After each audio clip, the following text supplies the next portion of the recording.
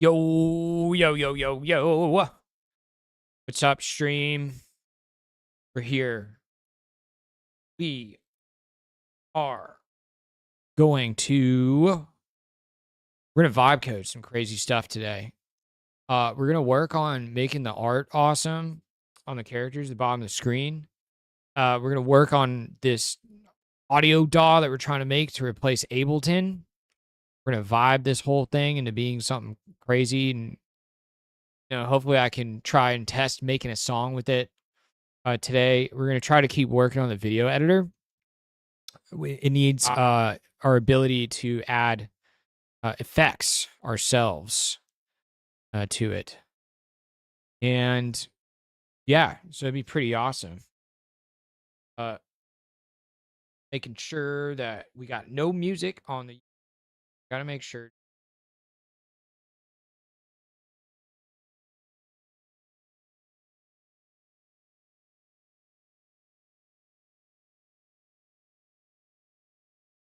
Yeah, okay. YouTube stream safe.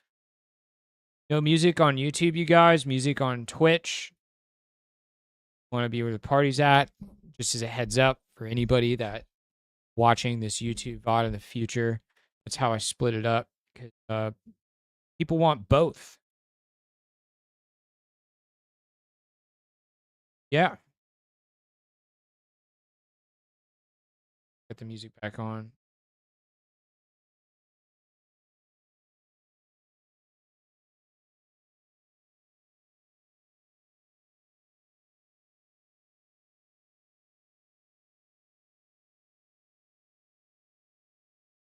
Off. Yep.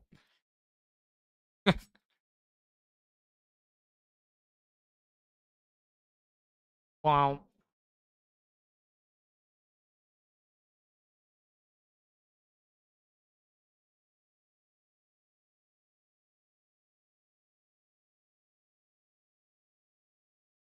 All right. We're in red mode today. I'm just feeling the red.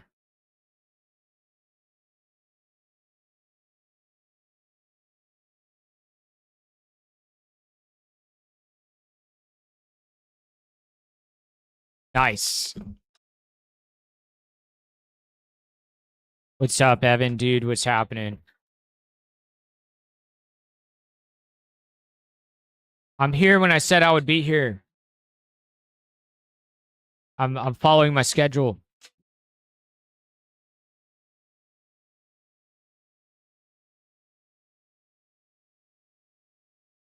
Yeah, we're going red mode today. I was feeling red tonight. Just to switch it up. I think tomorrow we'll do we'll go to the normal cyan. I want to make a teal one actually too.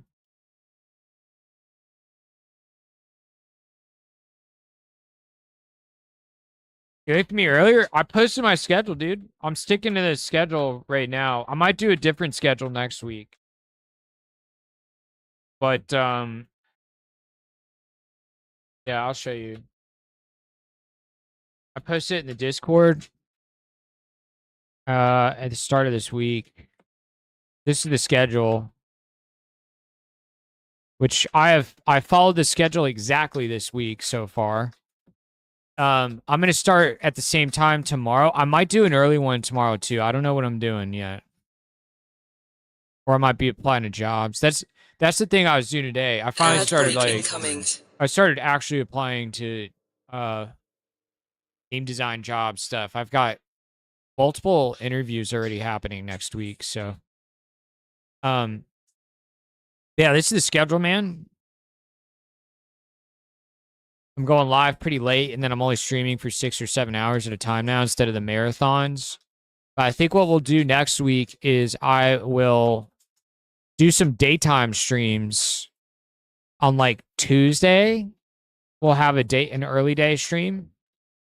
You can always get to Discord. Yeah, I post this every Monday in the Discord. So I'm gonna try to do a daytime stream on Tuesday next week. And we might do daytime on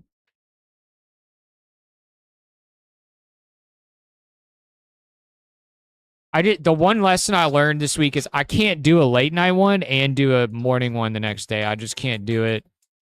It leaves me feeling absolutely dead. I think I could do a daytime stream Tuesday and then stick to the rest. And we might make Saturdays 2 streams in one day. That's what we might start doing. The thinking is if I get a job again in the next like month or two, this schedule that I have right now is one I will actually be able to stick to while working full time.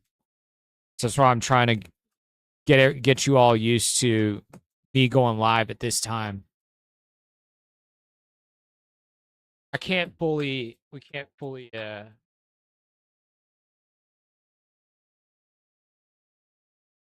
little more savings. Yeah, today I worked on my resume and stuff. It's looking really cool now. I would show it, but it has my phone number on it.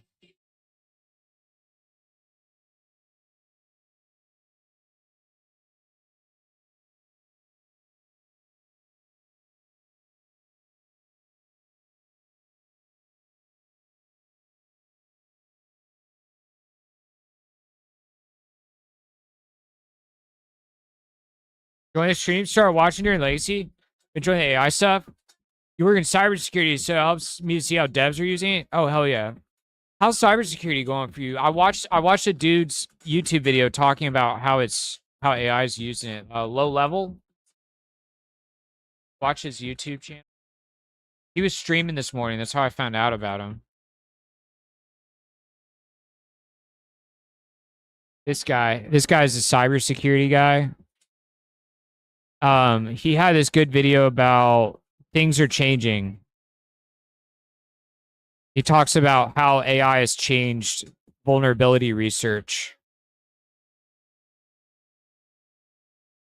It was pretty good. But they're saying like AI will literally give them for vulnerability research like this guy here did he wrote a blog about how he used AI for finding vulnerabilities. And he used it to try to get it to find one that this guy already knew about. And then on top of that, he while he was trying to, guide the model to finding the vulnerability this dude already knew about, he found a second one, but in that process, he found 200 false positives.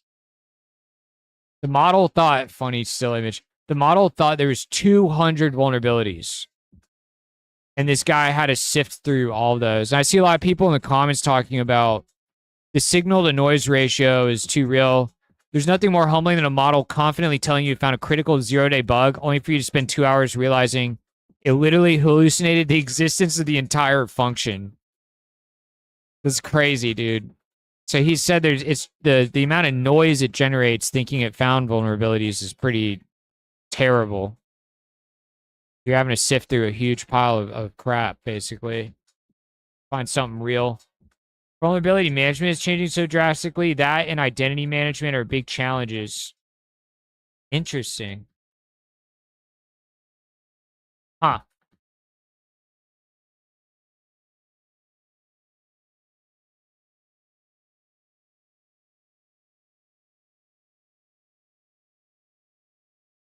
Well, yeah, the AI stuff is fun, man. It's like I feel like we're catching a wave right now.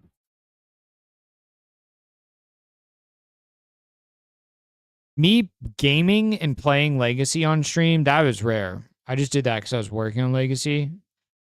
This is what my streams normally were before Legacy is I just was doing game dev and building stuff, I just like building stuff.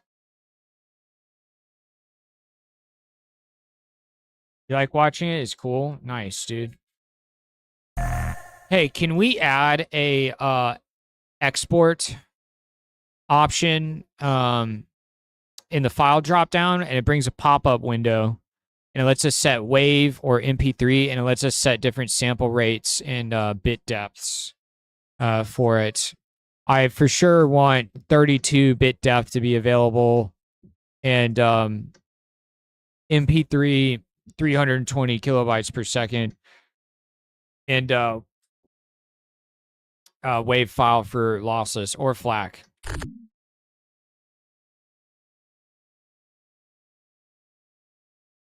Used to make little iPhone games a hobby. It's insane to see you game dev with this. It blows your mind. Oh, that's good, dude. Yeah, it seems. Well, AI just takes whatever you're already skilled at, and then it just acts as a force multiplier the same way that computers being invented did for anybody. It allowed any artist to do even more they could ever imagine versus just painting. You know what I mean? You can do a lot with painting. You just the volume is just slow, right? So computers just took whatever people's life mission is and made it even bigger and better. And then AI is the next evolution of computing. So I'm just a lifelong game dev.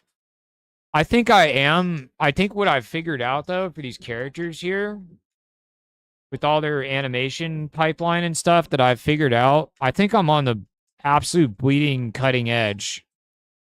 In like the whole world for doing game dev stuff with AI right now. I think I'm actually pioneering some shit that nobody else is doing yet, and it'll become more common. I'm gonna make a YouTube tutorial about this animation techniques, and I might sell like the Claude skills that I've developed for this pipeline on Patreon or something, or Gumroad is what I meant to say.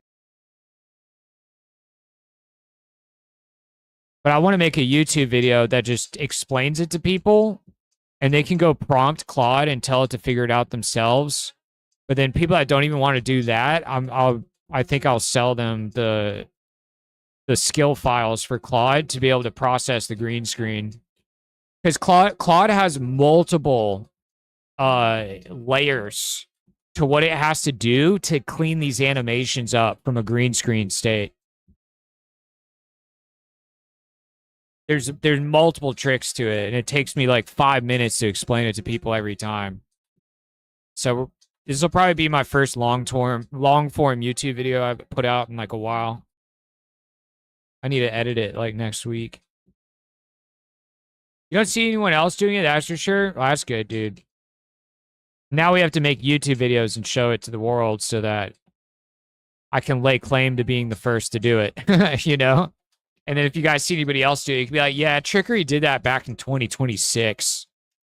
You guys are behind. He figured that out a long time ago. I want to try to push the boundary, the boundary on the envelope on 3D as well. I'm sure there's a lot of people trying really hard right now, but I think we can figure out some crazy shit with 3D for making like a board game or something.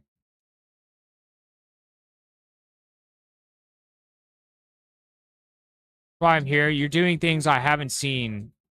I used a paper cutout method for art animation, but the sprite work you're doing is awesome. Hell yeah, dude. Takes a little bit of vision too, and I have a lot of skill making sprite-based games prior to this too. So it's like when you know what you want, that's when you get the really good results, right? Out of AI. Sometimes I even see people actively against using AI. They keep thinking about it wrong instead of as a tool and extension of your skill, like you mentioned. They see it as a threat, which is not smart thinking, and it's not smart at all. It's like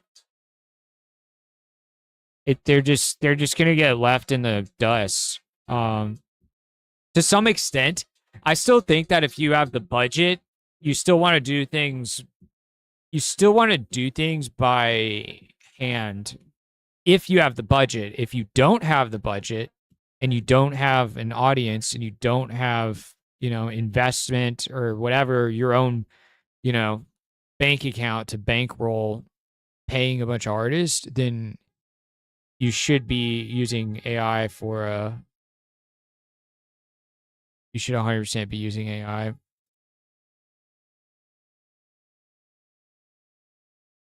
To show the world like a proof of concept of what the ideas are that are inside of your head, right? That's kind of what it is.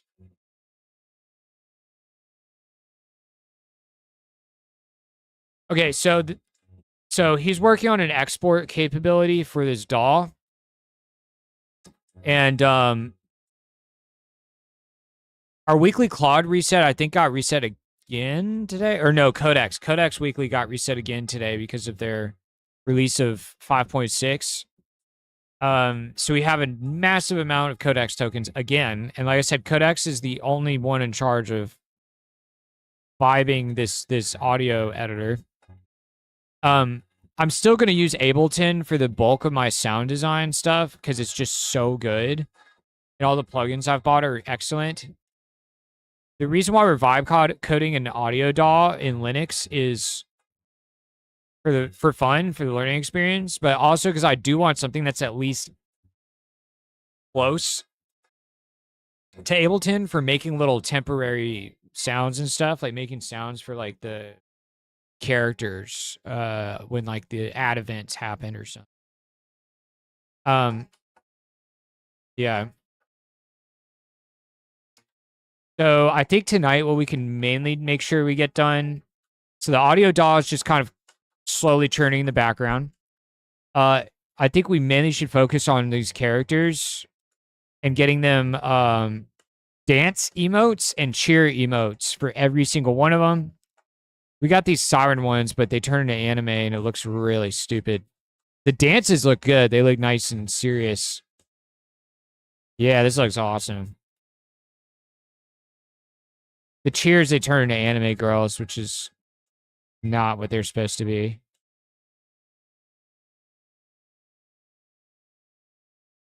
But I'm leaving it alone for now. So all the other characters, we're going to make a dance and a cheer because Kling seems to generate a dance and a cheer emote for them very easily. However, trying to ask Kling to generate animations that involve a new prop being added seems to be a major limitation. So when I ask it to like drink, what's up, Faceless Voice? My Sema, dude. So when I ask Kling to animate them drinking beer out of a mug or eating a piece of food, it really fucks some shit up. So I'll show you what it looks like. And it burns a lot of credits trying to get it to do something. Yeah, see, it does it, but it freaks out and it does this major zoom in thing every time when we try to generate these drink and eat animations for these characters. So so what I figured out, this is part of the process we're pioneering right now, doing some cutting edge shit with, is I have a Claude skill for generating new poses of these characters using an API key on OpenRouter and making calls to Nano Banana to do the posing. And Claude handles all the prompting to Nano Banana, and it just goes boom, boom, boom, boom, boom, and it generates all the characters, and then it comes back to me and tells me like, okay, go review them. Some of them are a little wrong. And then I have to tell, okay, regenerate from Nano Banana, like this guy has an extra arm. So we had to redo him a second time. Everybody else was pretty fucking awesome. They've got their beer in hand. And the beer mug has the same look in all of them. It's pretty impressive how consistent this was from Nano Banana. Still yeah. Image models, I think right now are one of the best things you can point to demonstrate, to show people that we've sort of plateaued on what an LLM just by itself can do. All the coding stuff is coming from engineering of harnesses and stuff, all the progress. But yeah, image models still add extra fingers and extra hands and do all kinds of weird stuff. But I love that it gave the world sense a floating hand here. This looks awesome. So we're gonna do a dance and a cheer for every character today, and then we're gonna see if we can figure out some kind of eating solution. I don't know how we're gonna. They could each have a piece of food that's consistent that they're eating. It would be cool if it could swap the food out with different items that attach their hands, but that'd be such a crazy detail.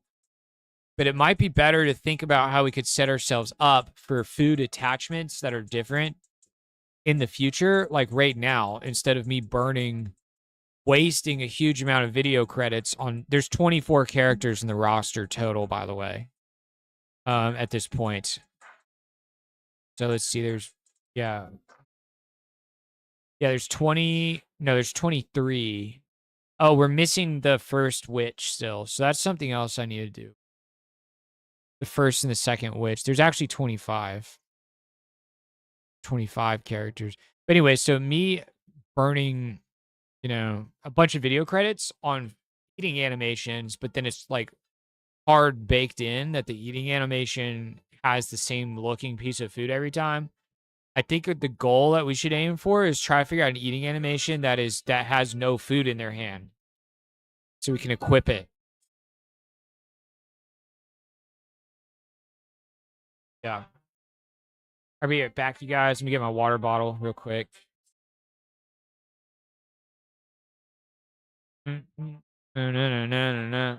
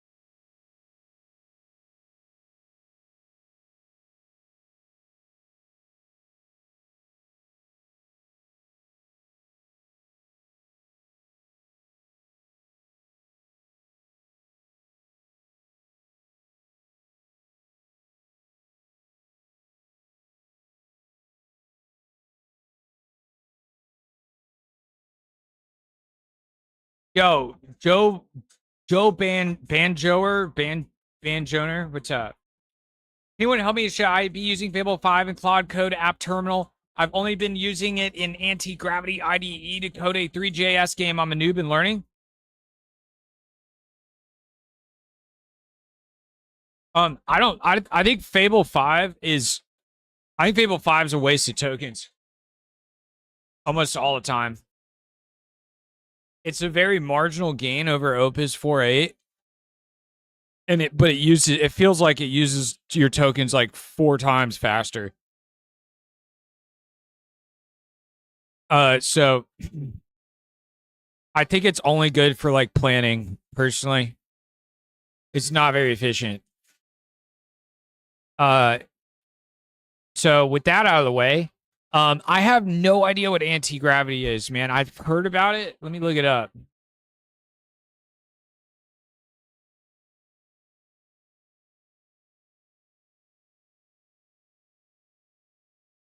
By the way, reminder, you guys, the YouTube version of the stream has no music.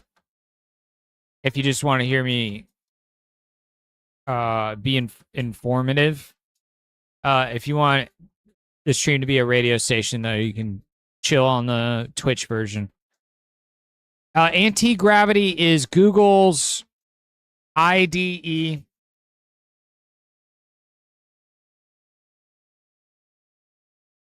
It's similar to VS Code. There's not really a point in looking at the code for me at least. Maybe there's more of a point for you if you're kind of new. Maybe there is. But yeah, I just use the terminal, man. I just use the terminal, dude. Like, these are all my clods right now. They're not all doing anything right now. They're not doing anything. So this one's cleared out. This one's cleared out. I actually don't have that many clods running today. I love this tune.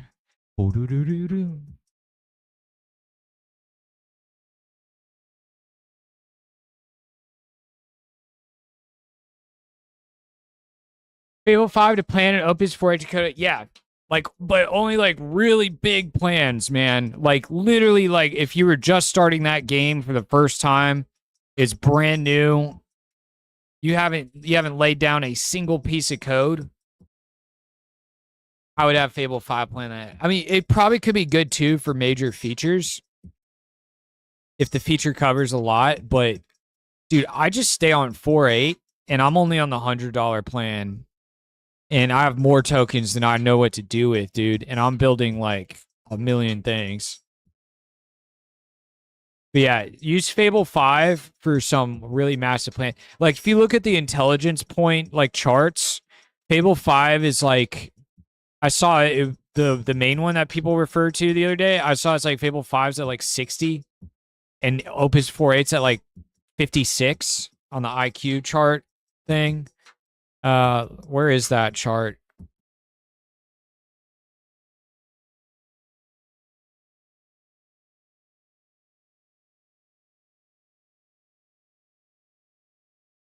Models by IQ. This isn't the one. This isn't the let's see. IQ versus effective costs. This might be good.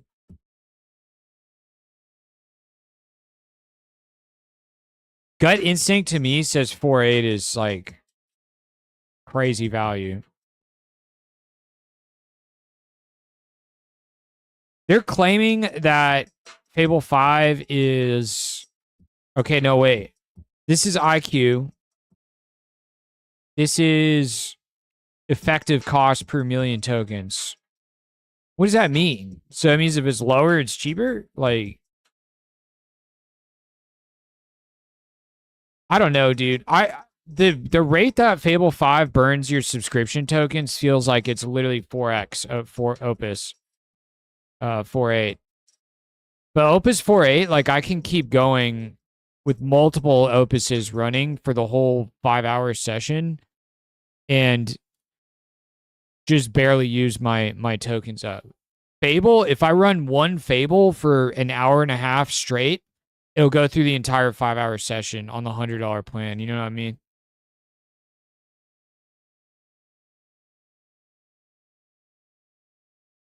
You just start and use expensive plan, IQ per token, make our own benchmarks. Weird that I haven't just started. What do you mean? You mean Joe Banner? I don't know which one he's on. I don't think it's IQ per token, right? It's what I've seen is IQ per cost per dollar. That seems to be what people are more focused on. GPT Soul Ultra? No, I haven't tried it. I don't know if I have access to it. I'm only on the $20 codex right now. Isn't it? Don't you have to be on the max or something? I want to try Terra. Terra seems Terra to me seems like the equivalent of Opus 4.8 right now, where it's like good value. Like it'll stretch your thing a lot. I'm actually, because my boss pays for it. Oh, nice.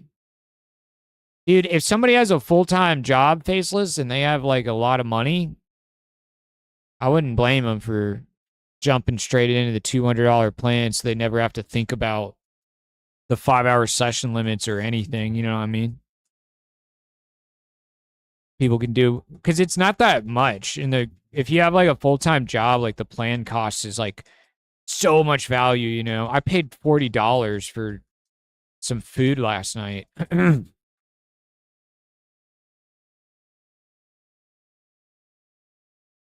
uh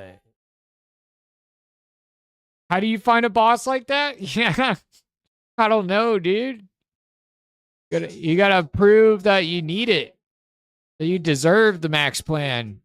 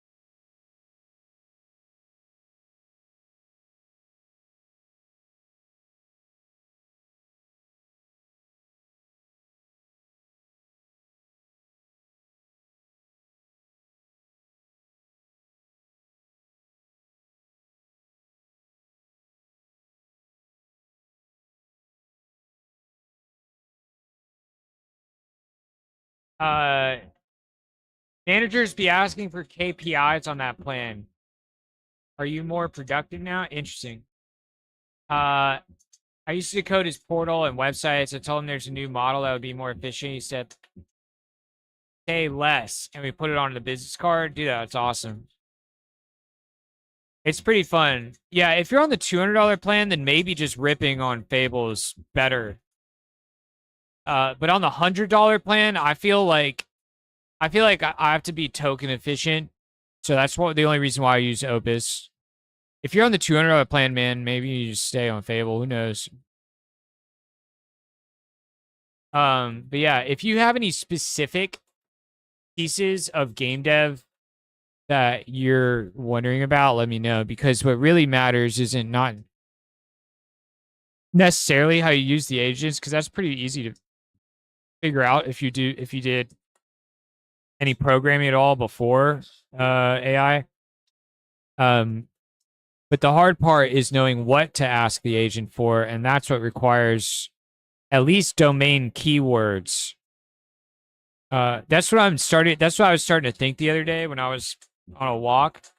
It's like domain knowledge is knowing like the exact mechanics of how something's working under the hood is helpful for people, but you get most of your mileage if you learn the terminology and the keywords and the rough big picture idea of what different things do within a specific domain at this point right now.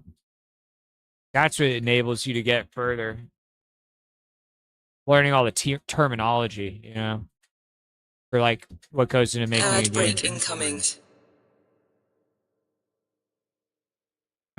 Even max 20x runs out. It's very fast, ridiculous. Yeah, if you're having that problem, just use Opus 4.8 and use Fable 5 to plan really, really big things. Because, man, Opus still just crushes, dude. It crushes everything. I haven't run anything Opus can't solve yet. There's never been a problem where I'm like, I need Fable to fix this for me. Ad break invasion.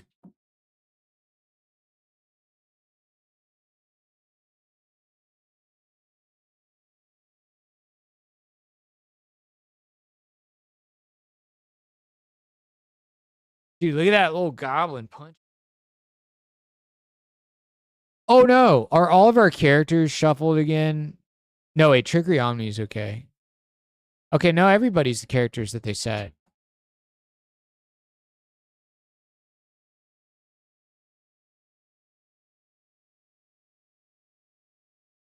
Nice.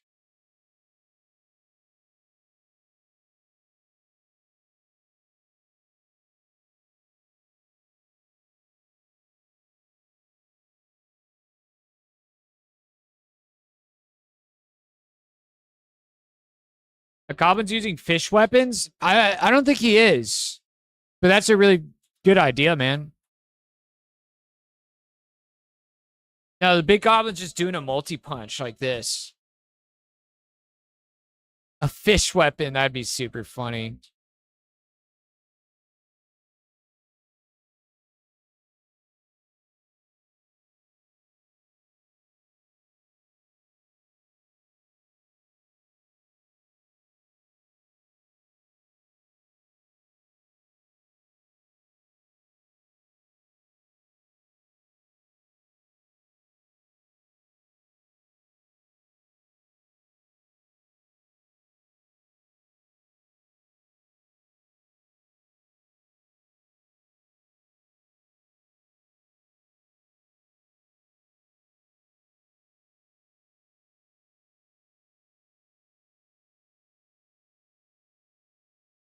Gotta beat him up style? Yeah. Little scrappy goblin.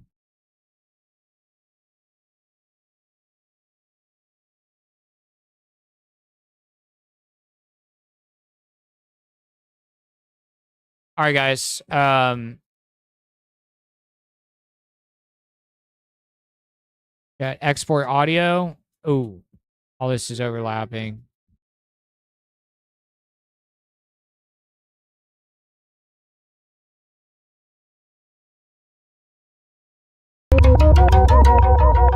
Whoa! Frendor Soren. 10 gifted subs. Bro, you just capped out the meter. The stream just started tonight. It's already capped out up here now. What are we gonna do?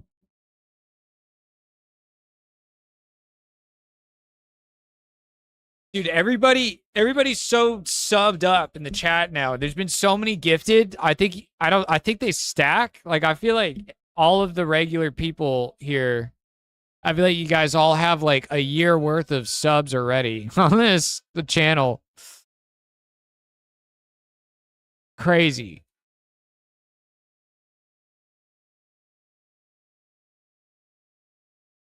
Hey, and now you guys get to be a part of the ad break parties. Okay, let's start queuing up some animations. We haven't really gotten much done yet today because I'm stalling out. I'm just stalling out here. We're trying to get into the flow. I took a break yesterday. I didn't do anything other than job applications and video editing, as I should. Don't tell me. All right. Hello? There it is.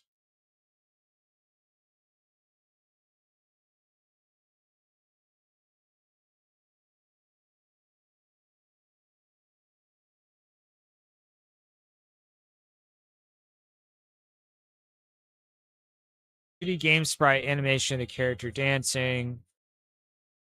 Oh no, this is the drink. We almost wasted video credits. They almost got me there. Oh no, we're in the animations folder. We need to go to Chroma BG. Here we go. All right, let's add the cheer and the dance for every character. So we'll cue these up.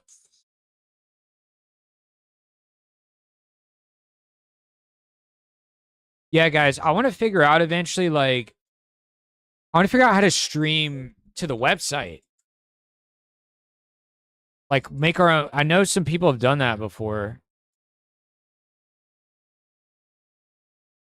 Like maybe if I'm streaming and you go to this page, or if you go to AI, I don't know. Because if we could run the stream in our own platform and then it just gets from there, it also gets mirrored out to YouTube and Kick and Twitch, then I can do the thing on my platform where there's a separate slider for music, a separate volume control for music, and the music can be louder too if people want it to be louder in on that one. Interesting. Or people could literally mute what I'm saying and only listen to the music. So that might be something we consider doing in the future. Okay, we got a Golem. Golem number 2 is about to be animated for cheer and dance.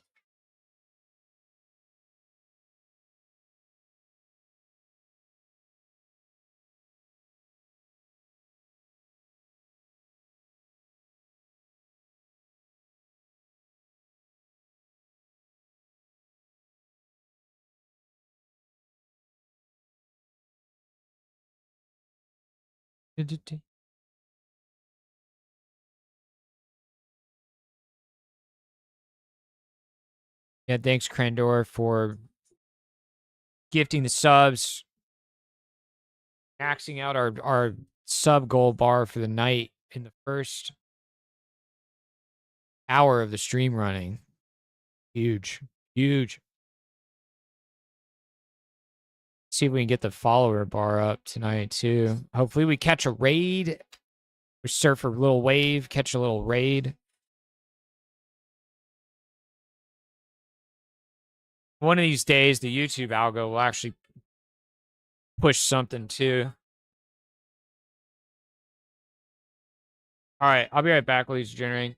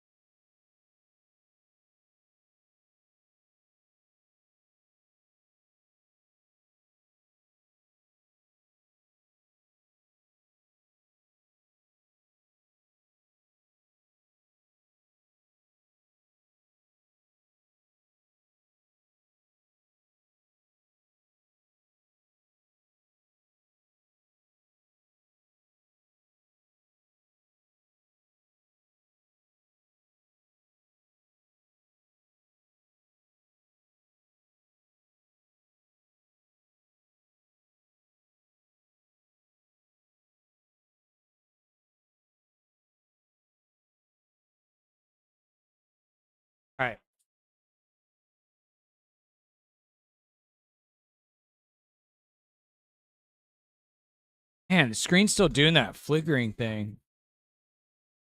I'm on a different Z layer. Let's see if we can get a Claude to fix that.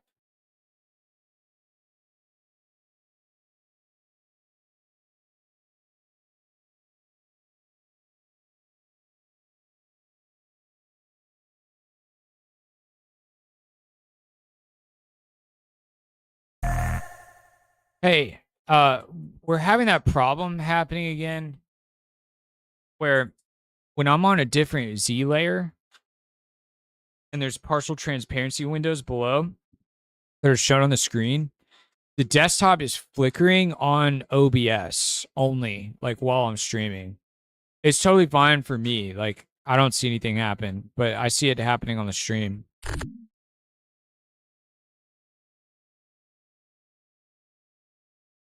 I thought another Claude fixed this before, so I don't know why it's happening again. I have like rebooted my computer and stuff since then.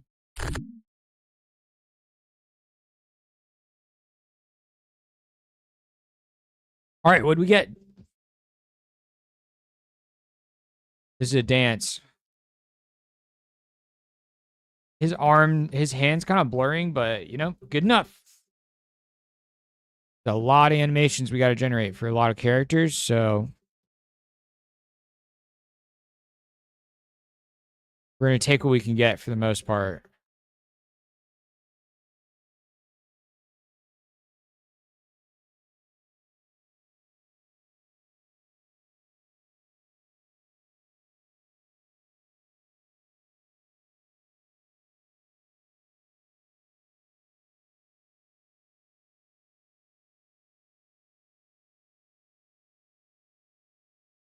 Oh, dude, her dance is sweet.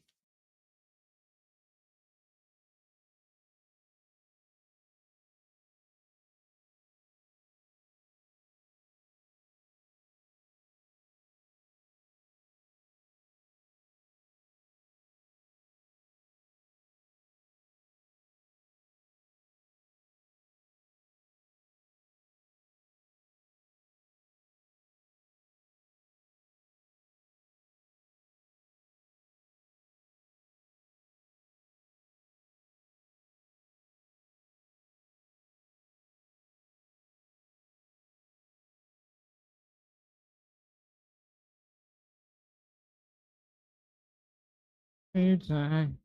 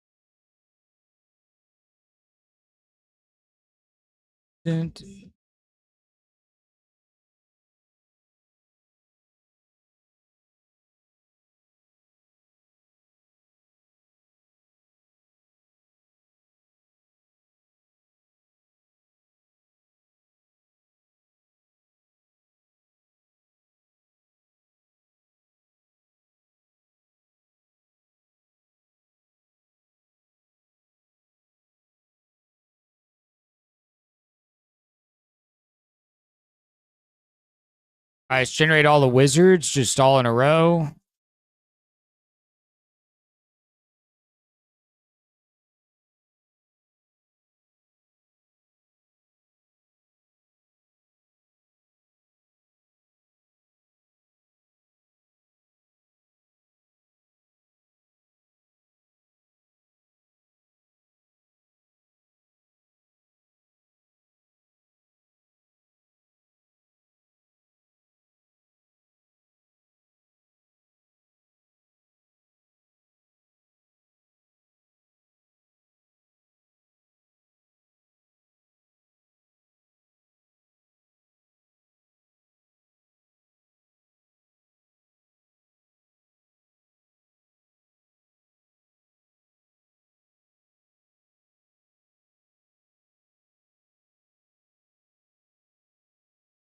What?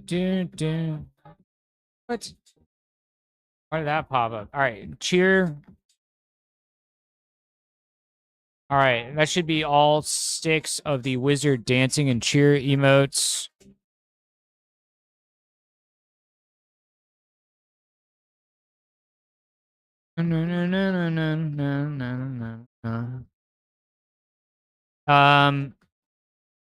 Let's get the foxes going. I'm just gonna like rip all these out right now. I'm gonna do like all of them. I think I can queue like a massive amount of animations in Kling. Anthropomorphic fox. Yeah, yes. Yes, Carter. Krendor. Um Krendor Soren. Dropped a 10 bomb. Not even before we hit the 1 hour mark for this Friday night stream.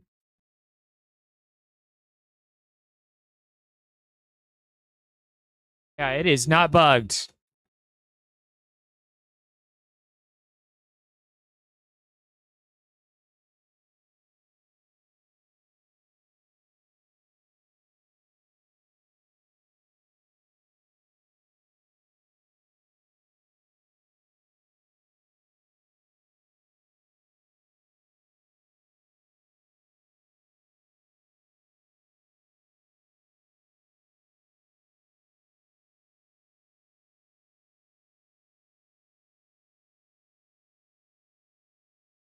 Yeah. Height. Pogchamp. Pogchamp. We're Noobster gifted 10 subs. Holy shit. What? Yo. Productive dude, granted 10 subs. You guys have like a year of subscriptions now. This is insane. All of you guys are subbed for like a whole ass year at this point with all the gifted subs. I feel like they stack or something, right? They have to. There's no way. They can't go to waste. You guys are sub from now until like 2030 at this point.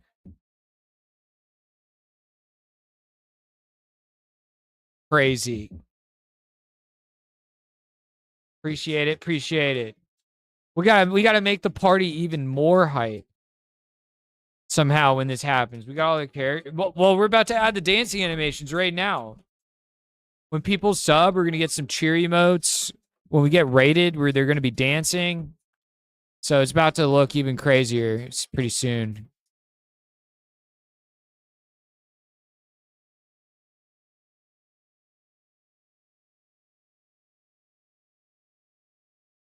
Listen to Honey, and then I'm gonna go to some other songs in this album. Dude, what? Y'all are nuts. 30 subs.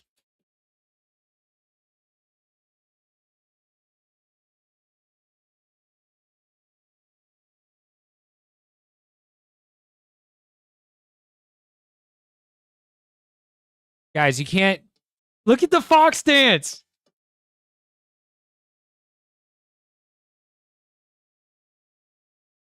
That's pretty dope.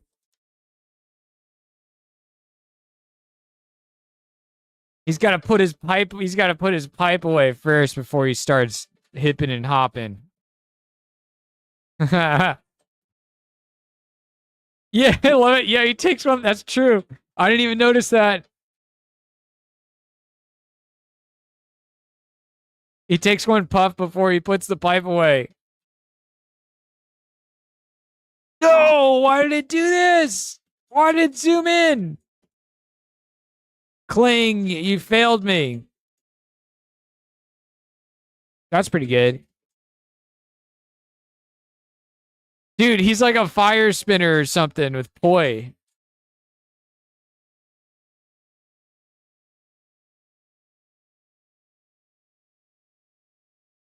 Oh no, the colors are not updated on this dude.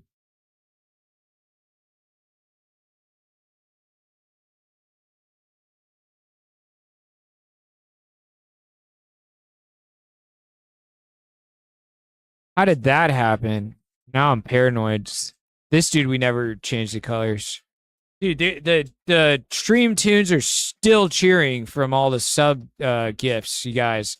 They've been jumping and cheering for like freaking 20 minutes now. Not 20, like 5 minutes at least. Uh dude, her colors aren't updated either. Come on, Claude. I told you to update the freaking colors.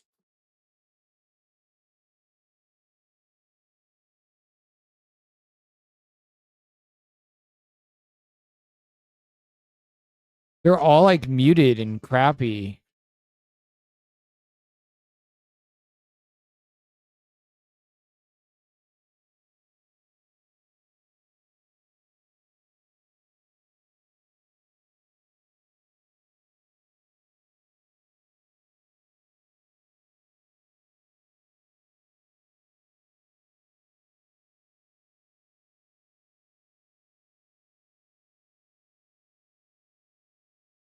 Oh, let's turn her back on to announce everything.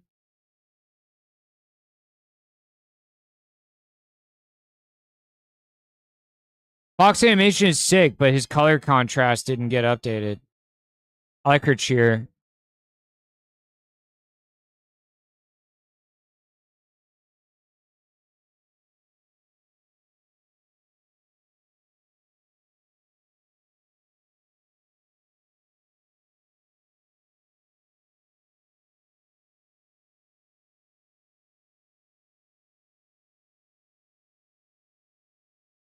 Make a color difference warning system tool now? Yeah, maybe. Well, I literally told Claude to re-export all of those, and it clearly did not.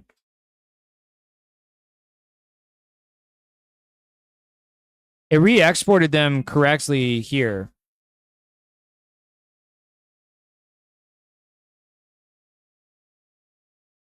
No. Oh, look at that. The padded version.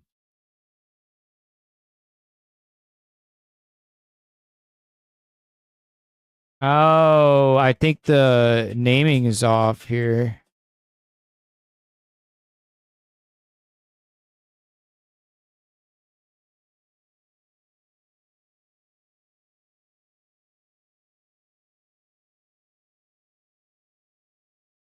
So the colors are right on that. They're not right on that.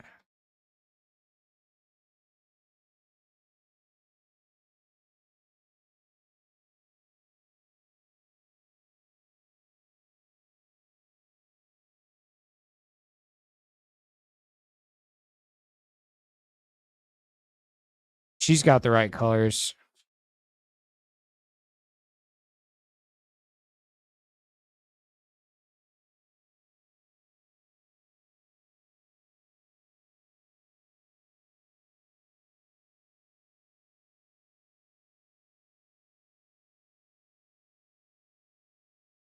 Yeah, so her no background one is good. But then I think like her padded one is old.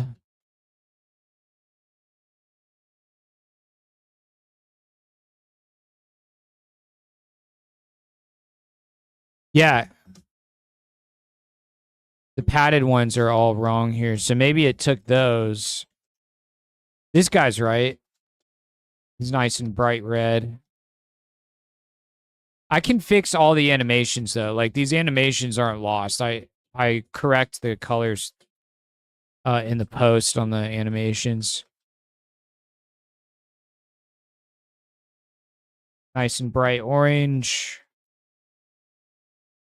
Wrong. We got rid of him.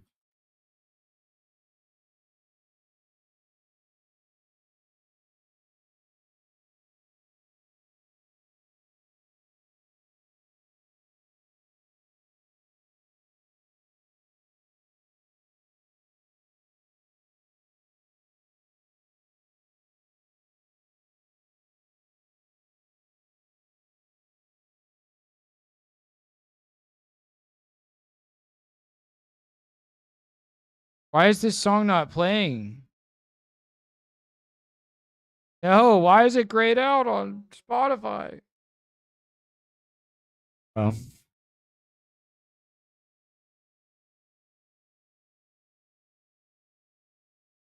Oh wow, Noli needed a cleanup on his edges. Yeah, his padded version's got the wrong colors. Dun, dun, dun, dun, dun, dun, dun.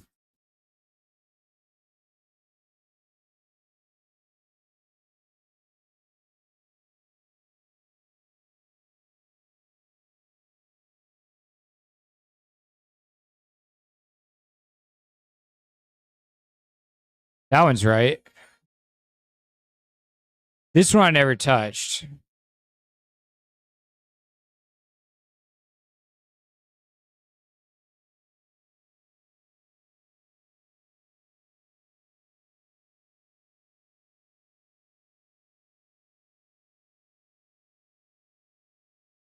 Na, na, na, na, na.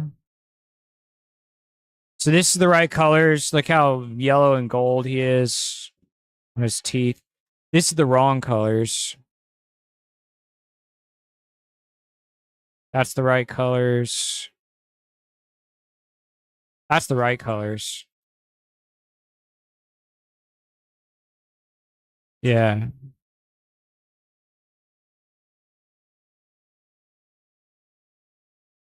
This one's right. It's just some of them that were messed up for some reason. Ad break incoming. Trickery's wrong. He's also got this little bit of extra stuff here.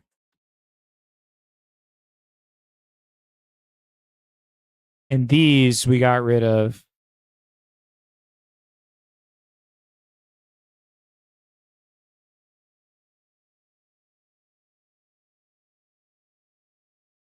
Yeah, that looks right. Okay, so let's erase this extra stuff on Trickery here. I'm going to ask it to regenerate the padded version of all these characters.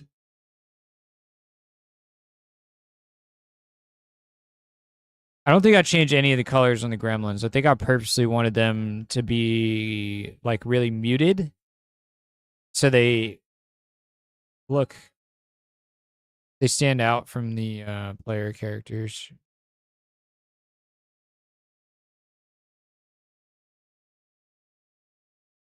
Okay.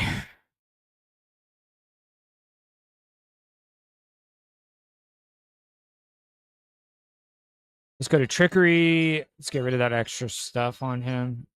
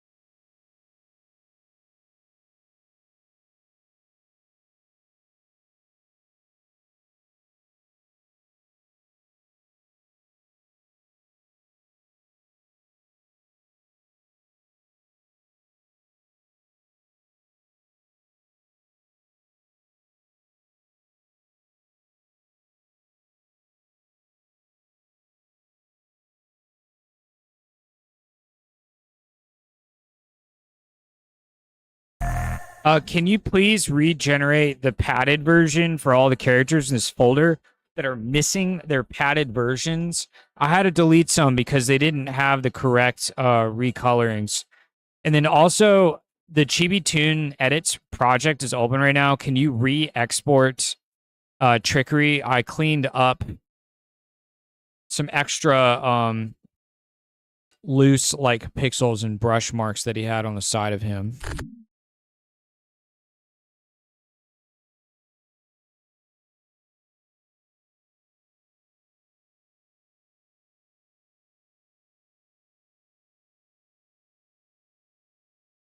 When you're done making the new padded versions, then overwrite and make new green screen padded versions.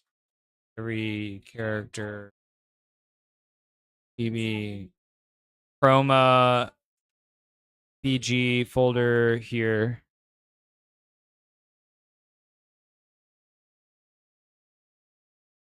Wake up. Wake up. About it. Too much. Too much. About it. Too much. Too much. Magi numero uno. Dance animation.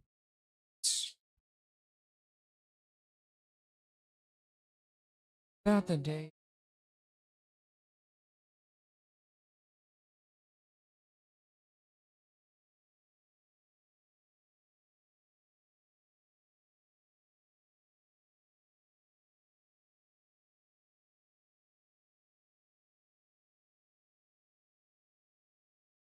All right, since this one's messed up anyways, and we have the wrong color,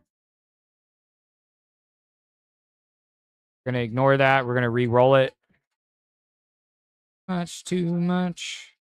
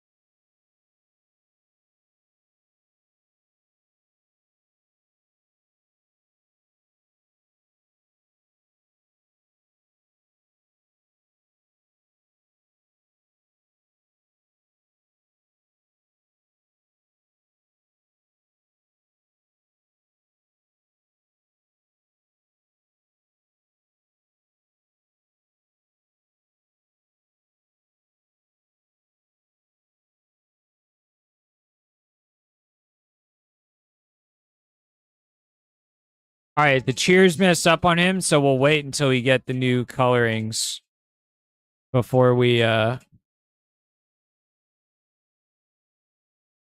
it. Too much, too much. I think this guy's good. This guy's one looks like the right colors.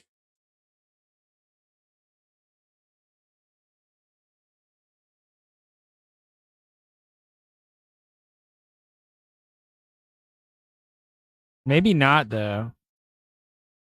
Can't tell. Just base image. Yeah, it might not be. This looks really bright on the orange. Nice and saturated. Yeah, this looks muted. The orange isn't as bright, so his colors are wrong too. Okay, so I have to remember who. So which ones are messed up? Noble Red 1, Cheer. The ones that are the wrong color, we have a whole process for recoloring animations that are already done.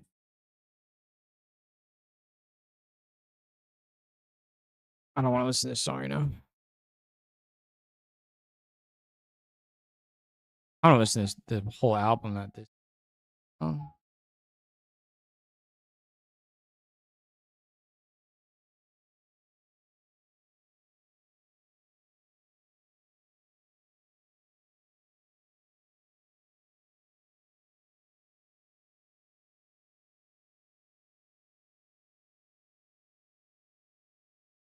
Which other one's messed up? I think it was the dance on Magi 2. Does it zoom in?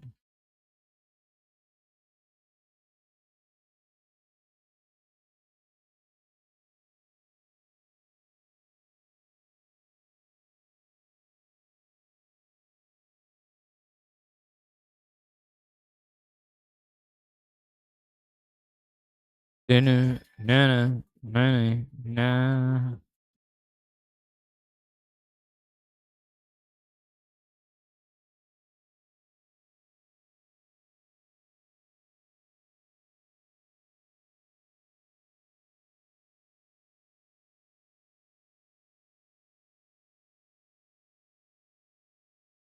The image is built and pushed correctly, but CoolFi's rollout is stalled. How do you want to proceed? What was I asking this thing to do? Check the website deploy.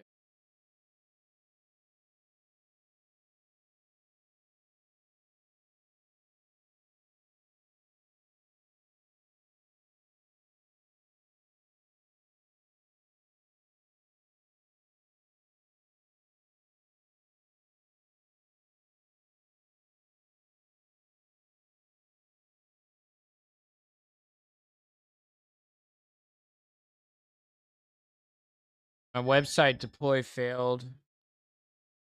On CoolFi says Docker images keep filling the disk up like super fast. Noxious.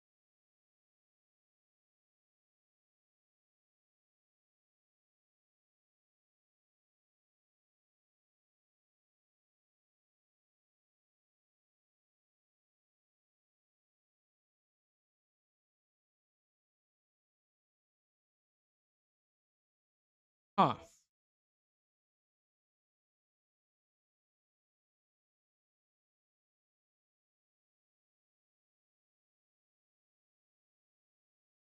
$6.4 gigs available. Paste these logs.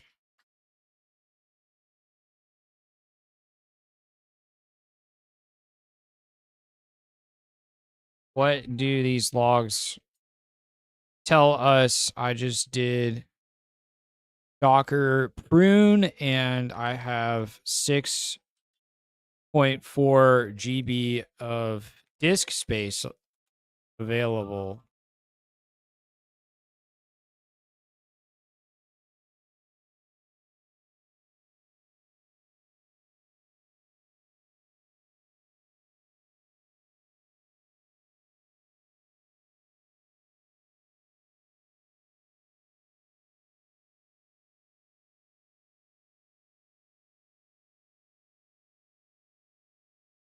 Okay, we are blocked on adding cheer and dance to everybody until Claude finishes making sure the coloring is all sorted out on all these characters.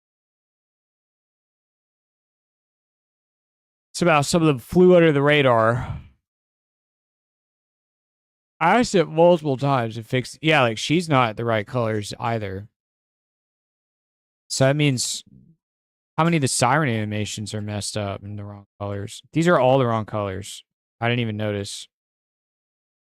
All these are wrong. He's right. For some weird reason, his stuff was right. Maybe. We'll notice when we start playing the animations on the characters on the screen, if they suddenly get like duller in color when they're doing their dances, then I'll have to fix them.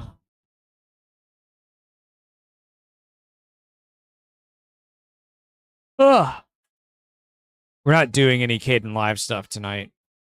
But tomorrow I am going to edit another short. But we can close all this out for now.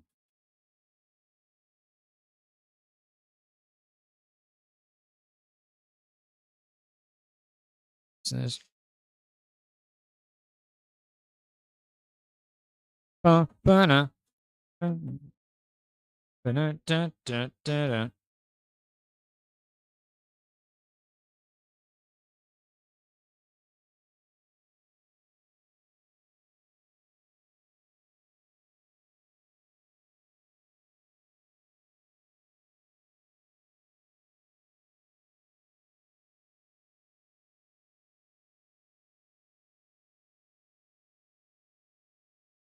Bum, bum.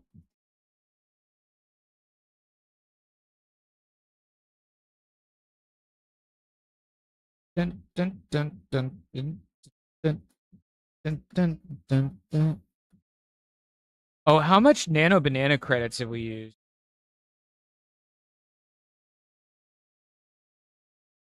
You know what? I bet all the colorings are all messed up on all the drinking animation characters too.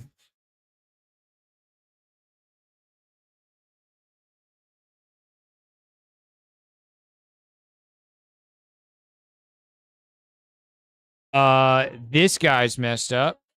Magi 2. They're all right. The sirens are all correct. Weird. Like, what image was it pulling from on this? Actually, I think Magi 2. No, that looks like the old color. His robe's a little more yellow. Right color. It's the right color. It's the right color. Looks good. Looks good. Looks good. Looks good. Looks good. Looks good. Looks good. Looks nice. Everybody's right except I think Magi 2 is duller. Dun dun dun dun.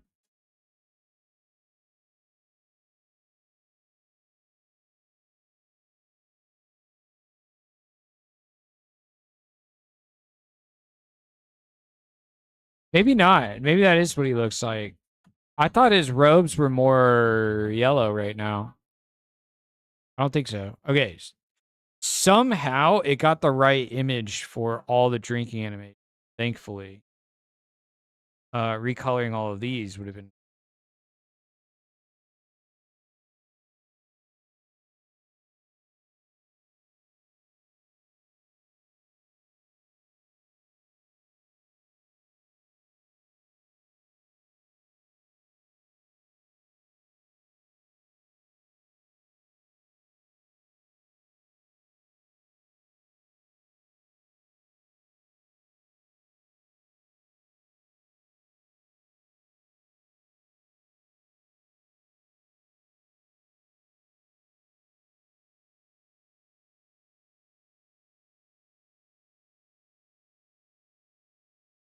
Dum, dum, dum.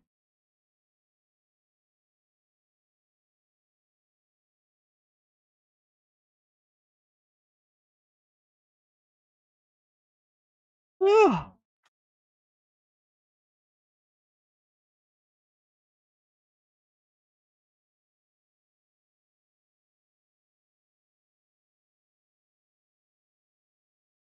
right. The video editor, let's see what's happening with this.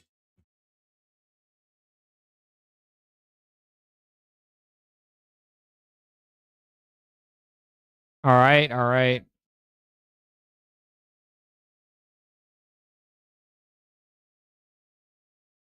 We need we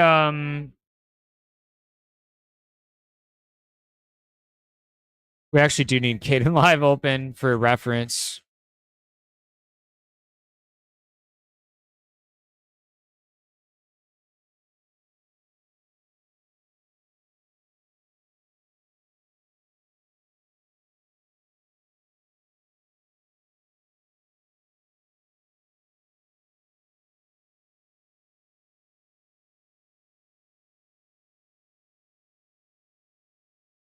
Du, du, du, du. Hey, we need a right click context menu on an audio track to have these two options that we currently have in Kdenlive for opening up a settings menu for the captions and for generating the captions.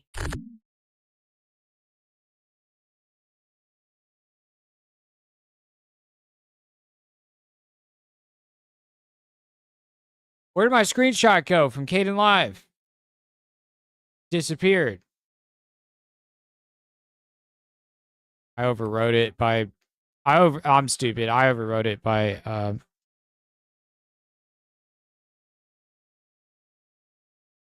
my god, this song's louder. There we go. Oh, you know it'd be a cool thing Claude can make? The thing I wanted where like The music is always normalized to the exact same volume, no matter what track I'm like listening to. It just handles it under the hood.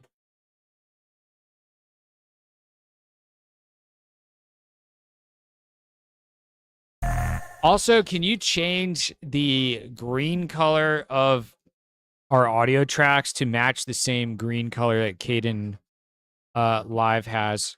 In general, we want to apply the Tokyo Night like theme color that we have on Caden Live to this video editor.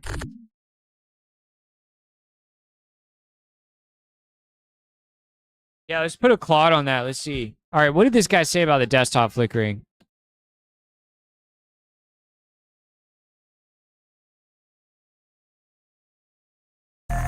Hey, run the test again, and I'll go up to another layer so that you can trigger it to happen.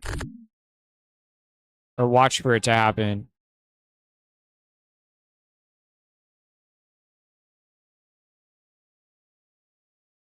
All right, we're looking. This Claude's listening for if the screen does the flickering thing that it's been doing on OBS if I'm in a higher Z layer.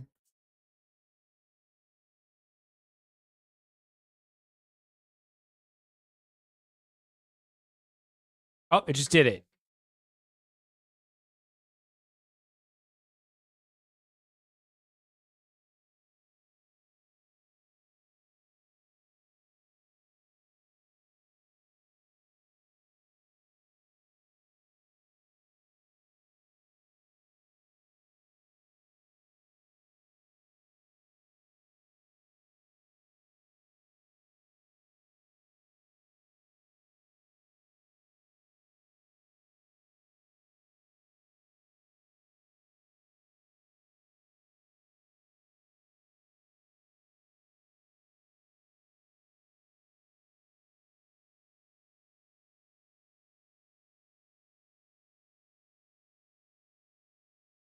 All right, that should be long enough. It said I had to wait for a minute and a half.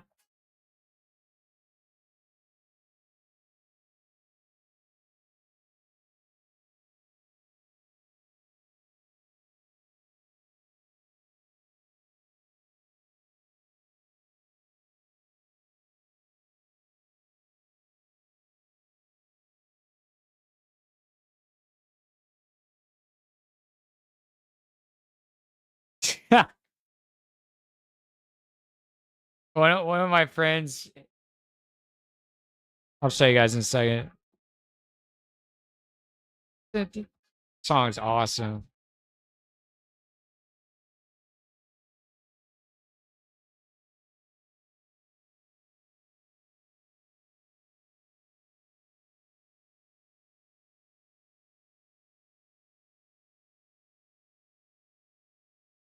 Love that song. One of my friends, I got someone else into Linux. Him and his wife are now Linux users. He said, I gotta show you guys.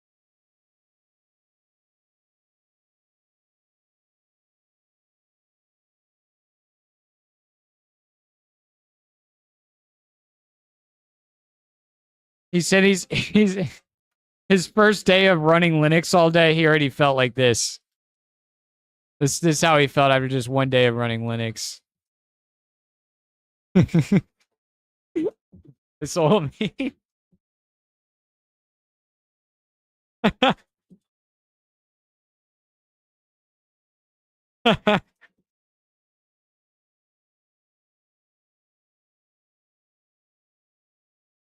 You made a couple songs with Suno, but you can't use them on YouTube because you said it kind of has you feeling some type of way.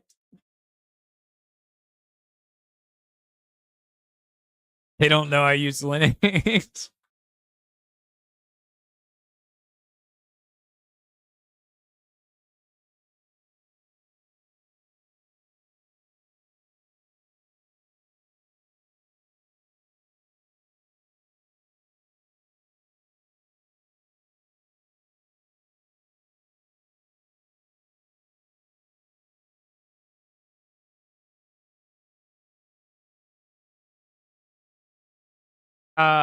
It's because I'm not a coder developer. How do you super lost? You just tell Claude stuff that bothers you about it, or ask Claude how to do stuff in it, and it'll just fix it all for you. That's crazy, man. A Suno song was getting flagged on YouTube for copyright. That's crazy. Wonder how that's possible.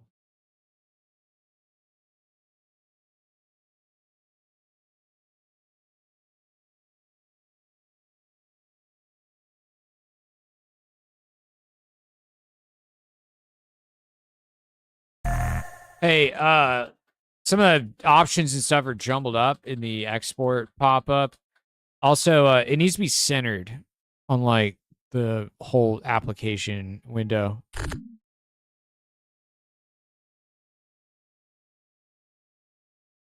You need to publish it commercially to own the rights? That's weird. What that I don't that's confusing. You do need the Suno subscription.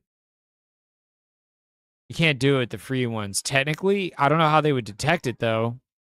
But yeah, you're supposed to have the paid Suno subscription. Be able to use it commercially.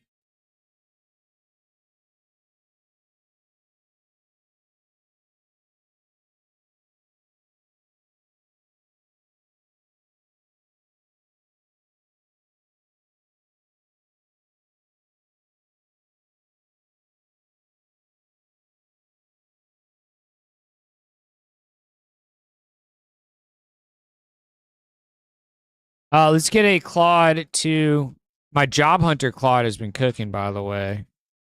Just for editing resume stuff. I haven't sent it off to go apply to software engineering jobs yet. Boom, bam, ba-dum, bum, ba-dum, da.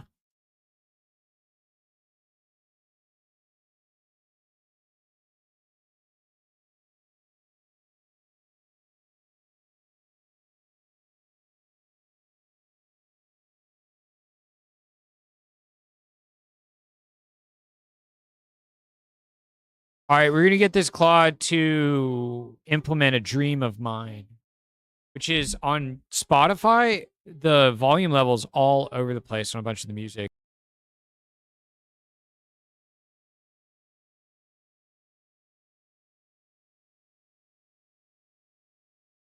Okay, I thought I was gonna sneeze. The volume levels all over the place on Spotify songs. I need some kind of way to normalize the volume. Uh, uh,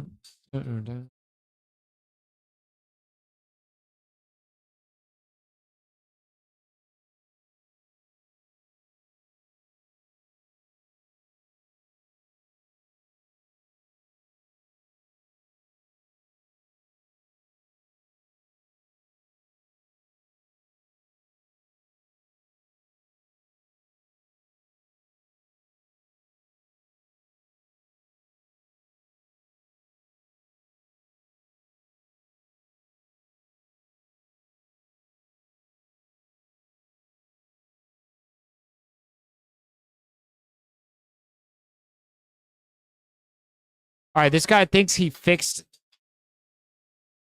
Uh,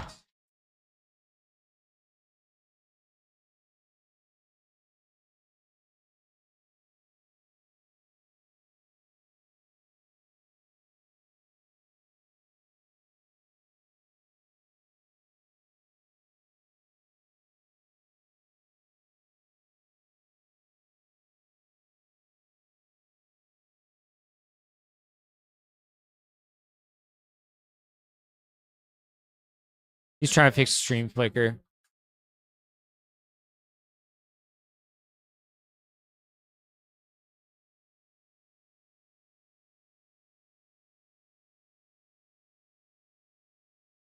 All right.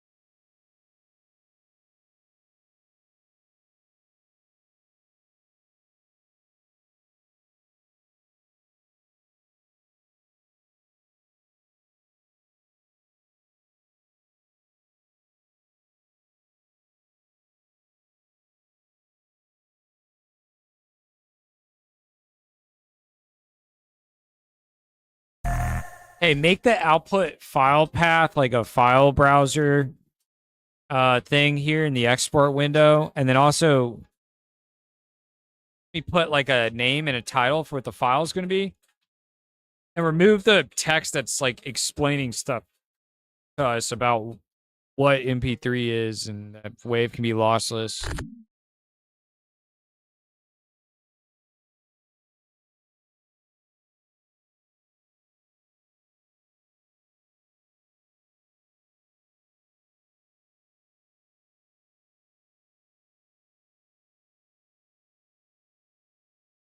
All right, see if our dudes are done. Bump, bump, bump, bump, bump.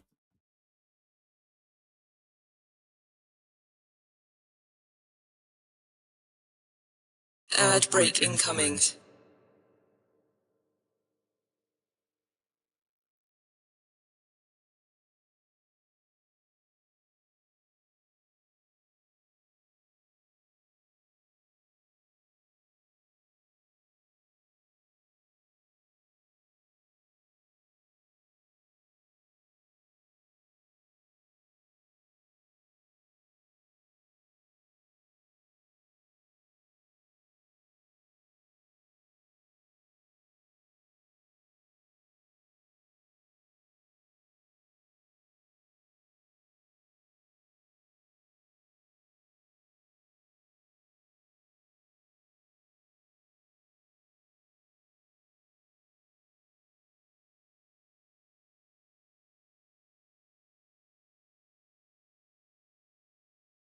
All right, those are all fixed.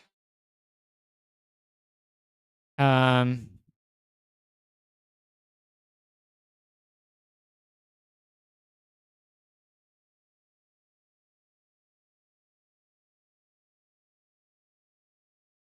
losing control.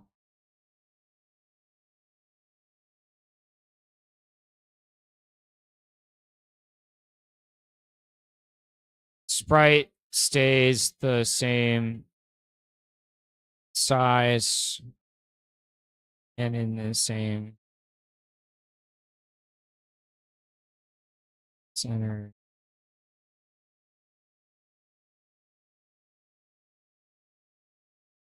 This dance animation is so sick, but the problem is like now that I have the recolored one, I can't lerp him back.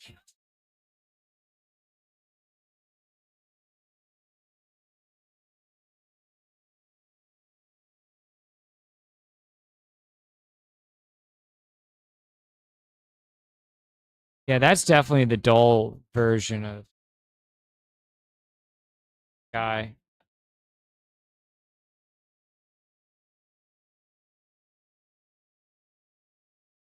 You know.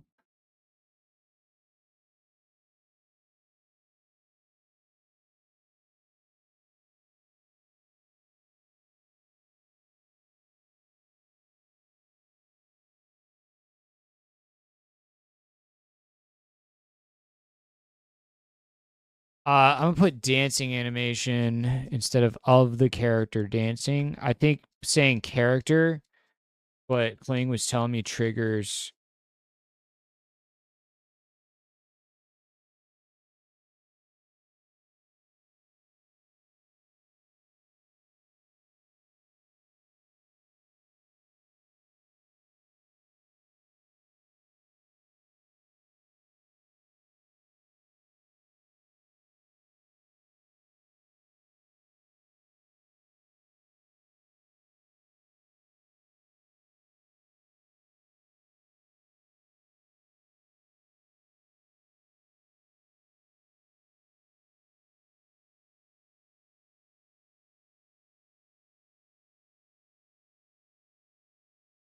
What's up, Bozy? Happening, dude?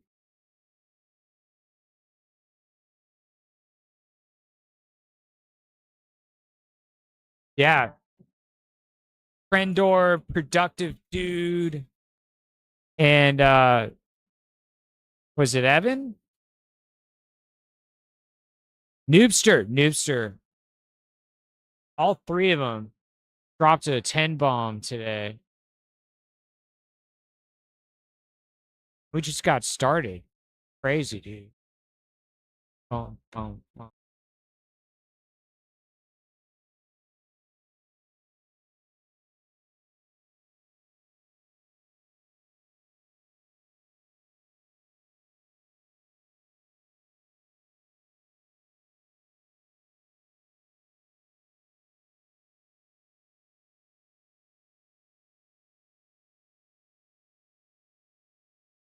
Oh, let's test this.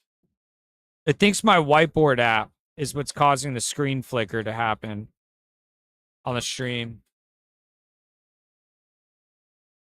It just happened. Watch for a minute. What was that? Something flickered, but it wasn't the same.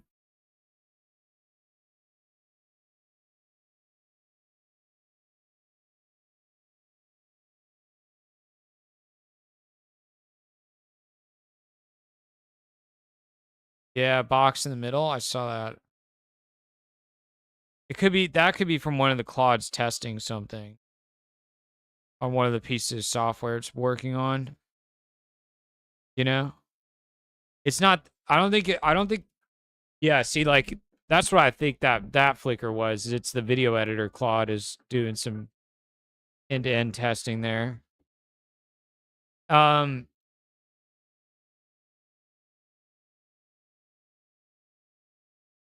Yeah, I think it's the whiteboard app that was causing the screen to flash.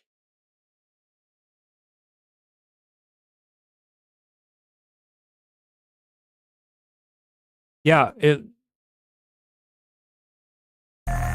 looks like it's the whiteboard app that's causing it. It's not Okay. happening anymore.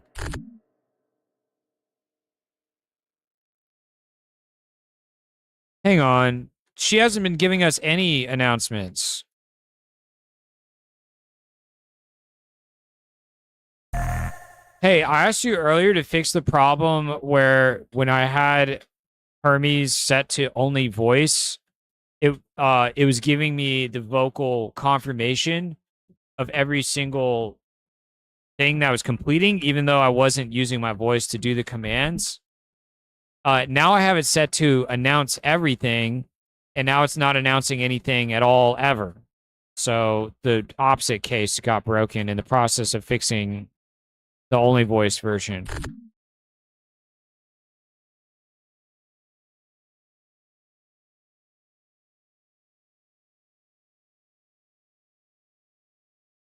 Hello?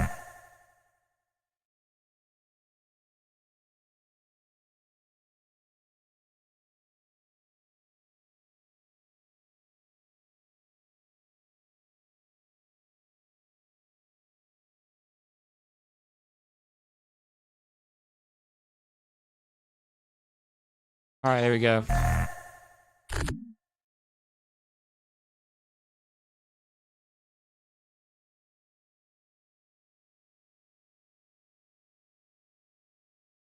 Now the voicing's in the wrong state. It really messed this thing up today, didn't it?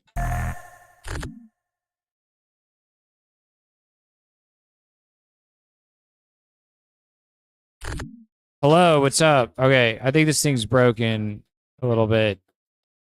No big deal.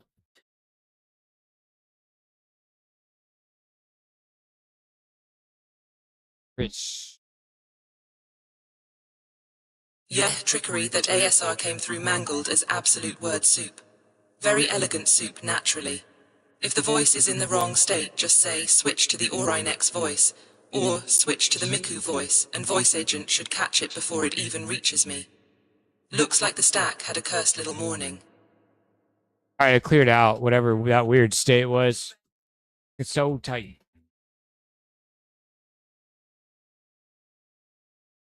Hello, Miley Pew Pew. What's up?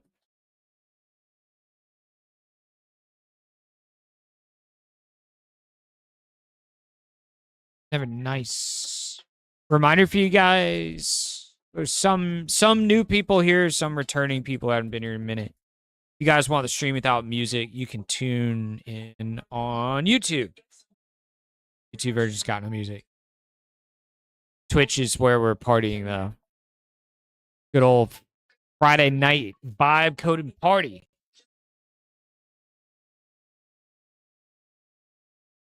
It's just it's like the 20 of us here and then like our 50 clods that we're all running to do a bunch of vibe coding. You know?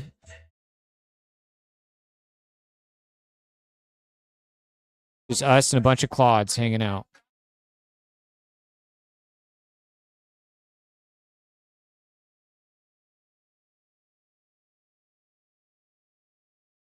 The OBS figure needs no drives on screen and transfers to see them which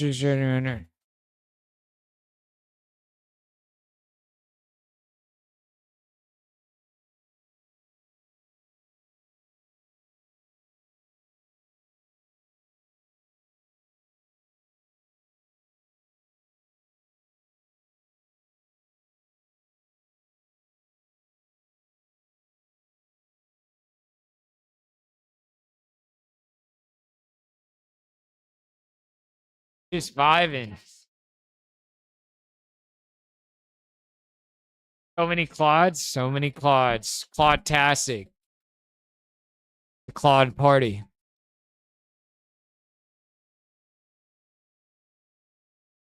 Um, um, um, um, um, um.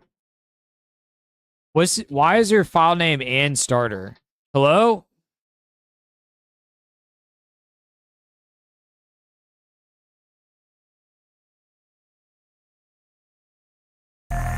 Can you change output file to output folder?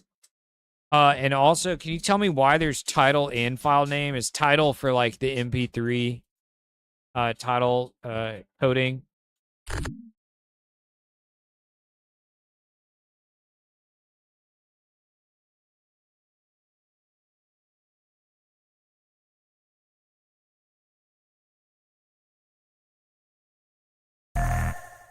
Hey, Ornex. It's Friday. What's your thoughts on the weekend?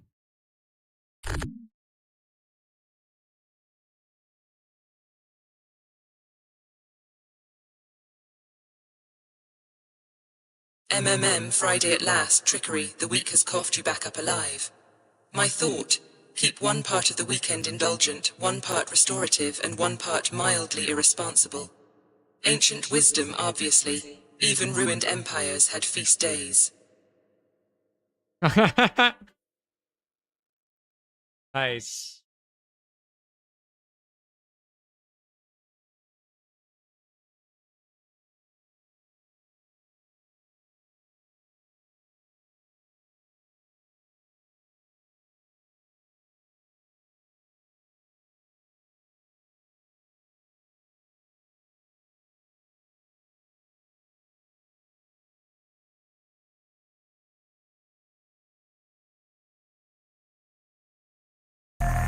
Clip that. Clip saved. Grab the last few minutes up to 1 hour 46 minutes 44 seconds in. Building the short in the background. I just clipped her saying that. I was pretty decent. So true. Being reckless right now and restoring tomorrow. Even what did she say? Even collapsing civilizations had feast days. Miley PP, you like the naming of the terminals? Codex finished looking into it.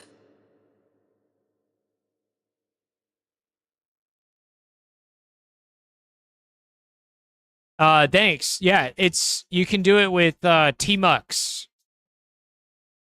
That's what I had to install was Tmux inside of my Ghosty terminal.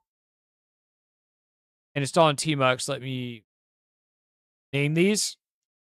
And then whenever she comes back online to give us vocal confirmation of what Audio Claude finished the bug fix. There we go. It says I need to restart Plasma Shell. One thing you need to do right now is restart Plasma Shell. Got it. System control.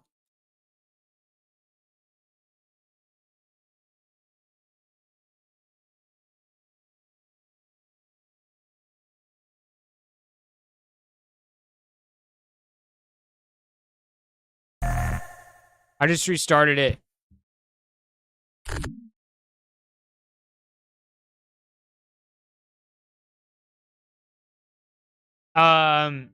You should give your terminal names so you can prompt Hermes to talk to one of the named agents, like real names, audio cloud, maybe names the Noldrums characters.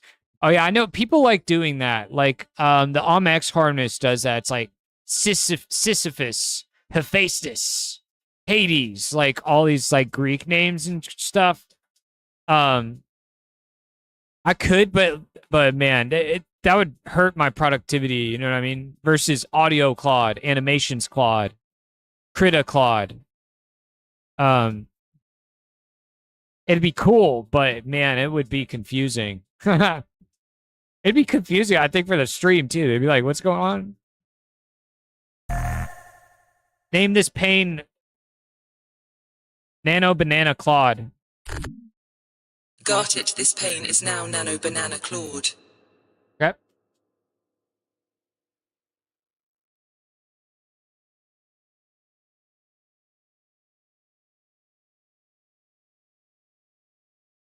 Audio Claude completed the task. You guys, I was repeat. Okay. Oh.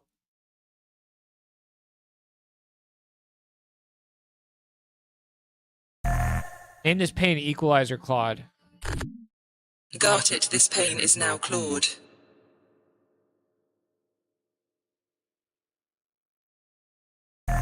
Name this pain Equalizer Claude. Got it, this pain is now Equalizer Claude.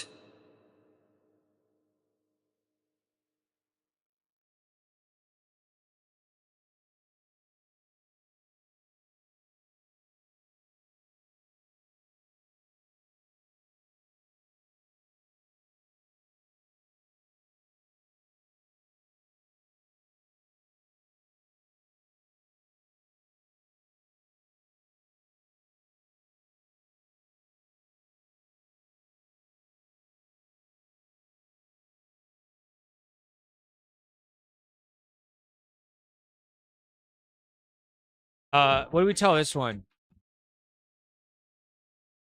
Hey, can you look at what we did in null video to remove the Wayland default bar at the top and replace it with our own title bar with the minimize, maximize, and close buttons.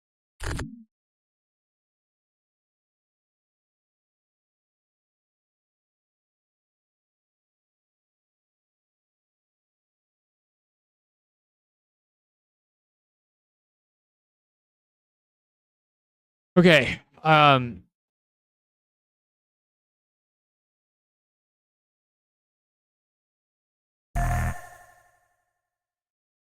Actually, hang on. We don't want that guy yet. We need this guy. Well, let's go try to make the cheer and the dance animations for every character. And they'll tell him to do all of them all at once. Okay, it's a much better dance.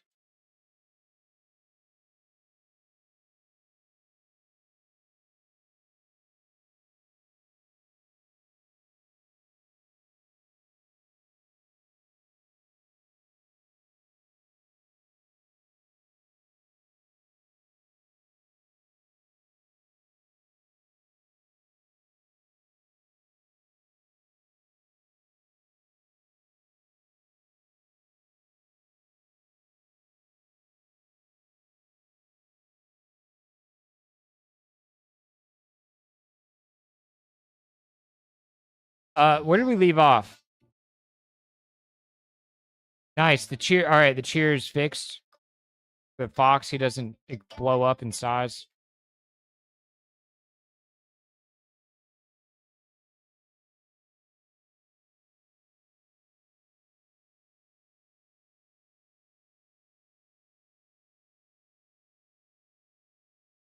Okay.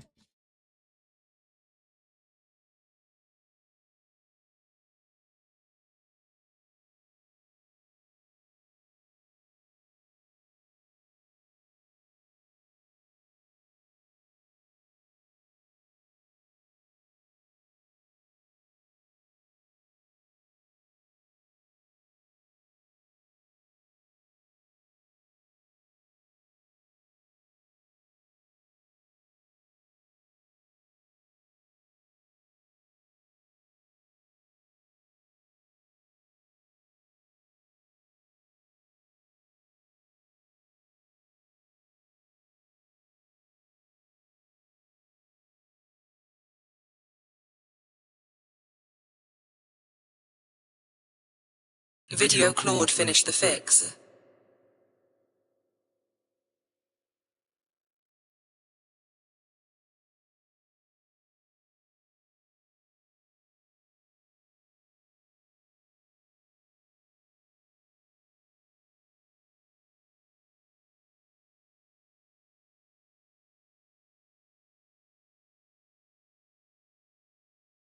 Get the dances, and then we're gonna get all the cheers in. Priority number 1 today.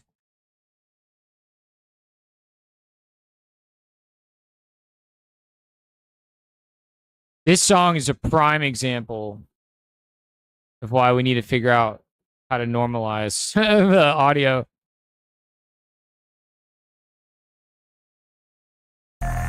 Okay, what I need you to do is I've been wanting a way for us to normalize the music coming out of the browser during the stream. Specifically Spotify.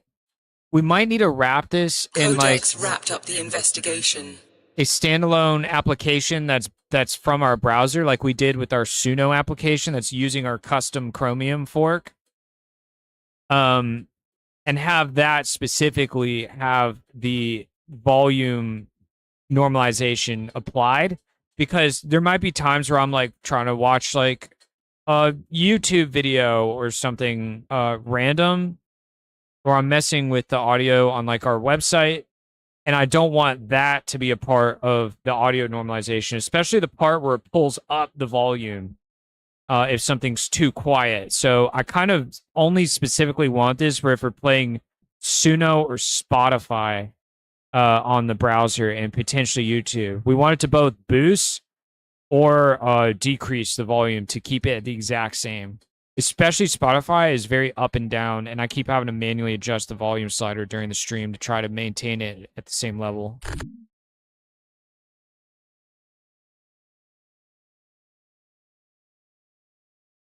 I'm on the couch? For what? I don't use Suno anymore. I've split things up now where, oh, I missed your other messages. What up? How's the coding going? It's going good, dude. We're just grinding through some stuff.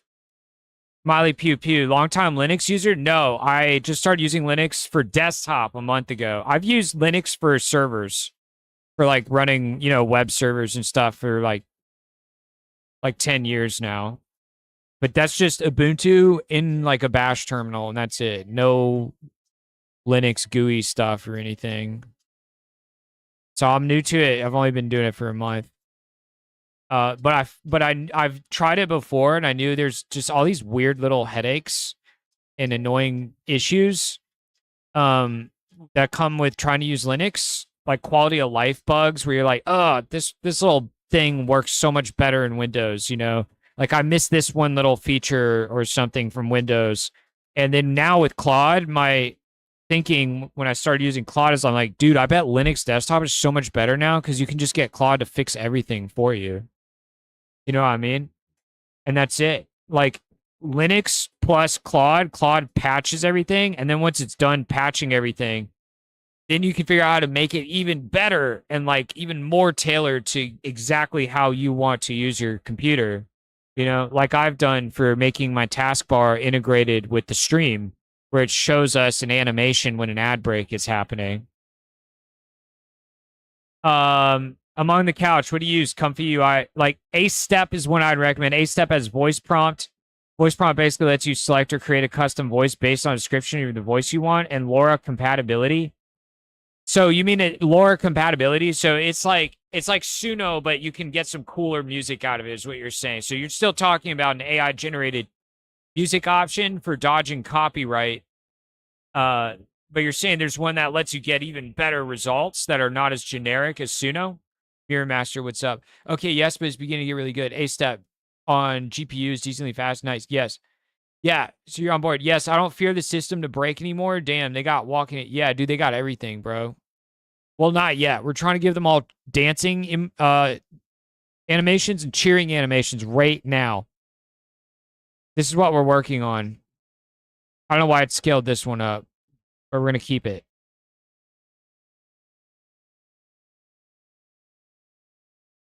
Look at this little dance, bro.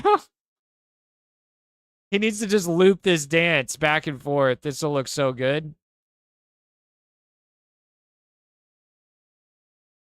Um, Sounds awesome, man. Locally generating some music. That sounds pretty cool. I might play around with that, dude, on the GPU. What did you say the model's called? AceStep. I'm gonna have to remember that. AceStep.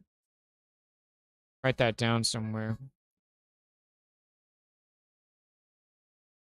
We are always down here to try different models and setups. I've tried a lot of different stuff. But yeah, it sounds like Miley Pew Pew, you're on the same page. Like Linux is sick now with Claude. You just someone called it swatting flies in the chat the other day.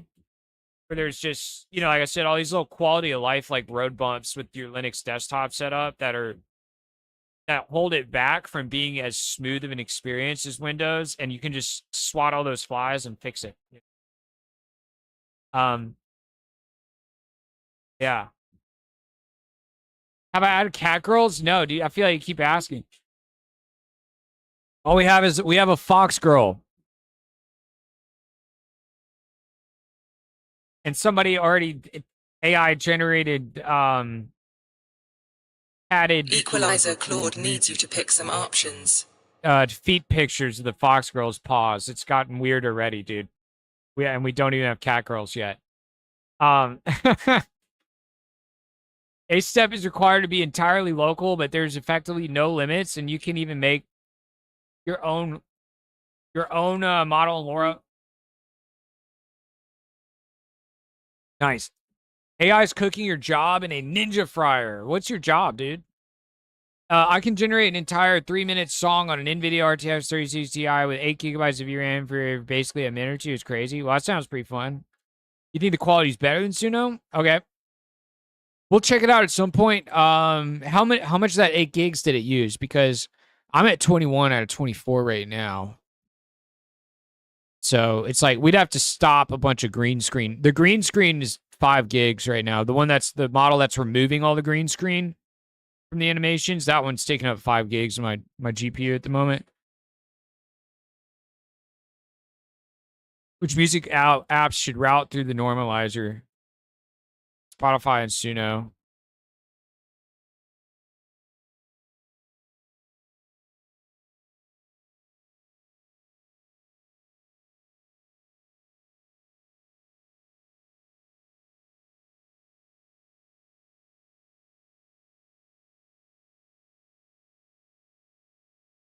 We're going to create a music normalizer setup so that hopefully on Spotify, I constantly have to adjust the volume slider for you guys to keep all these tracks at the same volume on the stream, roughly. And I'm tired of that shit. So that's another thing we'll get Claude to fix. Gaming's getting very, yes. Part of the viability of Linux now as a desktop daily driver is in large part for people that are gamers, in large part due to Valve's efforts for the Steam Deck, the Steam OS. Proton has made it where your whole Steam library just like works for the most part. Although I made all these characters because Stream Avatars was freezing and crashing for me every 2 hours or so.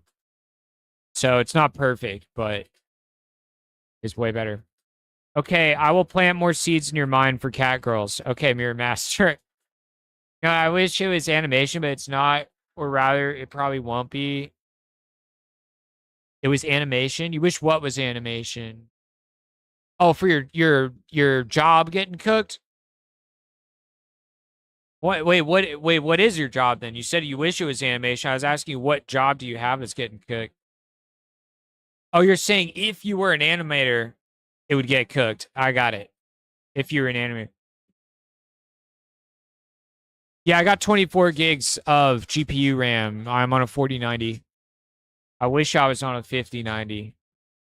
But I think the future of hardware is going to be completely different in just a couple years. So I'm kind of waiting to see what the new how computers are going to be built after the 5090. I think NVIDIA has got some crazy plans, and the laptops they revealed are Ad break incoming. our initial clue as to what the future is going to be like.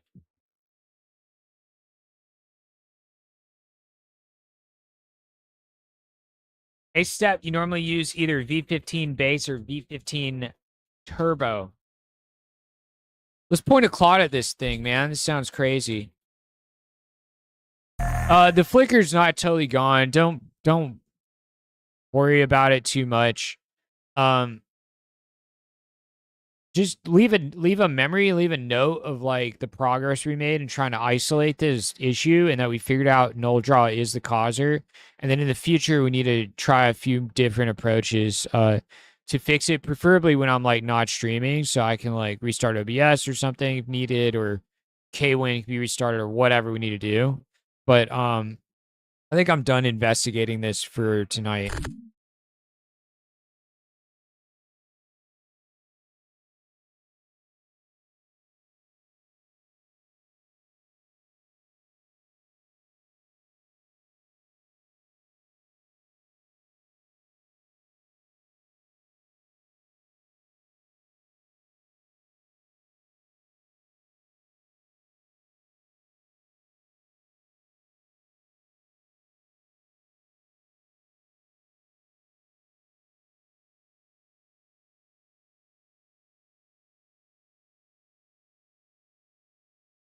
What's up, Tuso? I'm here on schedule, man. I found out that yesterday I woke up at 10 a.m. or whatever, and then I was just like, dude, I can't do a 4 a.m. stream and an 11 a.m. stream back to back. I can't do it. I had too much shit to do.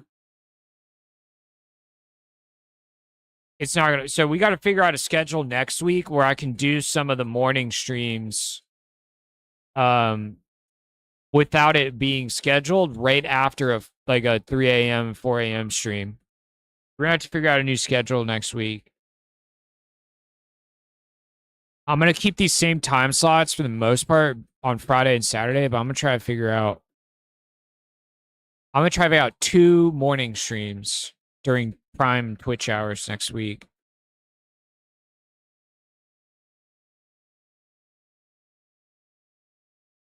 My cat on LSD?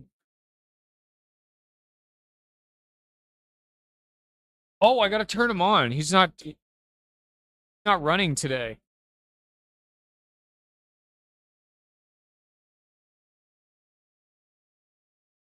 He's just built like that, dude. He's naturally has like a couple screws loose, you know?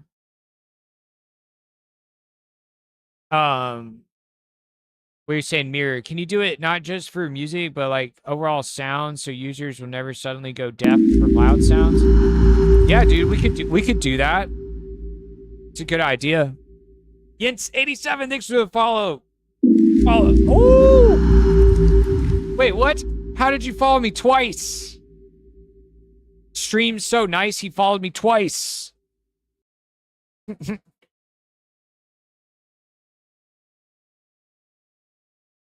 Nice, dude. Maybe I don't finish the bug fix. Maybe you didn't follow me twice. Maybe it's bugged and it just is notifying us twice. Could be it. Could be it.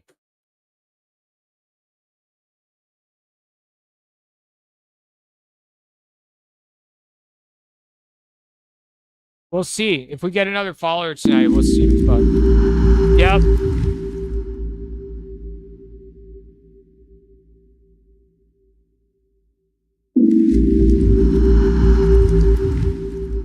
The nice had it fall twice. Yeah, it seems bugged. Tuso just did a double trigger.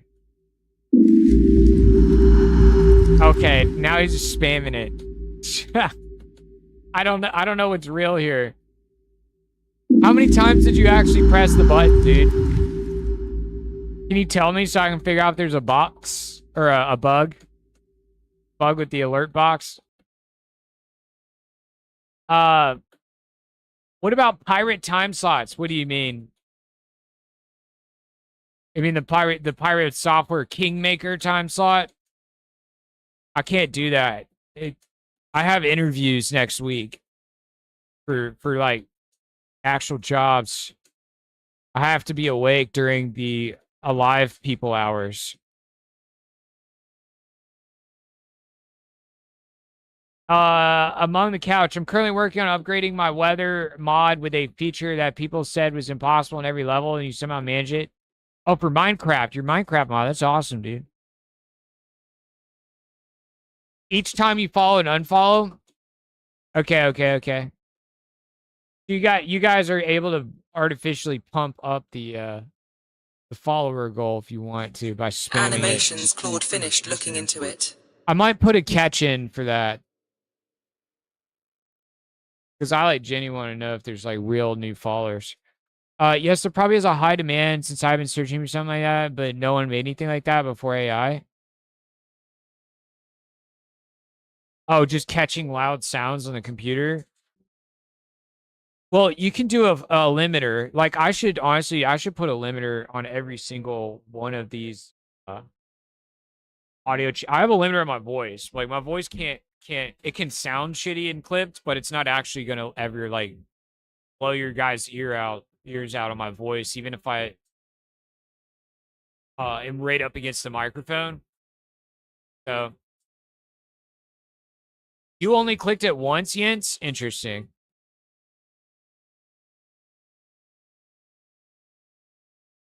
Equalizer, Claude stopped for a clarifying question.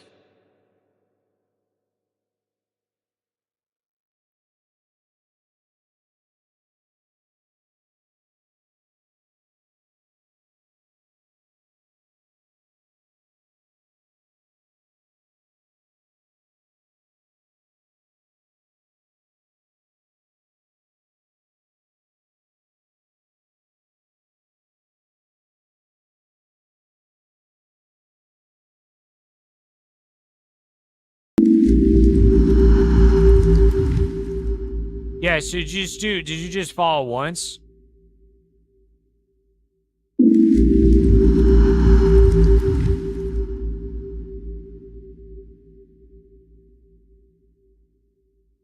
Wonder if it broke it.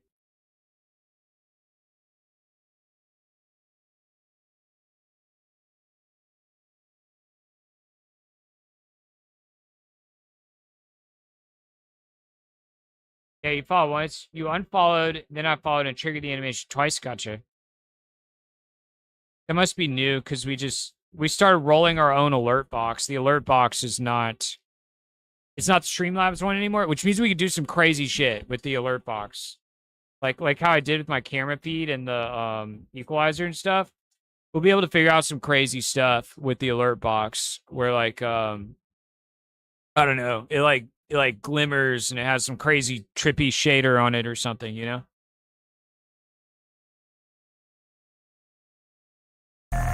Hey, we have some kind of bug going on right now where like when people just follow me once, it's triggering the follow notification twice. This is only on Twitch so far that we've confirmed this is happening.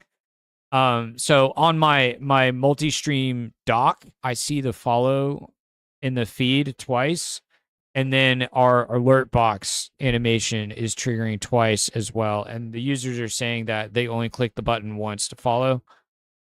Also, if people like unfollow and then refollow multiple times during the same stream, it counts each time.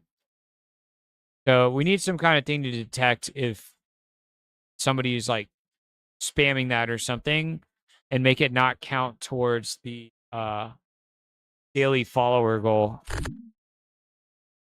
Oh, is this another good Two Hollis song?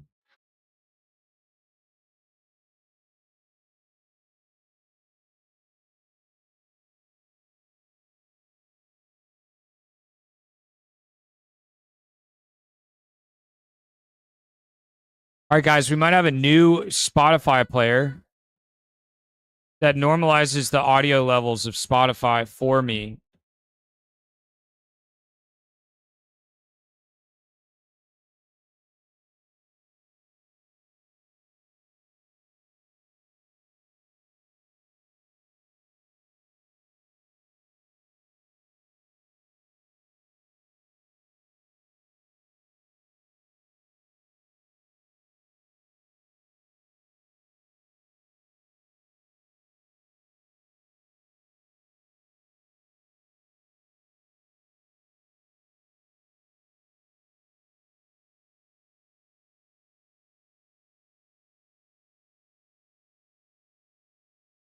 See if this works.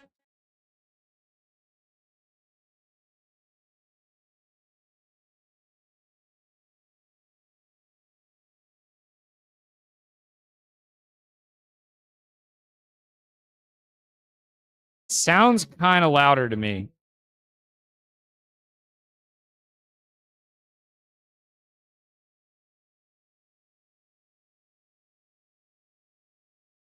That's quieter.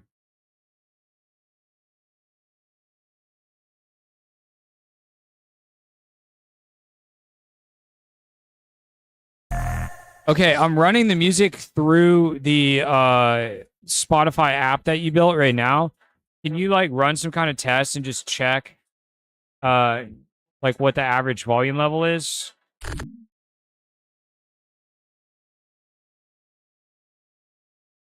It looks like it's working from what I could tell. The real test will be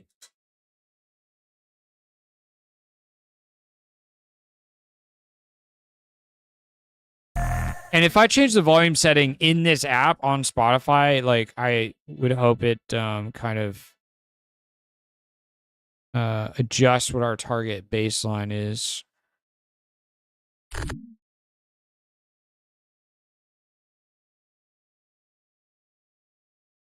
I don't want to tell it that. It might fight with it quite a bit. Okay. Oh, dude, our whole thing that I asked this guy to do to fix the chat up didn't get pasted. What the heck?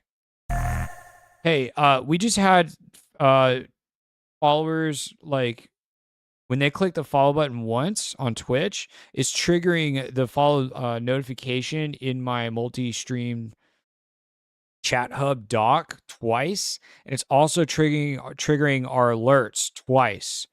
So can you please look into that? They said they only pressed the button once.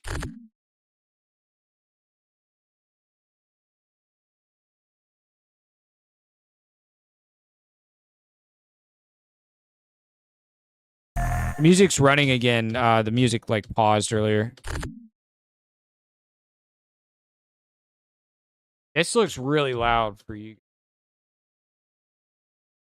I'm seeing it peak into the yellow.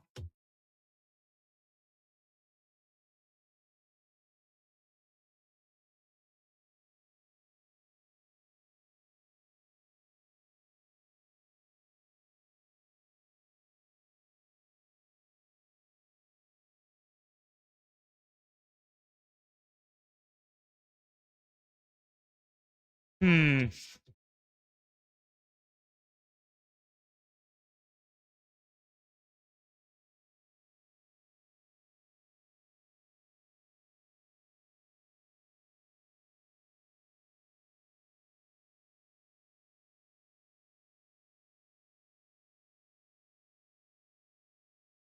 That should be better.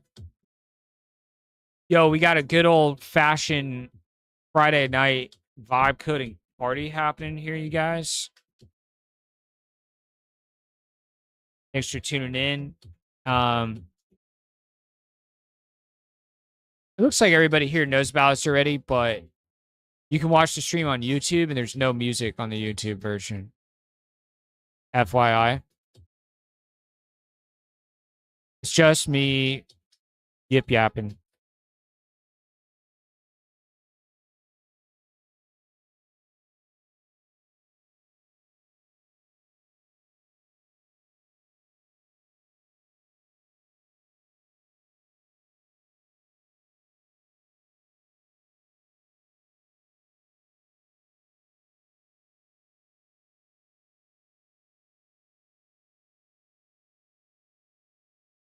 Equalizer Claude finished investigating.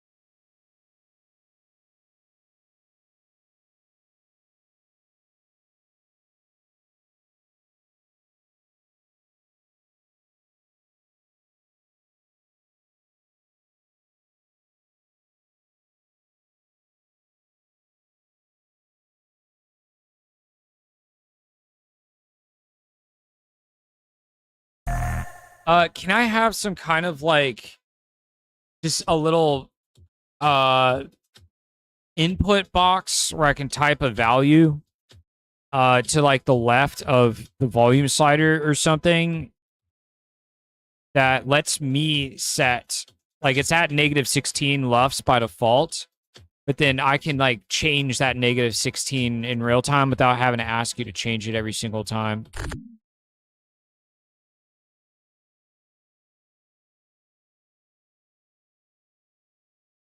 Without having to ask you to change it every single time.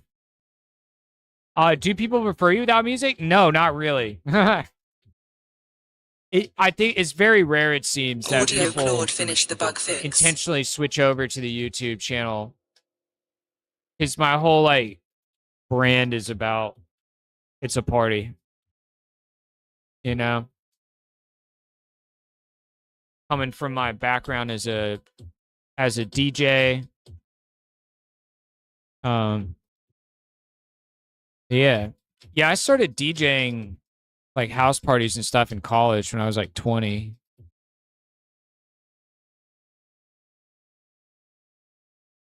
That's part of the fun for me streaming is that I basically get to DJ the whole time, you know? I can never tell. Yeah, right. I didn't know you're a DJ. Yeah, I was a DJ. I was playing a bunch of like Avicii and stuff in 2012 when I was in college when I first started DJing, and then I played a bunch of random parties, and then I started DJing my own music and stuff, and I DJ'd a bunch of lo-fi sets at this one like cool food court place and stuff. But mostly would DJ my own music, and I played shows for a few years, and I was like grinding, trying to climb the ladder for electronic music. And then I stopped because I realized the people at the top of the game were like so far ahead of me and had so many more hours. And I was like, wow, the only thing I care about equally as much as these people care about music on that much of an obsessed, insane level is making video games. I switched over. Yeah, on my channel you can find a live set I did during COVID in like a warehouse thing. This is a lot of my own music's really weird. It's pretty crazy. Here's my weird dancing, interpretive dancing that I did.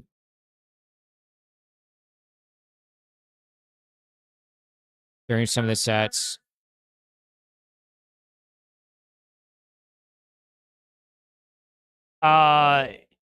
This whole time been pronouncing it Avicii. Stop using AI. What's up? Nice parrot dancing. The no music version is helpful, actually. I had both and toggle between music version and no music when I needed to focus on something, but still wanted to get the rest of your sentences. That's the hope. That's the hope. Is it's a lot cooler this way that both just exist at the same time. I think it's way fucking cooler. Seasoned vet, you're here, dude. You're here with all your crazy emotes. How do you even climb the DJ ladder? It's like a popularity contest. Well, exactly. You put your music out on the internet to try to get some momentum. And then the other thing you do is you go to the shows and you meet the promoters and the organizers of the shows. And then when you meet them and you hang out with them a few times and you become friends with them, then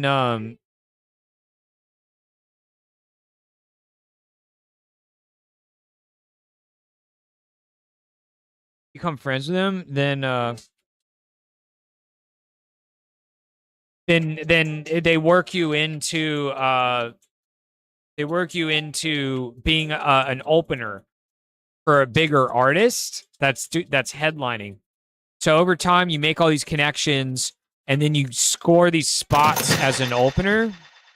Yo, 1,000 bits, dude. We need it to like rain money on the screen. We gotta make all this way crazier. At least we got a little money sound for it.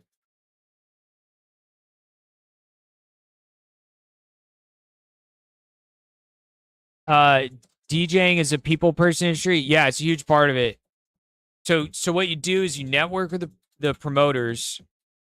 You get a slot as an opener for a bigger artist, and when you do that, then you get to hang out with the bigger artists, like literally backstage and stuff. If you're one of the people playing the show, and you get to show them your music and stuff, and you make a connection where they'll, you have someone that's legit to like get feedback on your tunes and stuff, and potentially even can start to connect you to people that run labels. And then releasing your music on a label is a big deal. So I had to release a track every 3 months. I had to do a track release on a label. Equalizer Claude wrapped up the every task. month I had to release one of my own tracks myself. So it was a grind. But anyways, if you guys want to hear what my music sounds like and what my DJ sets used to sound like, you could watch this set here, Trickery Immersion Livestream 2020. My music was, I think, honestly, a lot of times if you don't succeed a lot in the DJing world and producer world, it is because your music's not good. My music, I think it was too ADHD. It was too all over the place. It was too experimental. It needed more groove and like cohesiveness. So I think if I'd kept going and grinding on making music for like 2 more years, I think I could have gotten to that point. But damn, dude, the people are crazy in that world. They're so dedicated, and nobody's making any money from it. They're all really broke. They're making like half the salary of just a normal game dev person at a mid level. And yet they have to like get on an airplane for like 6 months out of the year and fly around. They don't get to stay home. Kind of crappy deal in my opinion. It's part why I quit. Because I was like 30, and I was like, dude, I'm 30. I don't want to fly all over the place. I want to sit on my computer.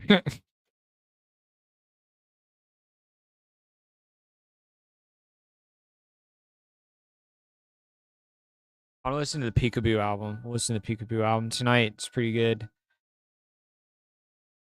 Fish. I have no idea who this is, and for some reason I have a sub to her. Nice. DJs make hella money? No, most of them don't. Most of them make less than 6 figures. At least in the world that I was a part of, the bass music scene. The bass music scene is pretty underground. A lot of drum and bass artists, your average artist is making less than 6 figures off what they're doing, or they're even like breaking even on like touring costs and shit. I want to travel now because when you're old, you can't. Yeah, but it's not as fun when you don't get to choose where you travel when you're a DJ. It's like, yo, you have to be in like Milwaukee and like Portland and then LA like these 3 nights in a row, and you're like living in hotels, and it's kind of just wherever you're supposed to go. It's not like traveling like, oh, I feel like going to China for a week. I feel like going to Europe on tour for a couple weeks. Like, that's not how it is. It's like, no, you have to fly to all these different cities in the U.S. And you don't have time really to like do anything fun in those cities. You just get there, you get to eat like some food, like a dinner, and then you are at the show, and then you're going to sleep, and then you're flying back. Whoa. I don't know about this audio normalization thing. It seems to pop like a lot.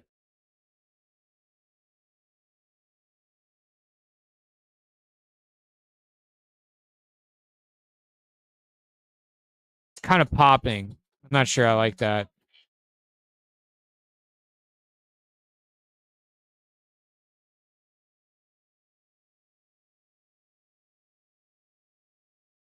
Yeah, it's like counteracting the volume. I'm gonna tell it I don't like this. Hey, if I use Spotify in the browser, right, like then we're bypassing this. I'm gonna have to think through how this works a little bit more because like dynamically changing the volume level during the song is making the breakdowns equally as loud as the drops. And it boosts it during the breakdown, and then when the drop hits, it's popping and it's like super loud for a split second and it corrects itself. But like that's not really what I want. It's like somehow I know a lot of these tracks and I know what to change them to as I'm listening through them. But we're gonna have to rethink this solution. So I might go back to the browser one for now. Yeah, I don't think this normalizing audio thing is working very well. I'm watching the meters and I'm seeing it like in real time, like just jump all over the place. You want to hear something weird? Sure, man. You got a lot of weird things to say usually. Oh my god, it's a paragraph. Battle in your ship game? In a minute, man. I'm here for like 3 or 4 more hours, dude. Let me get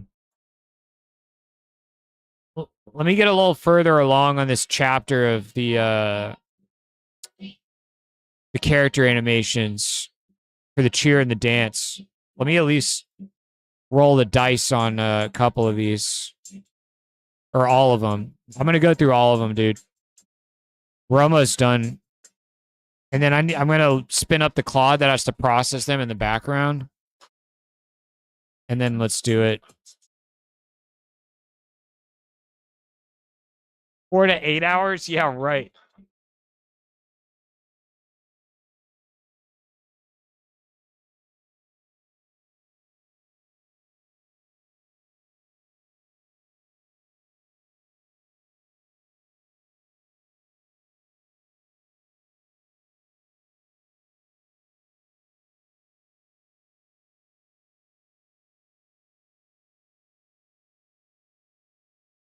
Nolly's a cat, so I don't know what his cheer would look like.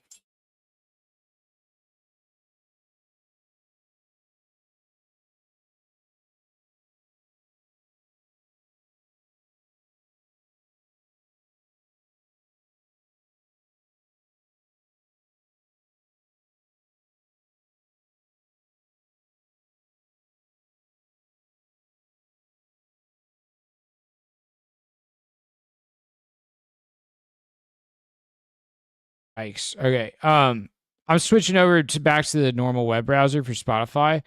The dynamic loudness thing doesn't work. And it's a design flaw. It's not what Claude did. The whole premise is like fucking up.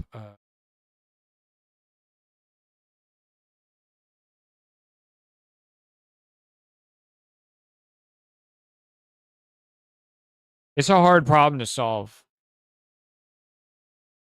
It's like I know ahead of time, like how loud the drop is on these different tracks, so I preemptively go change the slider on the track.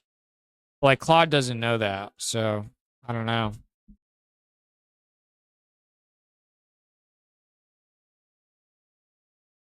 Meaning DJ for free and get exposure only? Sometimes, yes, when you're smaller. Yeah, Tuso's working on a ship game. Who's the person that books you for DJ gigs all over the place? Do you have an agent for that? It's a combination of the agent and the promoters. The promoters have to reach out. I was on this chick's stream.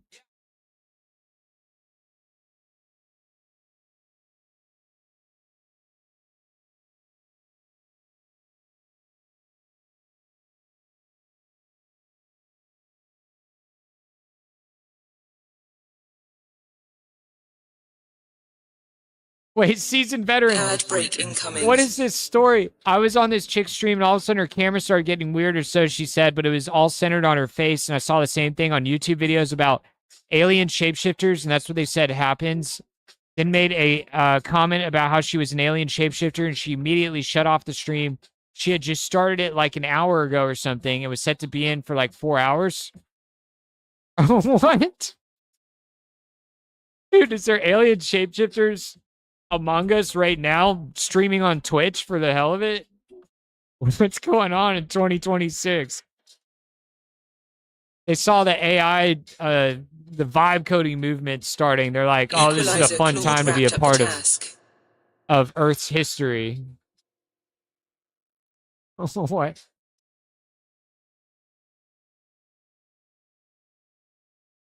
That's a good story. I'm gonna clip that. Clip that. Clip saved. Grab the last few minutes up to 2 hours 35 minutes 7 seconds in. Building the short in the background.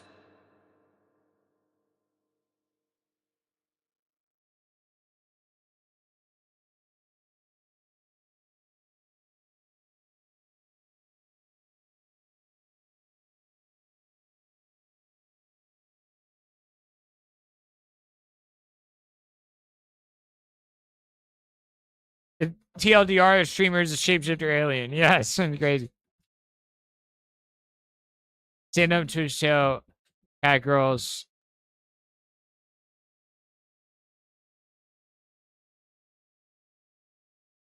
Spooky stuff. I'm a shapeshifter. I'm draconian. What is that? I love that shit for entertainment, dude. Dude, you got me like wanting to go watch some YouTube videos before I go to sleep about alien shapeshifters secretly streaming on Twitch right now. That sounds wild, dude. Chicken nuggets for everybody. I want some chicken nuggets with honey mustard and ketchup.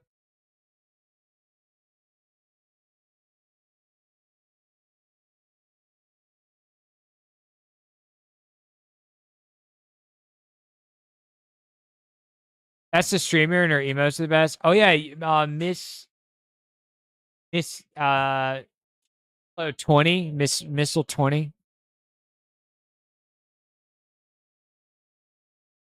I remember you showed up the other day and you were like, this streamer's emotes are amazing.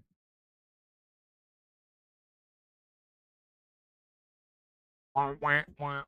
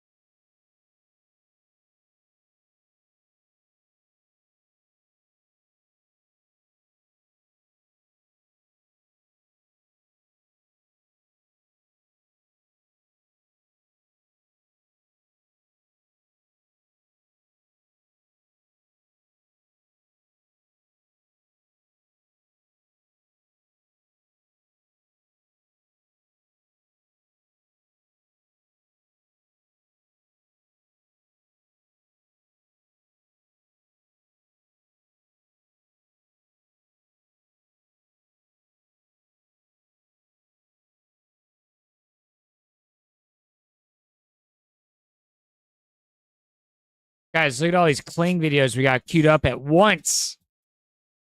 This is why we paid for 8,000 credits.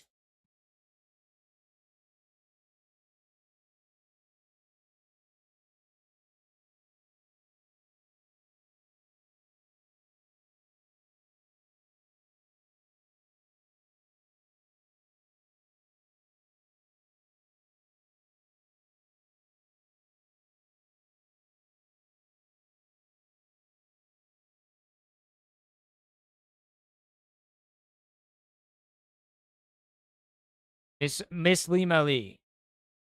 Dude from The Boys, LARPing as a coder in Twitch. That's true. Apparently I am Huey from The Boys, and apparently he's a big joke. Unfortunate. One celebrity character you guys can compare me to. That cool.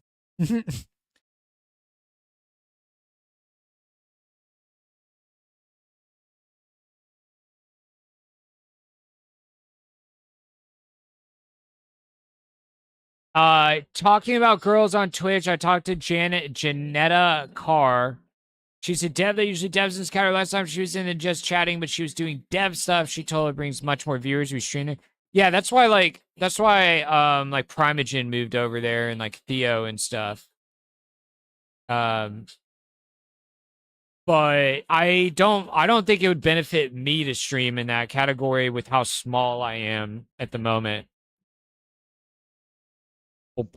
I think you get more out of just chatting when you're much bigger because you just get freaking buried if you only have 20 viewers. No one's going to find you by accident at all. You're not going to get rated either by anybody. Alone. Ocean with big fish. I am but a minnow and just chatting. Let's go look right now.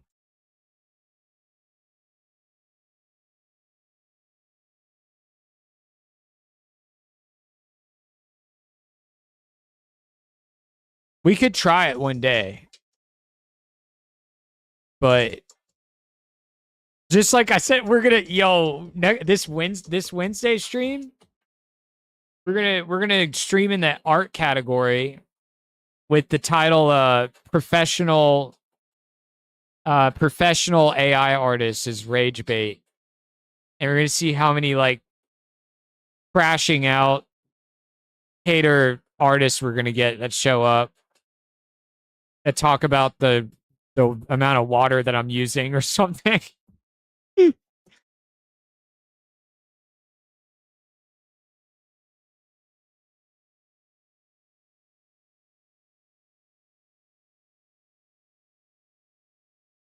Bro, look.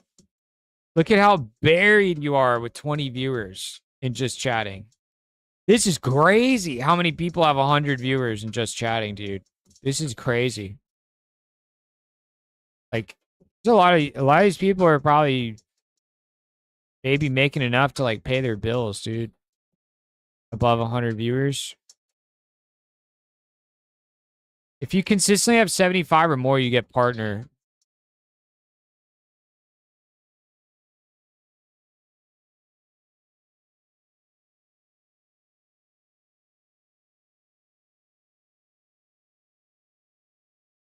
We're still going.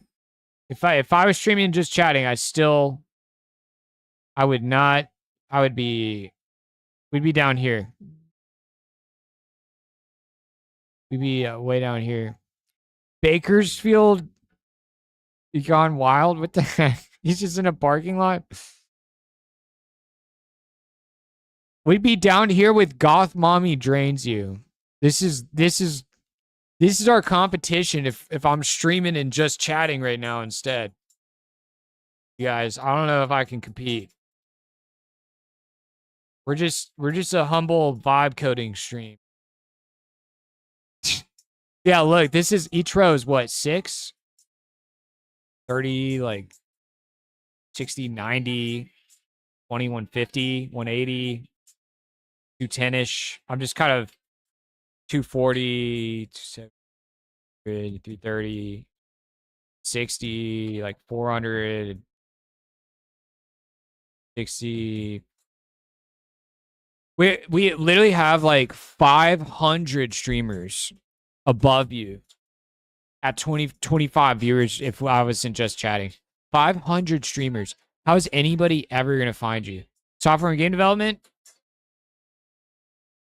Let's go. We're number 4 in this category right now. Dude, damn. Only 400 viewers this hour. Crazy. Yeah, this category swells up to like 2,000 viewers. And then like there's some big streamers like that Quinn69 was making a cool Vampire Survivors game with cool Vampire Survivors game where his viewers are participating in the game and people are like attacking the streamer and stuff. It was pretty sick, and he has like 7,000 people watching him, and he's been streaming a lot in this category also during prime time. You just got to stream when I just need to stream more like during prime time, but I won't be able to do that if I get a job anytime soon. But we're going to do a couple prime time streams in this category this week. I'm thinking like Tuesday and Thursday or something, or Tuesday and Wednesday. I don't know yet.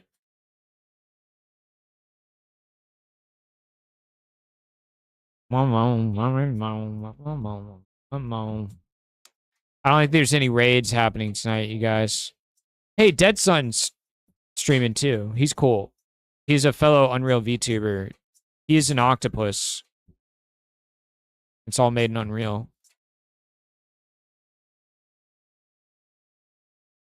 I mean, catch up on the chat though. 20 plus is pretty good, man. I think you're moving up. Maybe I'm wrong though. I'm kind of new here. Dude, I am, man. The stream has been slowly snowballing. March and April when I was streaming, it was kind of the normal amount. It's like we're sitting around 10 people. And then just this last month alone, I feel like there's a major uptick in people that are specifically just searching for the words vibe coding.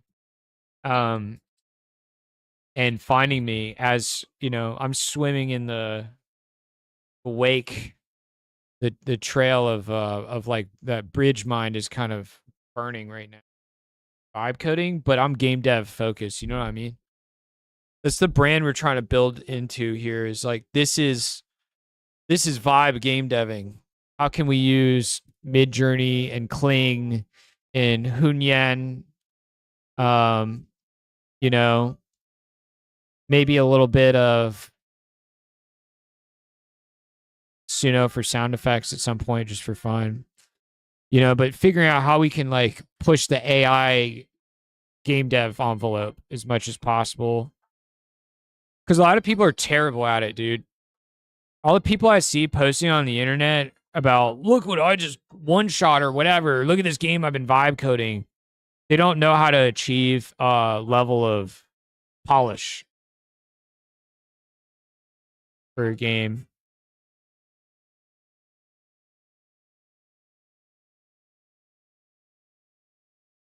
Which just comes with hours spent making video games. It just comes with hours and time. It's not like, not that special of a skill. It just comes with a lot of hours.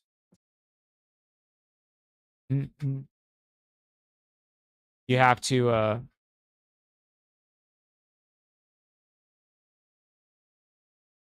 got to analyze a lot of video games.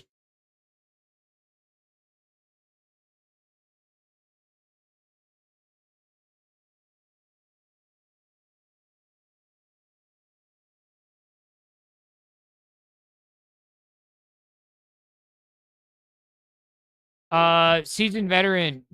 Wait. Okay, I'm missing stuff. What is the pool of people that watch this chatting? It's a lot bigger than software game dev. It is 130,000 people right now. It is the #1 category on Twitch. Just chatting is always #1. It is well above anything else at all times of the day. It is always #1. High to low ranking. Just chatting is always #1 on Twitch. By almost double League of Legends. Right? So that's why there's so many people in there.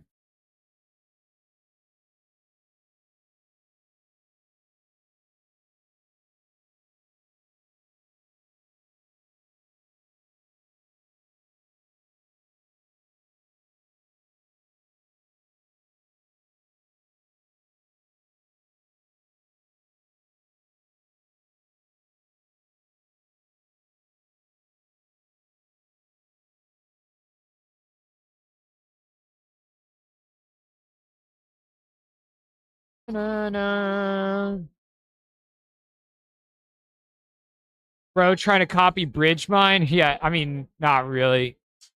I think it's what he's making is cool, but it's almost like the new snake oil of it's like the crypto bro thing of the agentic coding era.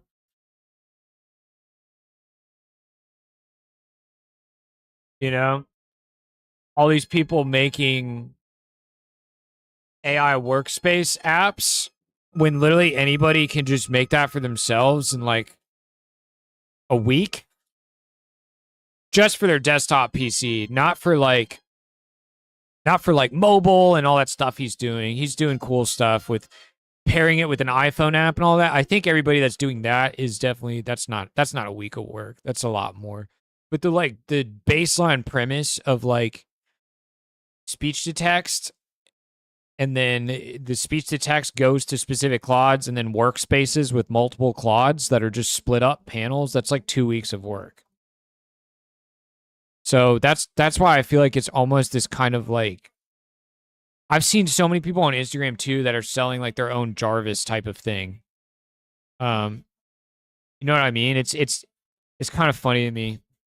So we're definitely trying to copy him. We're trying to be hardcore vibe game dev. But I am trying to copy like his stream titling a little bit on YouTube. To hopefully so the algo itself is what picks up the YouTube stream. Because it sees him as trending, you know? There's a lot of... I read all your guys' messages here while I was drinking water. Let me see. Seasoned veteran, you said, I'm trying to find and watch an old movie from back in the day called The Boys Club. It's about these kids who go to their hideout and find that there's an injured man in there. Stephen the Forest, story goes from there. Sounds interesting, dude. They do just chatting so their viewers don't watch coders in the coders category. It's a selfish meta. Yeah, that's true. Vibe coding is going mainstream, 100%. I think it's underground right now. I think in 1 year from now, vibe coding is going to be a super mainstream thing. So they do just chatting so big time streamers might have a chance to notice them. Yeah, they're not going to notice when you're buried under 300 people. No one's going to fucking find you at all.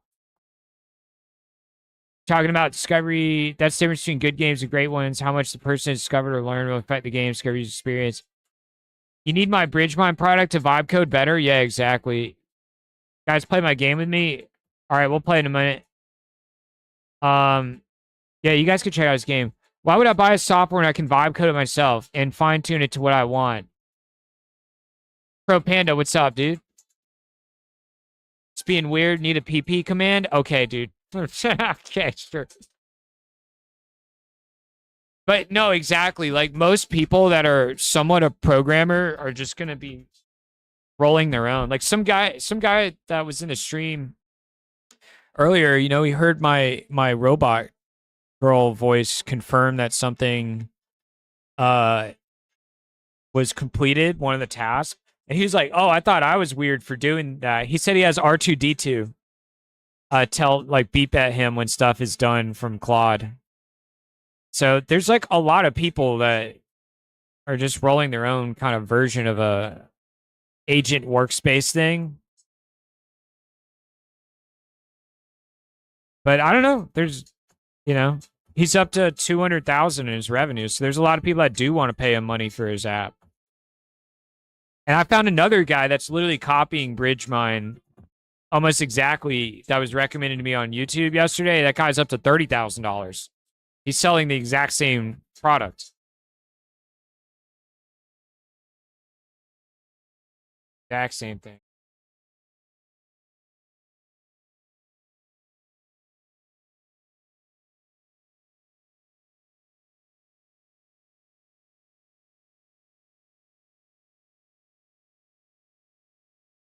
There's nothing stopping Anthropic from literally making exactly that as well.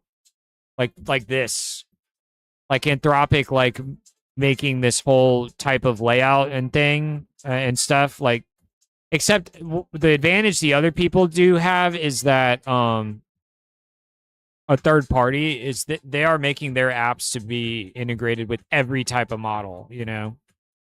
So that is one advantage they have. Pro Panda, there's this crazy cool 3D modeling software made in 1999, and there is 2 PS2 games that use that game. You could just draw 3D models, and I vibe coded it into your gameplay. Nice. Reached my phone months ago, and he's like blowing up now. Yeah, he's blowing up now. I don't pay him nothing. I'm not gonna pay shit. But yeah, I shot him a follow like 5 months ago. Nice, dude. If I'm gonna buy his 100+ software to vibe code better, why don't I invest in myself instead and buy a $200 Claude plan and do it myself? Yeah, that's what I'm saying, man. That's how I feel about it, and that's why like I don't really have any. That's why I'm gonna make a video about my setup, and then I'm just gonna link all my GitHub repos that are open source for my whole agent setup with the speech to text and everything, and just tell people in the video like, here's the GitHub repos. Just put these links into your Claude and tell your Claude to set it up for you, and you can figure out the rest. It's not that hard, and then you can customize it in the way that you want, visually and whatnot. That's why I think you should monetize all the cool stuff you're building. MaxBlade, is MaxBlade that 3D modeling software? I've never heard of MaxBlade.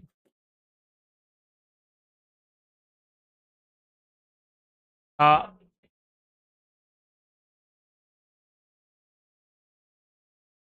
oh no, this is a person.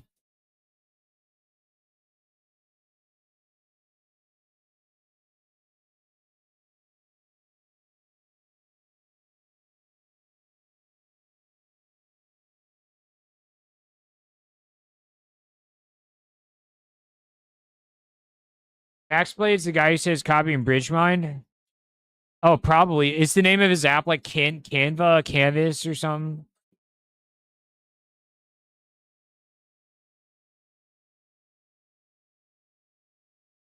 Yeah, literally the exact same thing. I'm telling you, I literally feel like it's like the snake oil or something of the vibe coding wave. Kind of funny. Tuso, I want to monetize games, man. For the most part, I don't want to monetize software too much. I'll monetize some stuff, but I don't know what yet. I want to license my game engine one day, but it needs to ship some real 3D games that look good to convince people to use it before it's ready. So I think anything I sell is like a couple years out, a year or two away.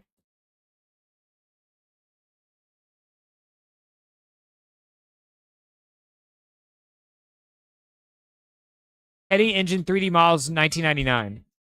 It's pretty cool. Yeah, I do want to see that, man. I want to see a 3D. I want to see a 3D modeling engine that was made in a time where there wasn't a standard and people were getting creative and making weird shit, like making 3D models by drawing instead of box modeling. Sounds interesting.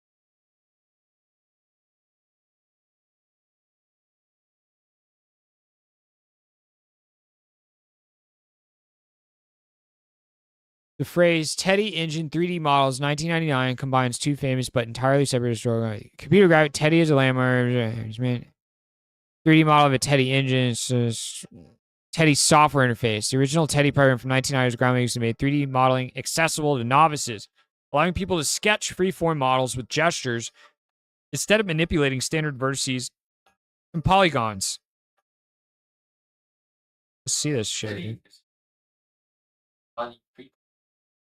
This is 1999. Some Japanese guy thought of this. Hang on.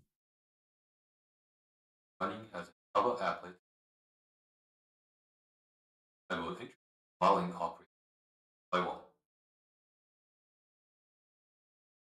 draw a closed stroke on the blank canvas. Okay. Interesting model to choose. Algorithm designed for the construction of ground models. Again, interesting there. Very natural looking shape.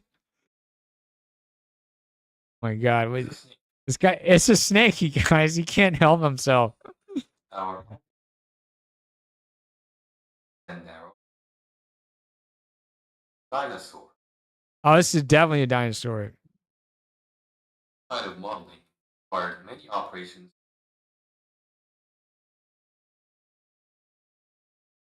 Okay. Find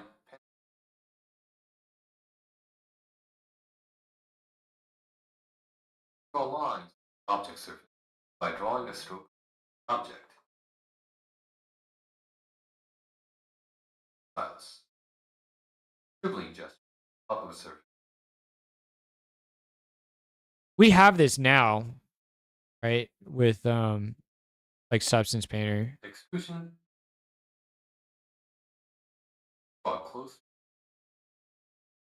Then draw an operation. With it,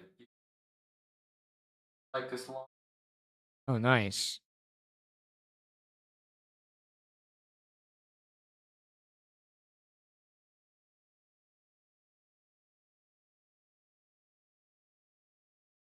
Cool, man. That's pretty amazing for 1999. Did that actually come out in 1999 or was that just the name of it? I don't remember like tablets being that good or commonplace. Oh wow, that's pretty insane.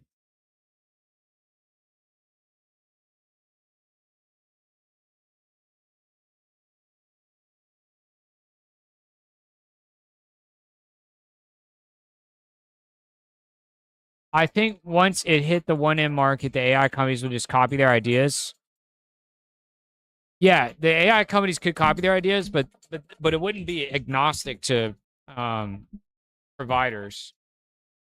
That's the one thing that the third party solo app developer can do.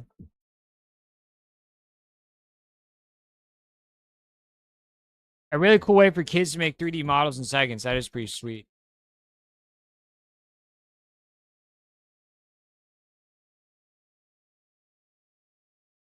You seen this before? You said we have this now?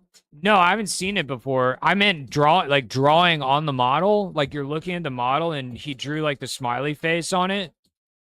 I mean like that is that we can do now, right? That's what you do in Substance Painter rather than only drawing over top of the unwrapped UVs on a flat image inside of Photoshop, right?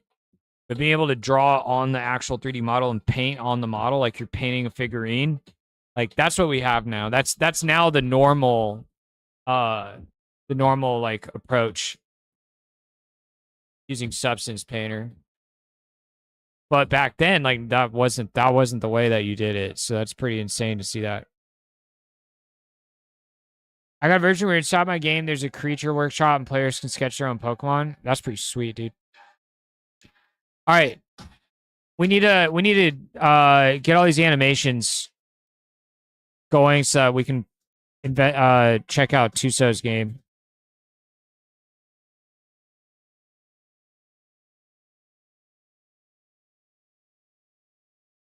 Nice dance, bro. Nice dance.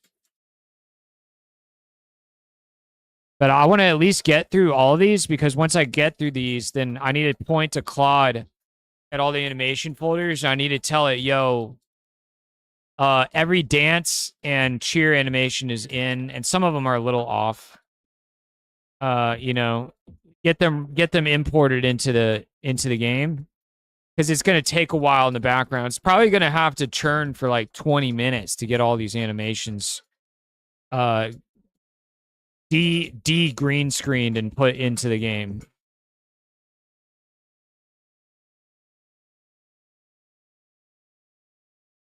So I want to get to the point where the Claude is just running on loop, getting these dudes shit ready. Oh, we already made this guy. Okay, damn it. I already made this guy. I was a waste of credits. There's always some amount of my clean credits that just go to waste because of user error every single time. Ripper 3.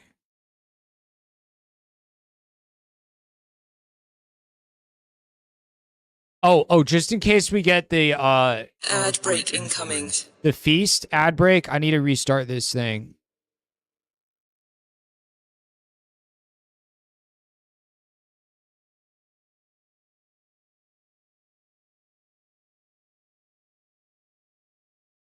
Because we might have the drinking animation, but it's just like a freeze frame. Which one am I saving right now? The dance? The dance. Yeah, back on what you guys were saying about what we were talking about with the just chatting category versus software and game dev for discovery. It doesn't matter. It doesn't matter at all. The only thing that matters is YouTube for the most part. Like, we have to figure out how to grow on YouTube. Nothing's sustainable until you have like a decent chunk. There we go. Now we got the fight. We had the fight thing instead. Like, yeah, only YouTube matters for being a content creator. That's everybody's main income source. Like, even if they're Twitch streamers, a huge income source. The pool of people is so much bigger. I was gonna show you guys what I looked at Bridgemind's channel. This shit's crazy. His YouTube shorts have the same amount of views as mine. Like, so the YouTube shorts don't do much. Was kind of part of my conclusion there. But he has a huge volume. I think he's been posting like 3 YouTube shorts a day. Yeah, check this out. This is very interesting. Look at this. His shorts rarely break like 4K is the biggest one. Look, his shorts are always like 1K. Oh, this one got 27K. Look at that. So he has some anomaly shorts. But look, his shorts average like 1K to 3K. That's better than mine, but like, I'm just saying, like, yeah, I'm at like 1K on all these here. All right, some 2K. But those, they don't seem to do much. Like, it's crazy. I don't think they grow the channel, is what I'm saying. But it was crazy to me to see how low his shorts viewer count is relative to having 92,000 subs now. He has 1,000 YouTube shorts though. In 10 months of doing YouTube, he has 1,000 YouTube shorts. It's freaking insane. He definitely has an editor helping him. Videos, he has about 40 videos, I think is what I counted. And a lot of the videos don't have that many views either. It's like actually all of his live streams. All the views are in his live streams. And look, he doesn't even have a special thumbnail for any of his live streams. But all of his views are his live streams. And all of his subscribers are like somehow like all from his live streams on YouTube. When he goes live, his YouTube has 3,000 viewers. And his Twitch channel only has like 60 to 100. So it's all YouTube. And his TikTok is tiny too. Like, no one gives a shit on his TikTok. His TikTok only has 920 followers. And look, his TikToks do just as bad as mine do.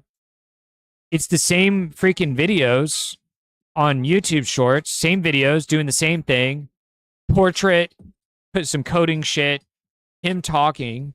But it's the same as my TikToks. It's just horrible performance.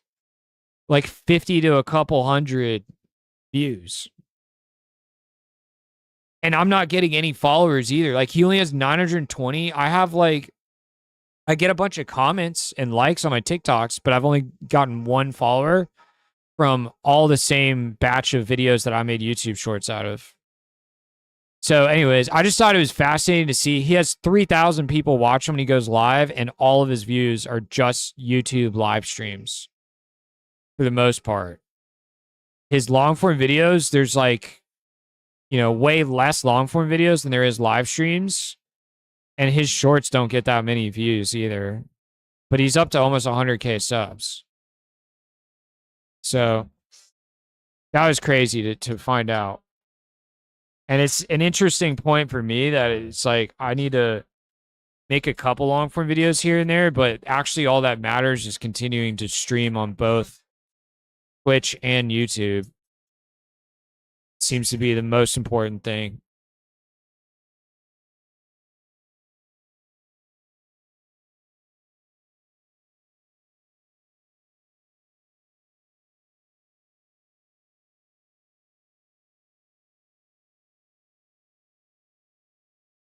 Just have to figure out how do you get the word out. This is game dev vibe. All right. Anyways, so I thought that was cool. We got some people in here that do YouTube stuff and analyze YouTube stuff, so that was interesting. His restream. What's up, Ludo Car? He's restream. He streams on YouTube, Twitch, X, and likely others at the same time. Yeah, I'm streaming on Twitch, Kick, and YouTube right now at the same time. And I can stream on X as well. I need to add it back in. I was for a while. But I'm just saying, like, all of his motion is coming from the YouTube scene exclusively. He has 3,000 people watch him on YouTube. He only has less than 100 people watch him in this category on Twitch. Like, he's like a medium tier streamer on Twitch when he's live. But on YouTube, he's bigger than anybody else in this category while he's live. It's nuts. So I'm just saying it shows that it doesn't matter, because we were talking earlier about me streaming and just chatting versus software and game dev and Twitch. But I'm saying, like, it doesn't matter if I stream and just chatting or software and game dev and Twitch. What matters is I keep streaming on YouTube and making videos on YouTube way more than choosing between just chatting or software and game dev on Twitch. Because Twitch is like small potatoes, basically, you know? Yeah, he's to nobody on Twitch. He doesn't really mind the Twitch chat and posts it on YouTube. Yeah. Well, his YouTube chat is it's 10, 34. It's like 40, 50 times bigger than Twitch. It's crazy, man. So Twitch in general, it's just like very small potatoes compared to YouTube. Anyways, what else was in chat? Let's see. Mirror the Master, do you have time to watch TV shows, or are you working every second? No, I don't watch TV that much.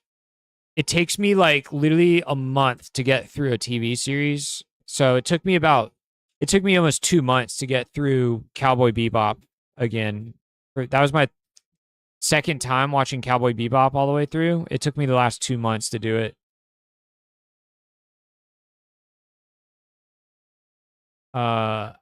Is it optional to UV unwrap using Substance Painter? Yeah, you can do that still. Yes, on YouTube matters. The discovery for Twitch is so YouTube. Shorts watchers don't translate to long form viewers, but you might get lucky and they jump on your live stream. It's like free advertising. Oh, okay. So that's still the benefit of posting the shorts. Is they immediately click on your channel and they're like, oh, this guy's live, and they start watching. That makes sense. Maybe I should start releasing my YouTube shorts right before I go live instead of at a random time of the day. You got your Teddy engine working? Nice, dude. You used to rotate when it shouldn't? Nice. So whoever's playing, if you press, you can change your ship. Ludo Car, I don't know. I prefer live on Twitch and VOD on YouTube. Nice, dude. I'm trying this thing where I do this. I split the music now. So my Twitch has all the music and my YouTube has no music. And that way people can just flex between whatever their current preference is. And it also is so I can not get hit with copyright strikes on YouTube, because they are ruthless. Mirror Master. Yeah, I know another Vibe Code streamer who have way more subs, but viewers like 10 per live. It's so weird. Okay, well, that breaks all theories, dude. It's interesting talking about these numbers, just because, you know, trying to reverse engineer like the algorithm and stuff is really difficult and kind of fun. It's like an endless puzzle for people, you know? Probably it's fun to talk about it sometimes. All right, let's get 2D game sprite. We're gonna say 2D game sprite scientist. I'm gonna say scientist with empty eyes. 2D. I'm gonna say empty eyes because otherwise it will default to giving him pupils in his eyes, even though we don't want it. Kling tends to love doing that when you have a character with blank eyeballs. So we got to nip that in the bud, hopefully, with this animation. We're going to do his dancing animation, then we're going to generate his cheering animation. We're getting dancing and cheering generated for every character at the bottom of the screen. For when raids and subs and follows happen and when the party event happens.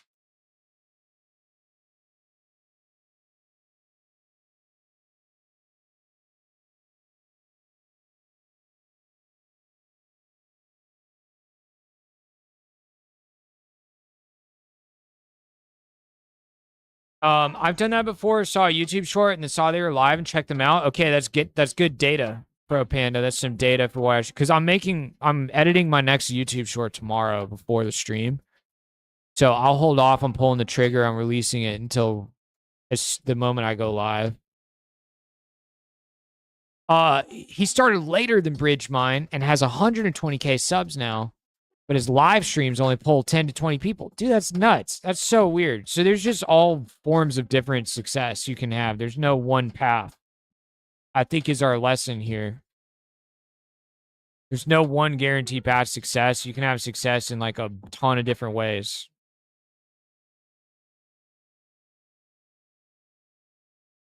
Getting a YouTube play button in 3 months. Sick. That is sick. That's insane. I thought you'd want to know. Yeah, it's interesting. I mean, I'm one guy out of who knows how many, but yeah. Sure, for sure. Yeah, I think my first long form video related to what we've been doing with the vibe codings, I will make a tutorial talking about the process for animating these characters.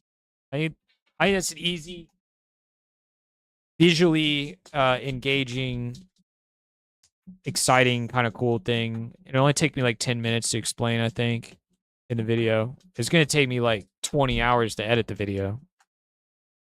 Or 30, but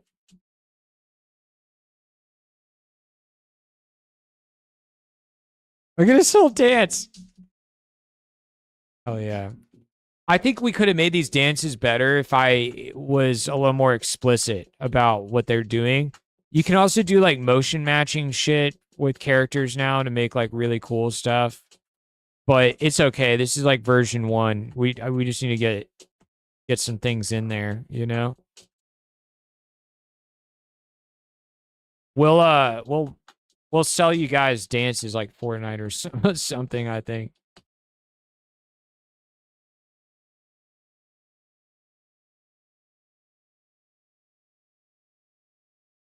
I don't know. Yeah, I was thinking if I do a YouTube video about it gave him a mouth, that's freaking weird.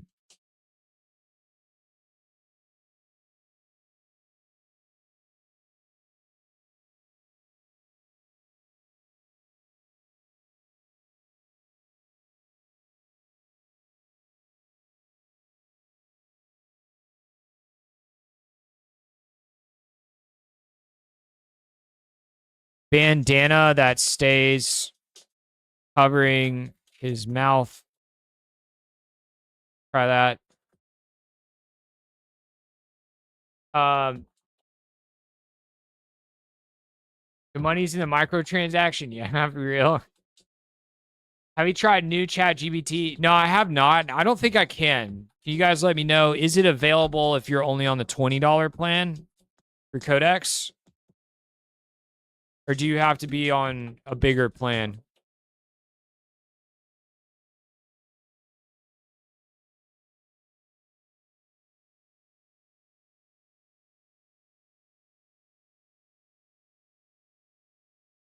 Ask question: if anyone's got a $100 plan, GLM 5.2, how long did it last you?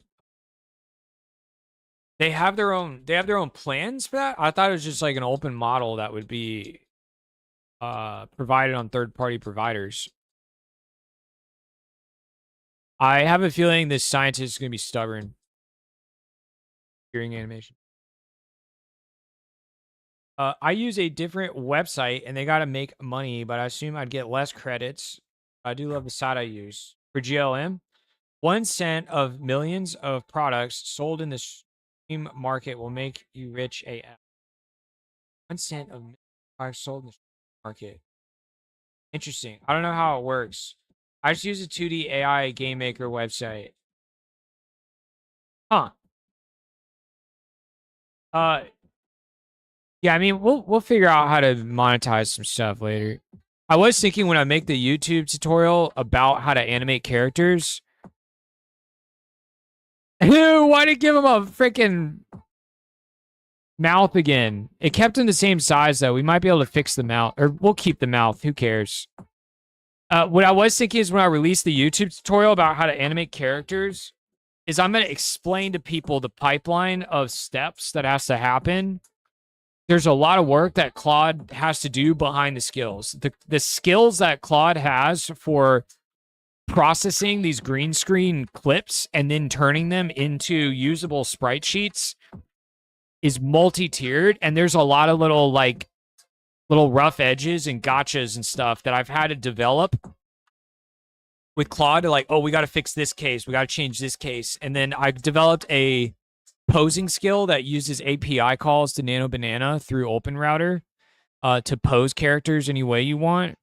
I think what I'm going to do is I'm going to explain the methodology in the YouTube video so that people that want to put in the effort can like reconstruct the same skills in Claude for themselves for generating these animated 2D characters.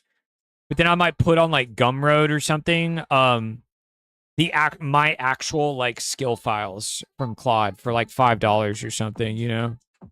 If people just straight up want to be lazy and just copy my homework and don't want to like reconstruct it, even though you could probably literally take the script of the words I'm saying in the YouTube tutorial that I make and just feed the YouTube script to your Claude to reconstruct all the same 2D sprite animation processing skills.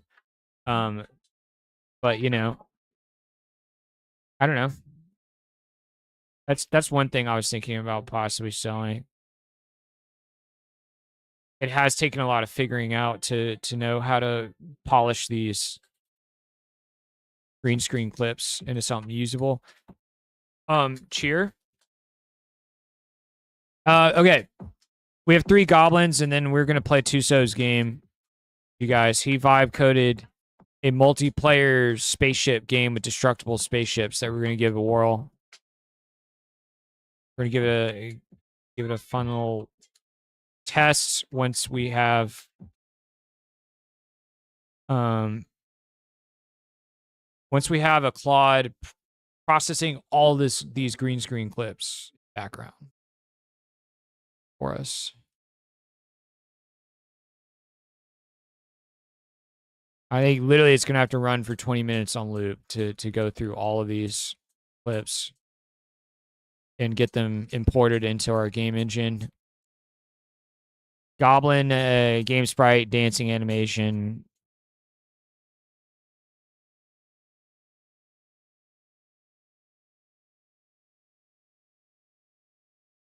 Let's see, pop. Let's make the goblins pop and lock.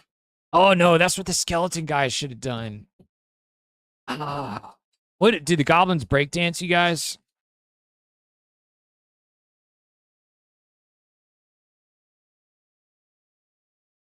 The goblins might do a little bit of breakdancing.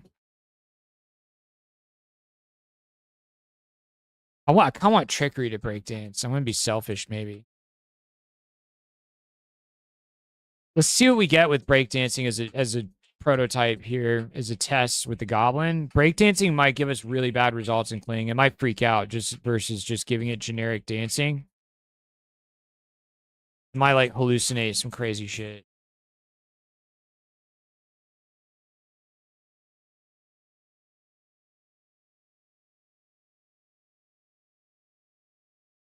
Let's wait and get the result in this breakdancing one. Okay, what's it called? I want popping. I should have done popping and locking for the skeleton guys.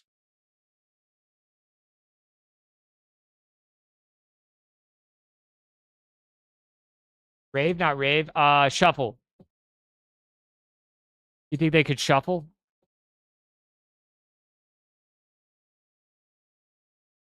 Crunk? Yeah, maybe they could crunk.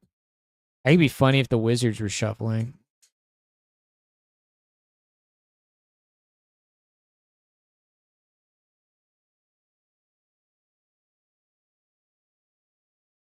I've tried to get the pictures, the images of the sirens. I've tried to get them to twerk before, and it didn't work out. I wish they could.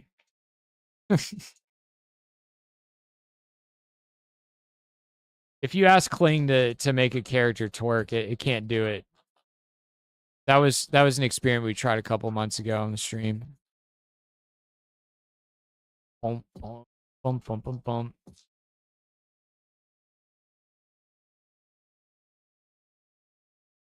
I've got a dessert in my freezer that I want to go. I'm gonna go grab.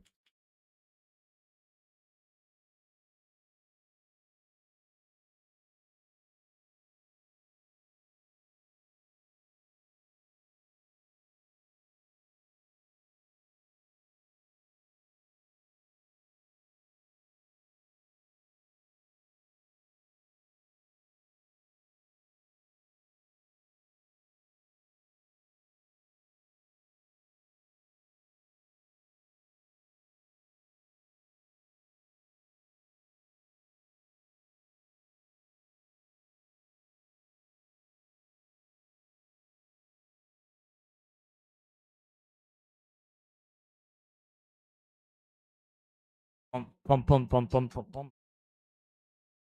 Okay. Oh, whoa, whoa! He does a like an aerial, like a no hands cartwheel flip. It's very blurry though. Claude might be able to help patch that up somehow. That's pretty goblin. That's pretty goblin like, don't you guys think? I don't know what we can do about the blurriness though. Claude might have some really good ideas how to fix it. I'm not gonna be able to eat this brownie. It's like frozen solid, bro.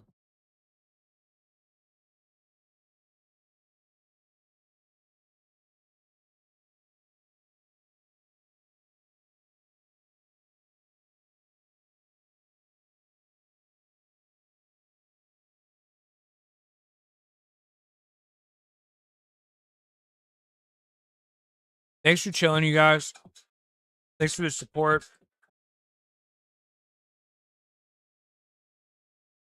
We're gonna try to keep the streams consistent at this time block, Fridays, Saturdays, because I already have 2 initial job interview calls happening next week and probably a bunch more to follow. So unfortunately, I might have a job in like a month or 2.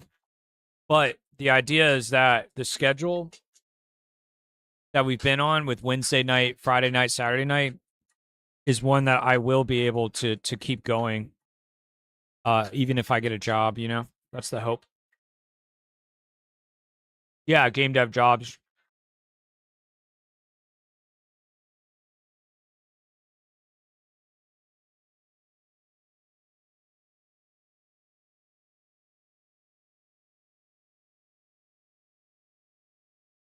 Yep.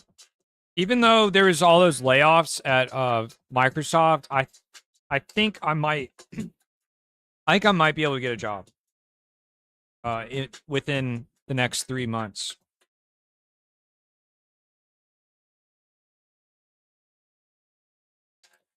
My reputation precedes me. I like to think of myself as game dev special forces a little bit.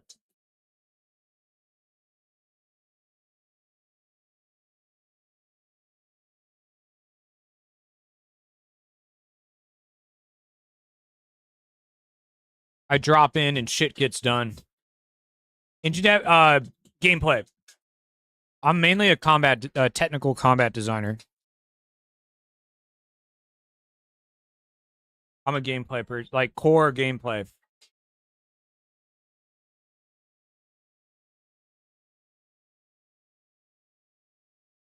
Yeah, I hope that I can stay consistent on the stream and posting YouTube shorts, even if we get a job, and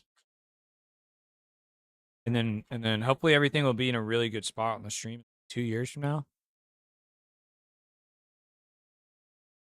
No? But this time around, I don't want to get a job and then disappear. That's what I did the last 2 jobs that I had. I just stopped streaming completely. Went like all in.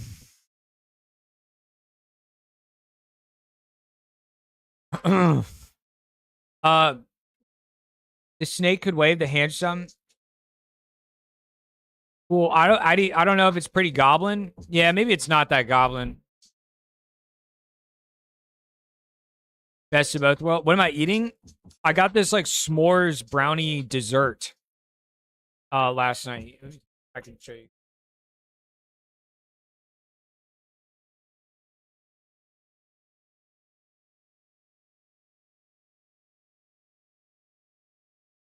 Hello? Why can I not click on her? Show camera background. Showing the camera background. Yeah, here. Like frozen. It's a mess now. It's like it looks so weird, but this is a brownie. This is like a graham cracker cookie, and then this was ice cream that melted. It's like ice cream mixed with marshmallow because it's s'mores. It's so good, dude. When they served it to me, like the brownie part was like melting and like hot and like covered in fudge and stuff, you know. And then the ice cream marshmallow blend is like cold next to it. It was good, but I just took it home and I froze the whole thing. Hide camera background. Hiding the camera background.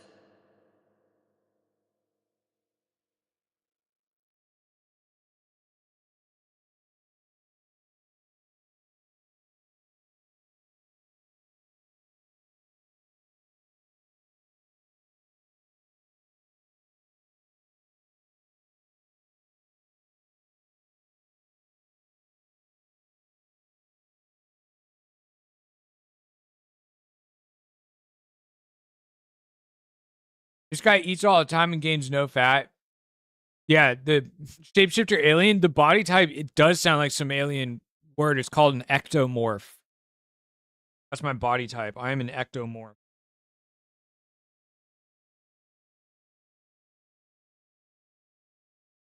Naturally, like, stupid skinny. Like, really skinny. Like, I weighed, a year ago, or a year and a half ago, I weighed like 120 pounds.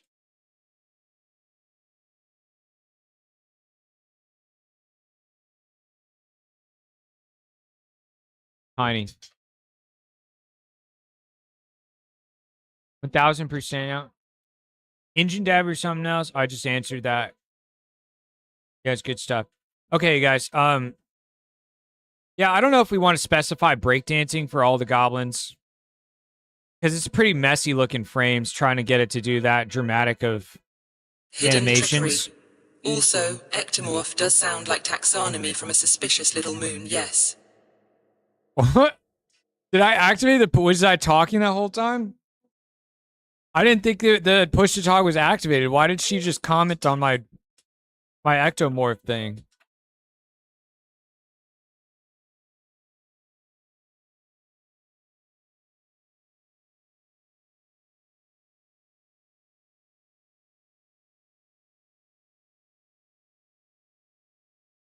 It's alive? That's actually kind of cool. That's one of those happy accidents. Like, maybe we should make her more alive on purpose. You know what I mean? Like, she's always listening to me.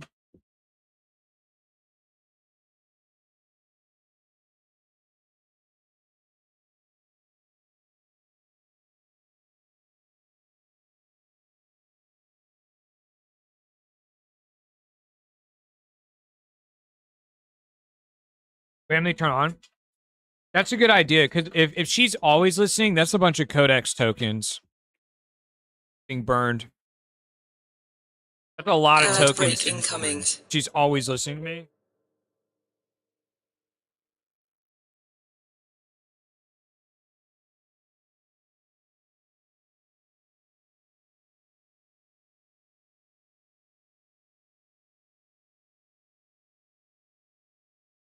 I think the way we could engineer it is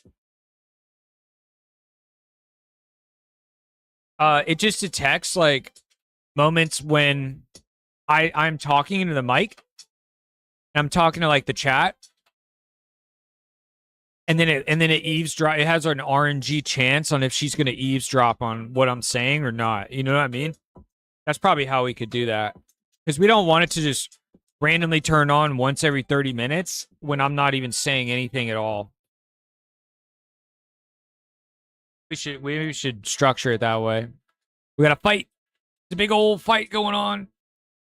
Evan's got his water attack.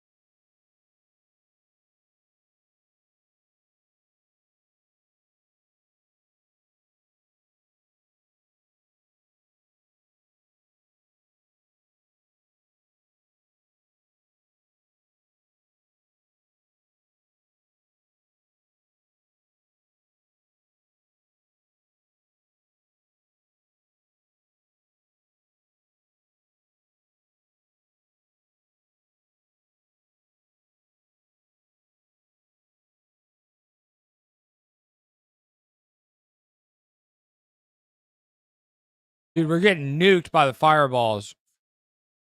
I think we're all gonna die.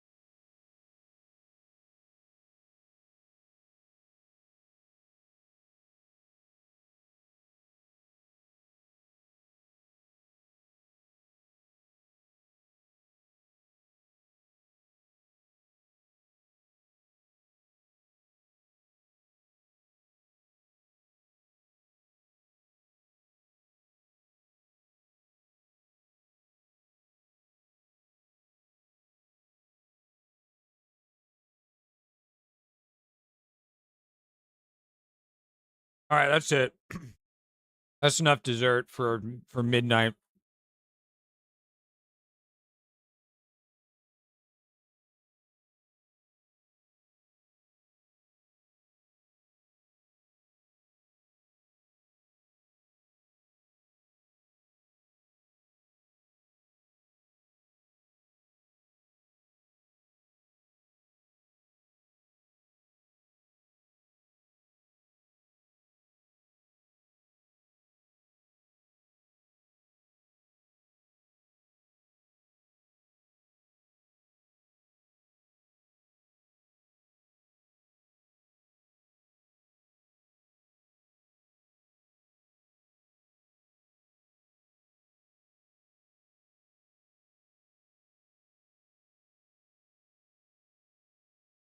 Ugh.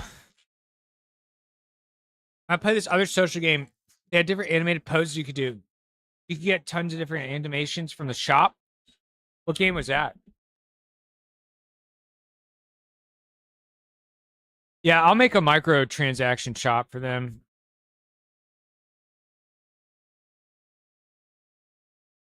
We could definitely do that.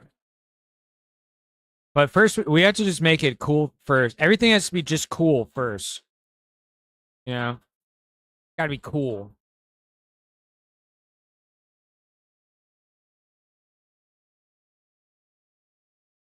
Pull out a chair or a king's throne and sit in it. Wow. Huh. That's a cool idea.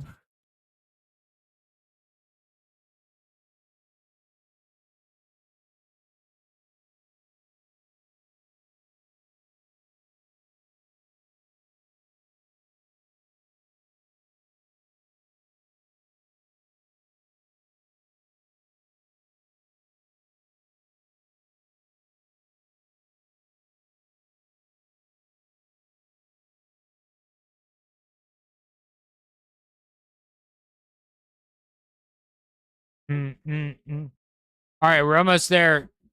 Tusa, we're almost there.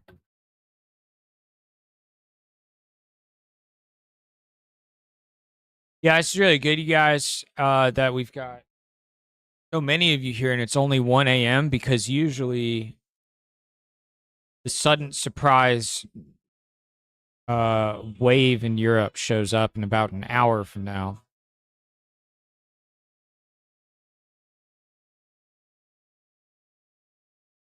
See what happens.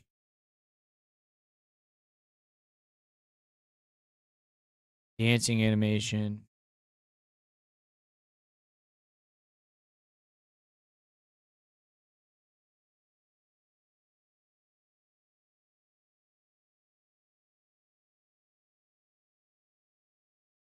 The game is called IMVU. It's been around for, yeah, I've heard of that game. People think it's just a dress up game, but you can make tons of product animations and full rooms of like your own games. I didn't know that. I didn't know it's kind of like a UGC platform type of deal. It's pretty cool. Choo to choo to choo to choo. Choo to choo to choo.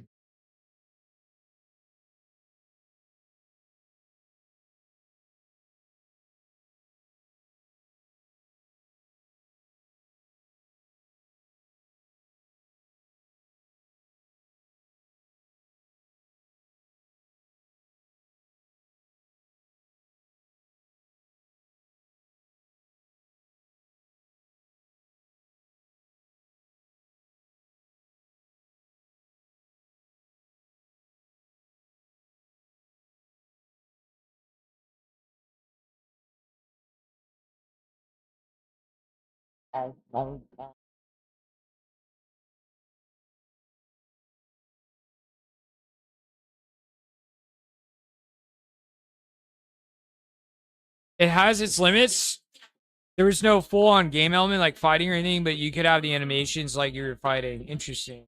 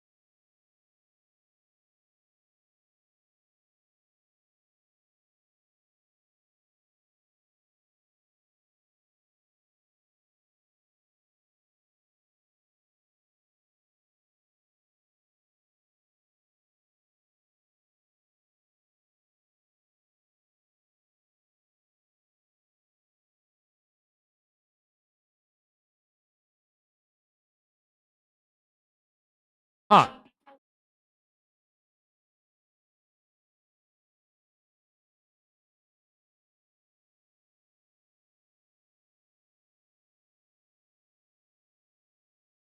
Watching the latency on the YouTube stream.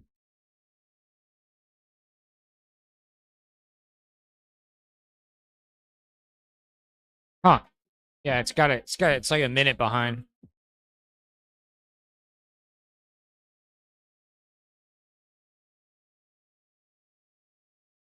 Yes, dude, look at Trickery Breakdance. Yo. Oh, that's yes. I get the good animation, you guys, all to myself.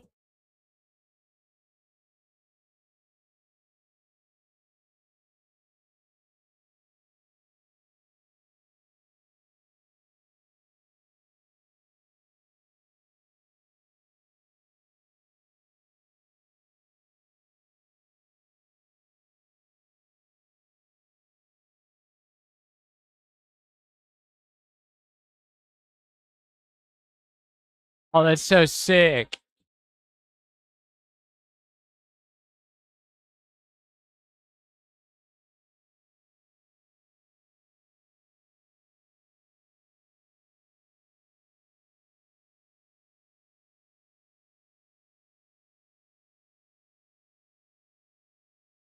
Nice. We got it to keep him from growing a pair of eyes out of nowhere.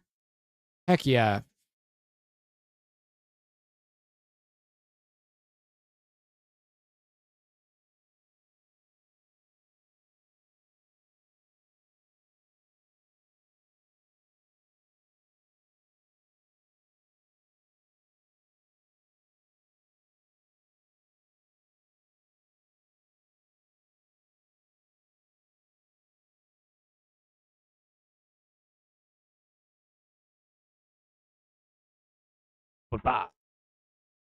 Does the witch have does the witch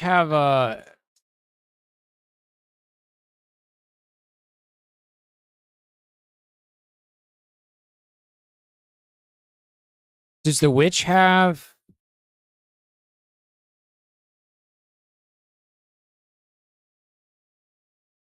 a dancing animation yet? I don't know if she does.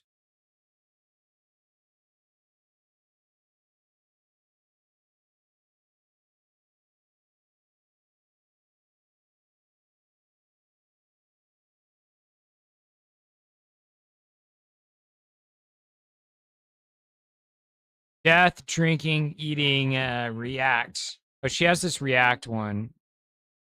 Oh, let's hit react.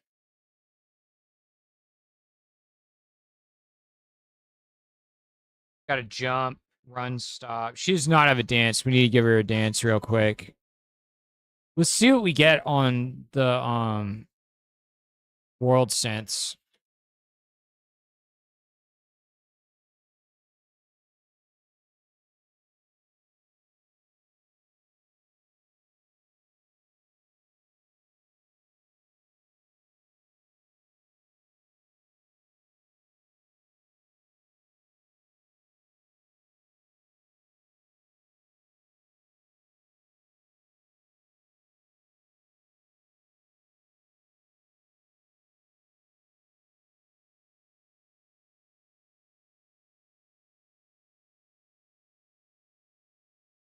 I thought I had a cheer for her already. Oh, she does. She has a cheer. What does it look like?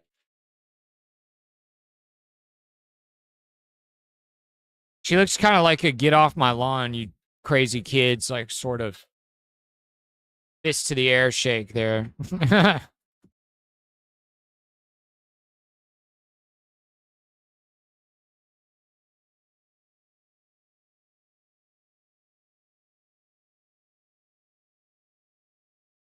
I think this is the last one. And then once we're done with this, gotta ask Animation Claude to do the green screen processing on every single one of these animations.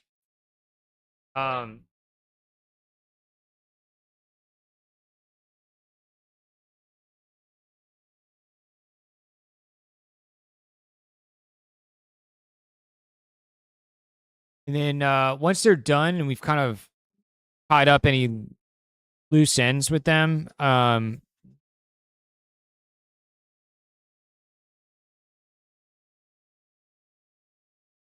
like in terms of recoloring them and stuff, then the other animations we need to do is we got to do a drinking animation for all of them for the party, the feast, the festival.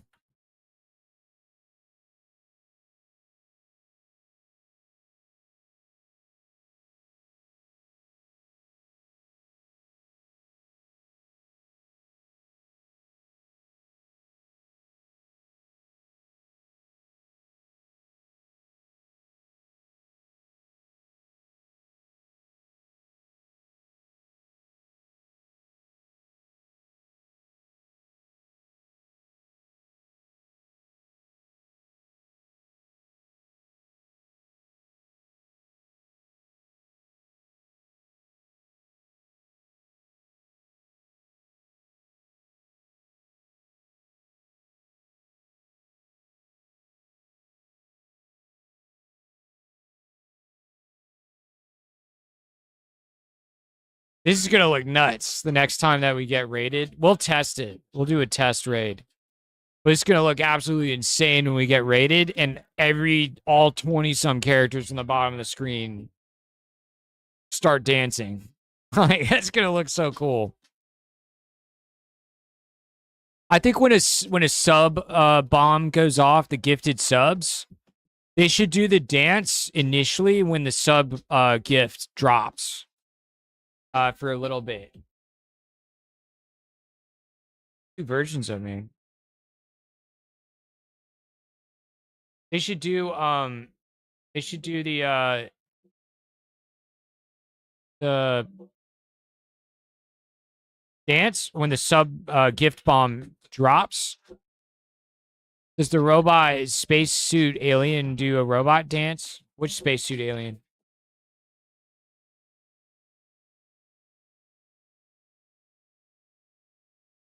Yeah, then all the subsequent celebrations that happen from the 10 gifted subs, the characters are jumping.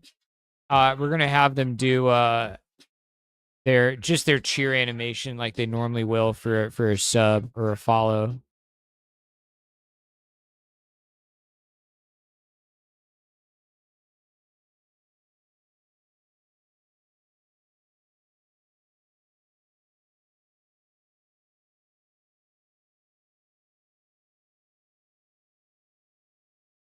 All right, we got a dance for the witch.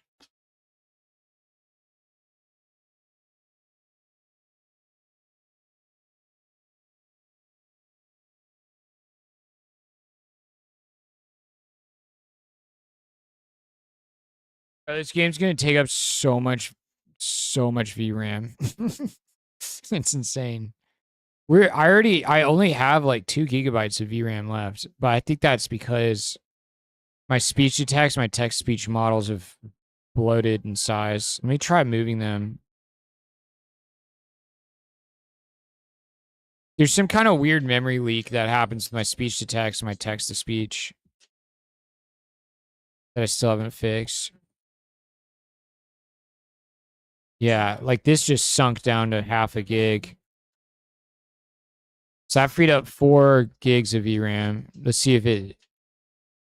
Yeah, whatever that was, whatever is causing the memory leak on the speech to text program and the text to speech, just switching them back and forth to RAM and VRAM just like cleaned them up. And it freed up like another 2 gigs of VRAM. I bet the video map model is leaking too. Let's find out.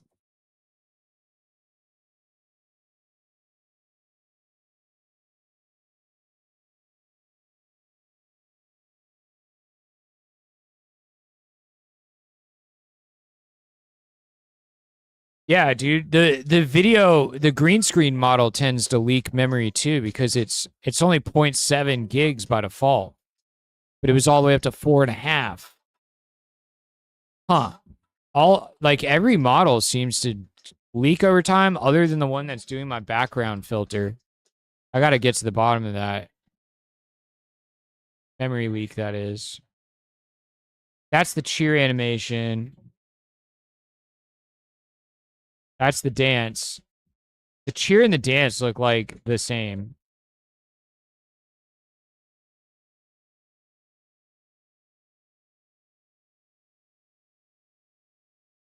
We're gonna call this the dance.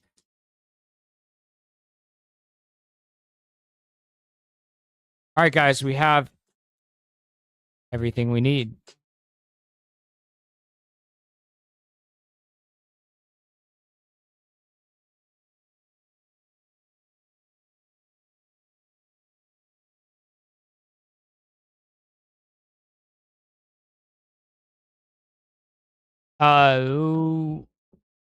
It looks like most of you guys on the Twitch chat are regulars here, but just FYI, I see a few new names.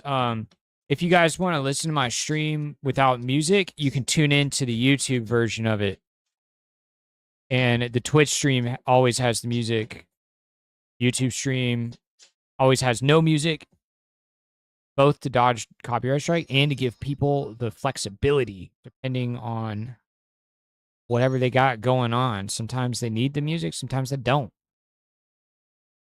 They need their own music so they can focus or something, you know? But it seems to be working out well that people have the option. I see right now there's like 6 people tuned into the YouTube and 24 here on Twitch. Hey, we just added a cheer and a dance animation for every single character that you need to process. The only ones that already existed is it looks like the World Synths already had cheer, and the Blighted Crone already had cheer. But for everybody else, it's a new animation.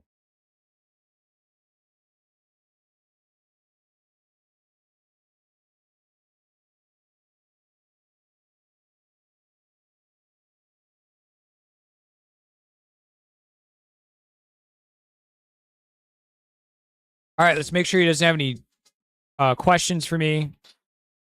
And then I'm going to fill up my water. And then let's check out Tuso. Are you here right now? We will play your spaceship game now, like I promised.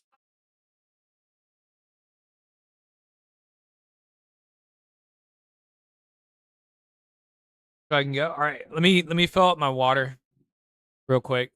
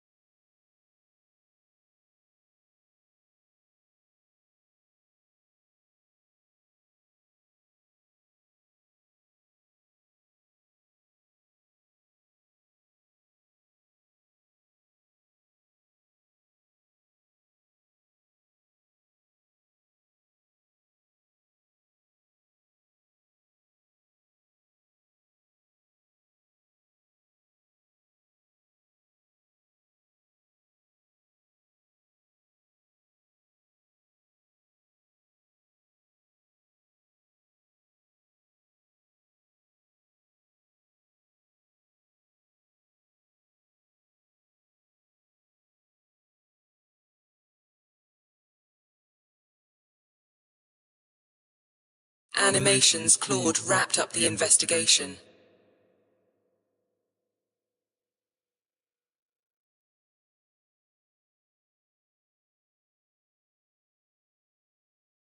This song is crazy. Oh my gosh. Tuso, is there sound for your game yet or no sound? Should we just keep jamming?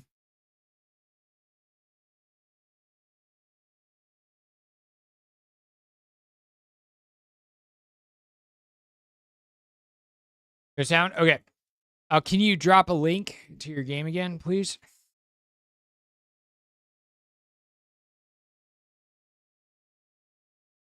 All right, guys, we're going to check out Tuso's vibe-coded spaceship destructible game. It is multiplayer. How many people can play at once? Do we need to stress test it?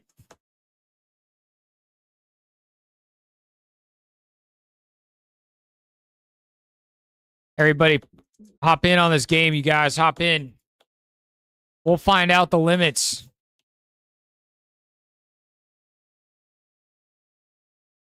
Find out the limits.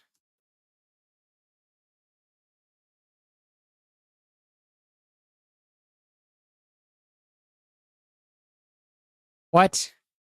Dude, your missiles are homing.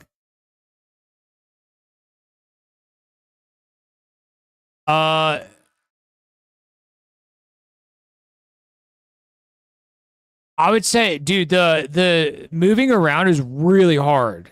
I'm like, this is like the Mario Kart ice level, like on steroids, dude.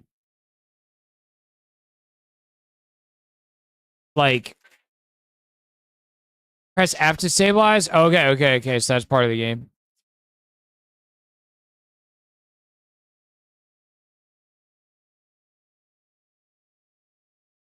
It doesn't look like I'm doing any damage to you. Like, you're doing all the damage to me.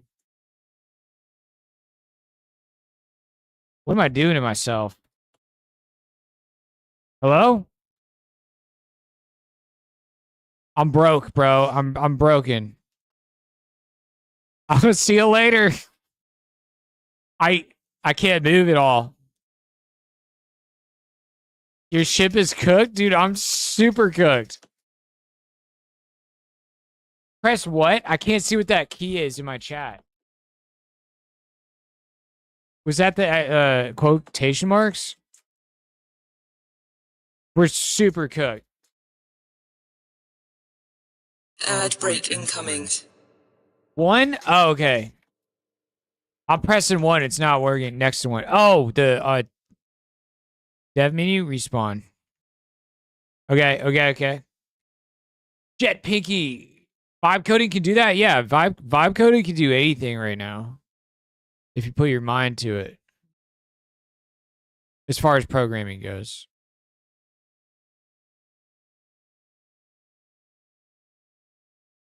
Dude, you got all the homing missiles. This thing's insane. And I can only shoot in one direction? Hello? This is like impossible.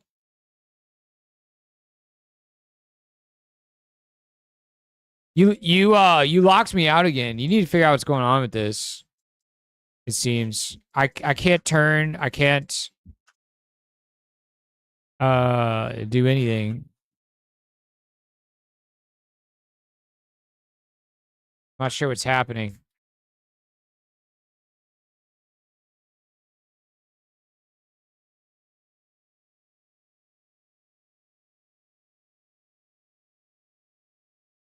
I like your dev menu. It's cool. It's got so much styling. You should ask it to add some logging, man, to figure out why people's ships are getting frozen. Yeah, I would say the stabilized thing is a cool concept. It's hard though. It's more realistic. It's not as like gamey. But it's like I wish like J was like shit. I wish stabilized was like spacebar. Like I wish I didn't have to take my finger off a directional input to stabilize. You know what I mean? I wish I was stabilizing with my thumb instead of one of the fingers that I need for like navigation. Like now I'm pressing like my shoot with my right thumb because I want my I don't know because I want my left hand to be more dexterous and freed up to constantly tap stabilize. So it could probably work. Just I feel like maybe space should be the brakes.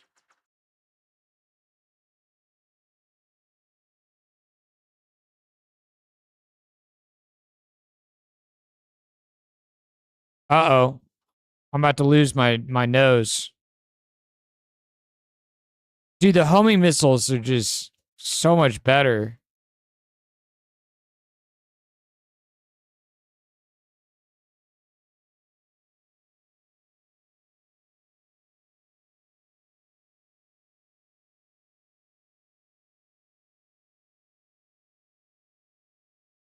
My God, why is my screen shaking so hard? Is it because that galaxy or is it because my health is like critical or something? Speed, shield, fuel, souls.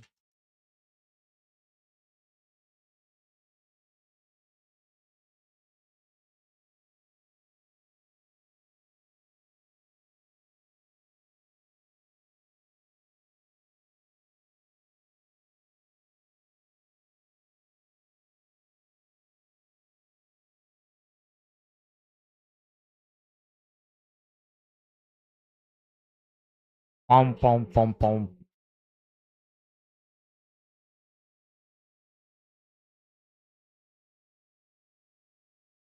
I love the like shield effects and stuff too, man.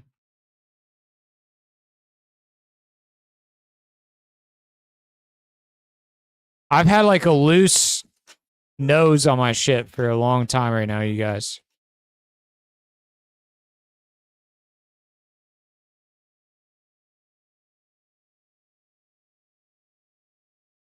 Dum dum dum.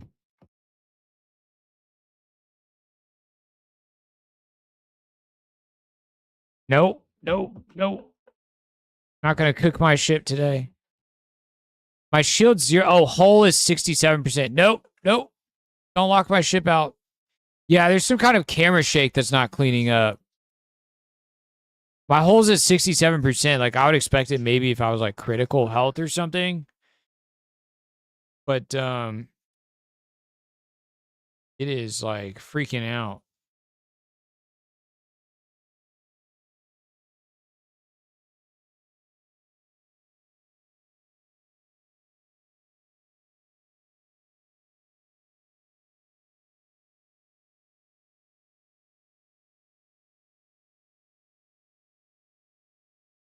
I just can't shake the homing missiles at all. No, I'm locked. I'm frozen again. Oh, I didn't want to respawn. I wanted to blow up. Let's see if respawning fixes my camera shake bug. Nah, the camera shake's still happening. I don't know if it's camera shake or if it's like some kind of, yeah, it seems like a camera shake that's just stuck on.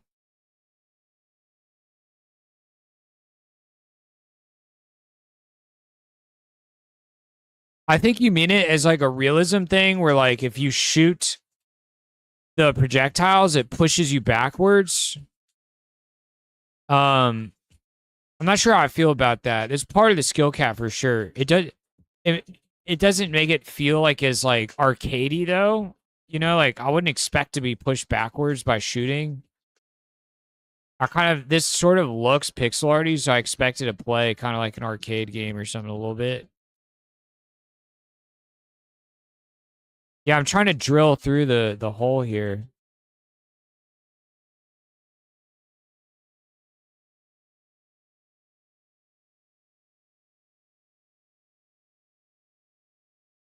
It's taking forever. Oh my gosh.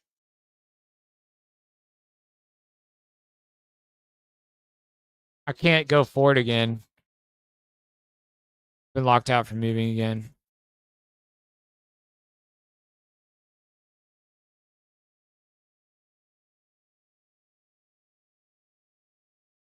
I don't know. I was sitting there just drilling into this other ship, right, for like a solid like 2 minutes. Um,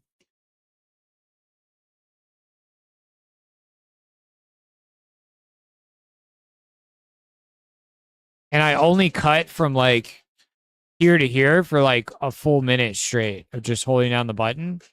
And in practice, like it's gonna be so hard to land shots on people if we're actually moving around and not just sitting here like doing nothing. So I think, but that's supposed to be a tanky ship. I don't know. I think maybe time to kill could be a lot higher, and you like die and respawn like really quickly. Might be super interesting. And like this ship's better at cutting through other ships or something because it's got less firepower. Like it's taking me so long to try it. Like the part you showed where you can cut through the whole ship, it just seems really rare. Like that's gonna happen with how long it takes to just drill a hole into somebody, you know? Um, like I kind of wish I could be like, and in like 10 bullets, like somebody's just sliced through immediately, and that's just happening like all the time. That'd be really sick. But I don't know what your time scale is that you're planning on these fights playing out over. You know? There's no time model yet, so there's no deaths right now. You stripped out permanent death while working on the model system. Okay, press M. Ooh, nice. You got the little boop, boop. Nice little squashing on the thing. Pro Panda, can I show you my 3D workshop thingy a bit? Yeah, sure, dude. Trying to fix it at the moment since it seems to have memory leaks. Word. Backward interstellar space simulator. Yeah. Yeah, I made a 3D Minecraft game where a creature workshops the players sketch down monsters and it's all vibe coded. Oh yeah, dude. Let's all select the big ship and shoot each other in the center so we stress test the amount of particles and the damage. Okay, I'll switch over to that in a minute. Particles look nice. They do look cool. A booster on shift. Yeah, I kept pressing shift. Just a concept though. Yeah, but it's like it's playable right now. Oh, you mean this is a concept? Like this is just visual? Yeah. Nice, dude. Do you ever play Eve? Eve is pretty sick. Seems very inspired by it. Let me switch to the other ship too. All right, so you said we're stress testing the particles. How are you doing the wait, what button's the homing missiles? Have I just been pressing the wrong button this whole time for the missiles? I'm just pressing space. I'm just holding space.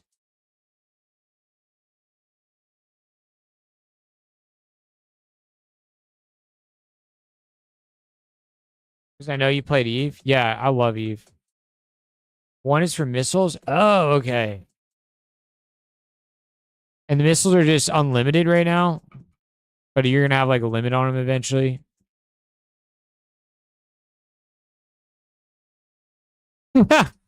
Dude, you're like a skeleton. That's like a skeleton of a ship, whoever that is.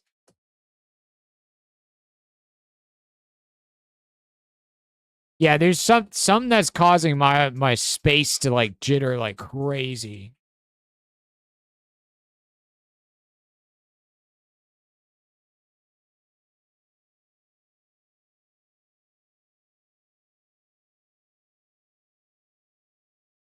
It's getting out of control. It's crazy. My space jitter is getting more and more intense as time goes on.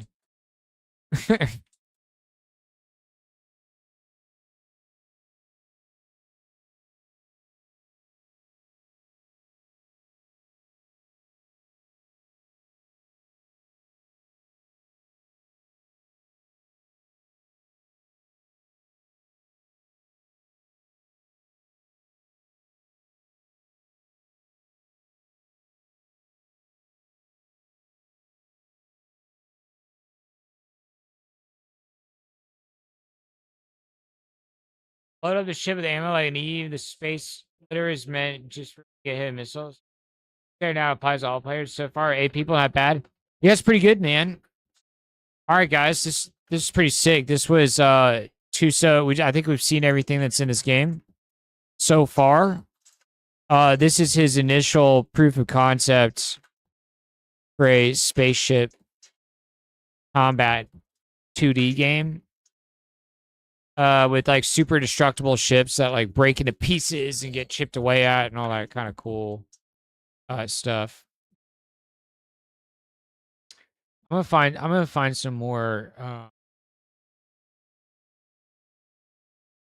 filler drum and bass stuff for a little bit. We listened to the album that I wanted to listen to already.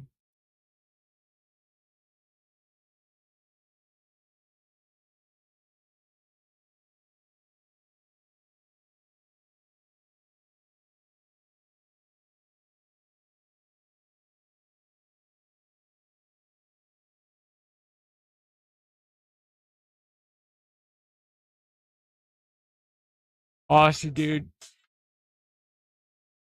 All right. Pretty dope, pretty dope, pretty dope. Animations Claude wrapped up the investigation. I'm gonna shut it out. I think we saw all your features. Gave you some thorough feedback on it.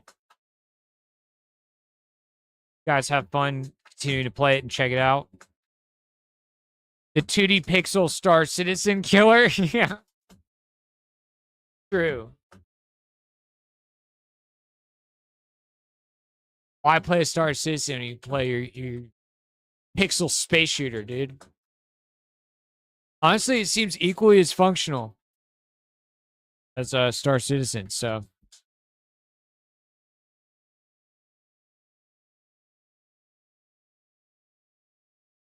We'll work on the bugs we found. Nice, dude.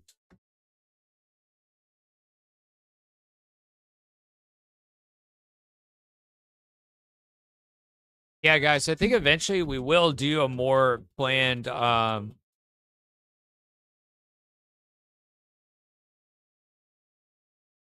time slot or something for playing everybody's vibe coded stuff. Games, and then we'll do apps like separately one day. I don't know when that'd be yet though. We gotta figure it out.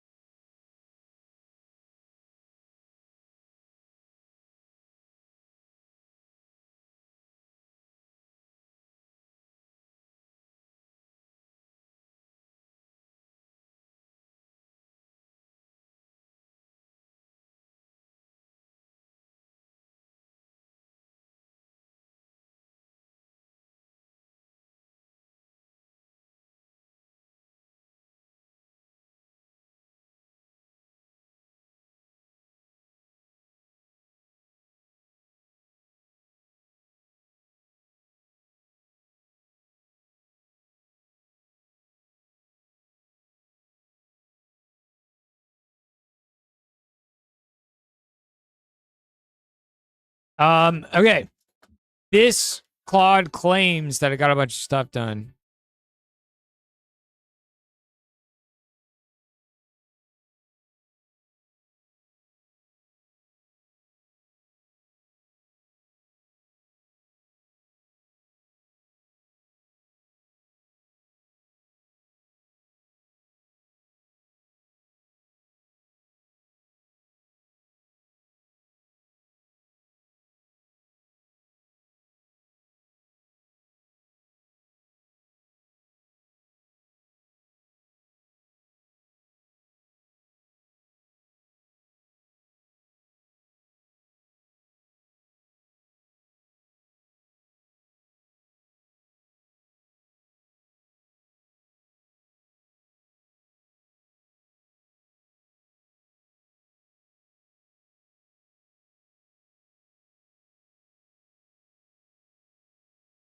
Hickory playing my game felt like Christmas. Okay, dude. Well, dude, you've been hanging out here for like months and dropping sub bombs and stuff, dude. course I'm gonna play your game. It's good. You've got a good level. You got a good level of polish already there, with like the shield VFX and stuff. It's cool, man. That'll be cool. That'll be exciting when you get your module system up and running too. Good job, Tuzo. Yeah, it's pretty cool. Pro Panda. Just feel pretty good to have people check out your games. Yeah, for sure.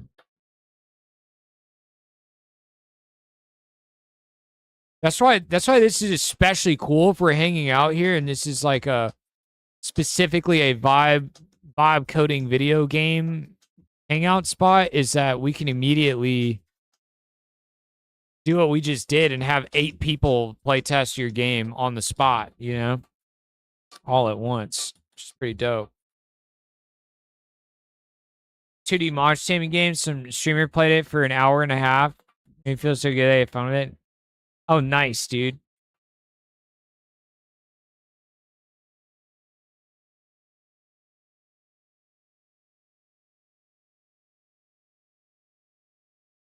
All right, you guys. Let's see. I'm reading Claude's report here on what it did on the animations for the cheer and the dances. It says flags per your standing ass. Cling Lurch. Deduped. It had a dedupe. Gorlunk 2 cheer and dance. Dedupe. Lady Vermilia. Noble 1. Nully Ripper. Nully cheer was 93% held frames. Deduped. It went from 73 to 12 frames. Let's go investigate. That sounds wrong. Super wrong. Doesn't make any sense. Why is he only 12 frames on the I saw it. He meowed. Like, it's not...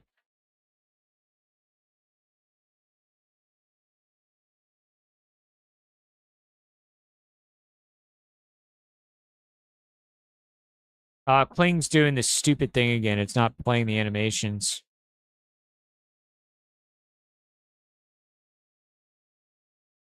We can go check it over here. Let's go over here. Nully.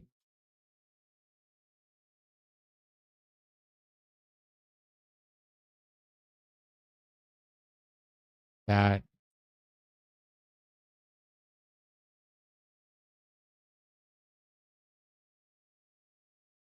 Why did it dedupe him on the cheer? That looks pretty dynamic to me.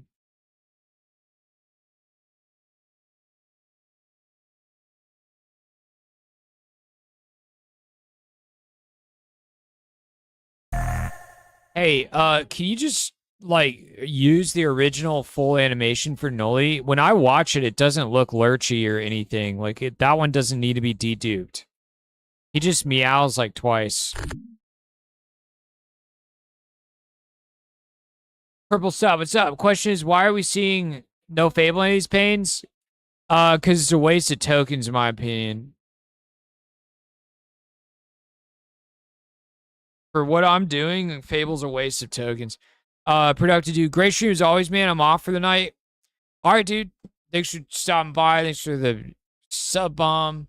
Oh yeah, I was gonna tell you, I watched the first 10 minutes of your latest video, or the Claude design video that you said the AI did some editing stuff on there, and I have some thoughts on it. But I could tell you when you tune back in tomorrow if you want, because I'll be here same time tomorrow.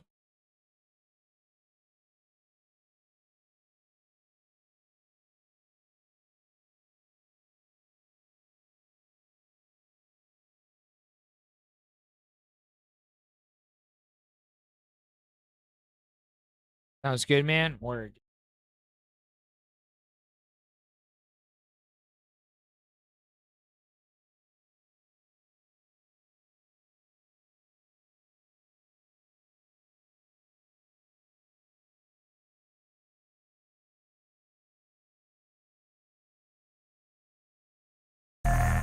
Can you figure out like why the dedupe was that sensitive? Peace.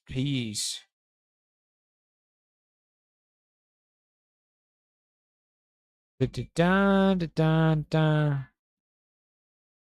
Yeah, I think Fable is not a very good usage of tokens.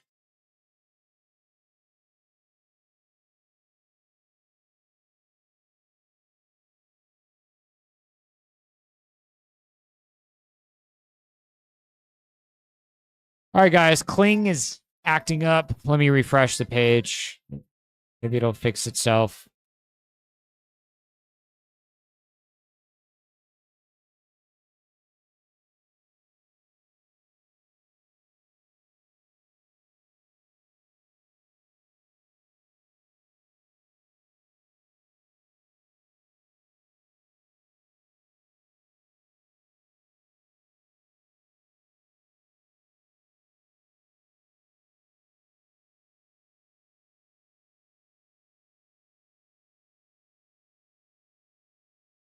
Which ones did it say we're missing? It does look like the beginning of the dance animation. He was just kind of standing still.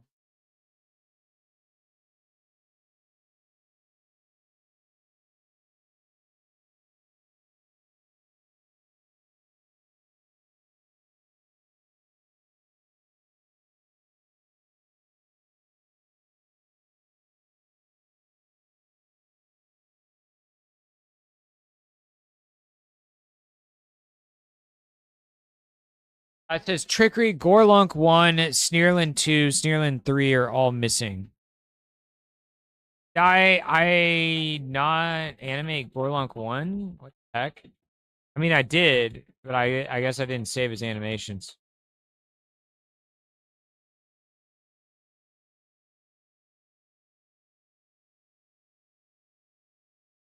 Animations Claude wrapped up the investigation.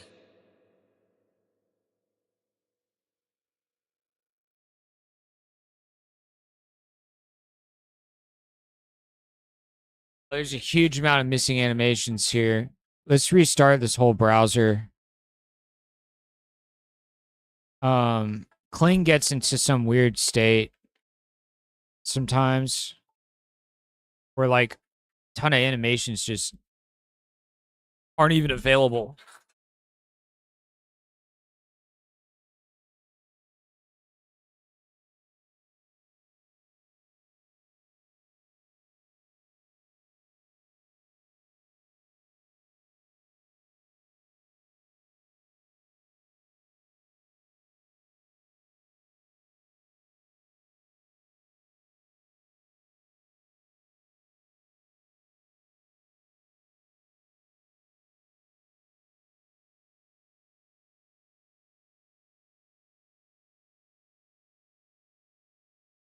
All right, it's down Trickery.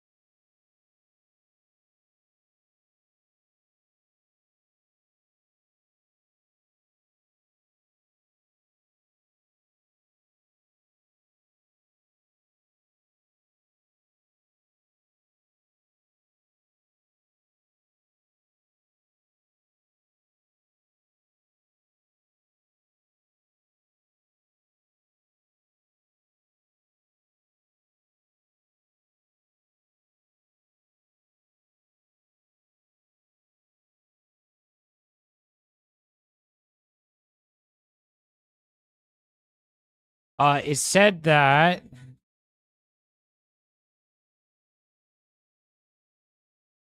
what the hell? It said that we're missing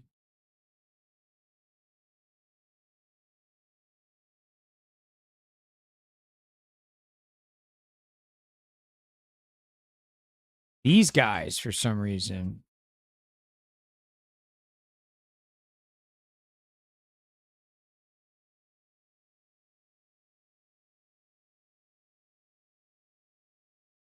Forgot to save these guys. Go on and dance.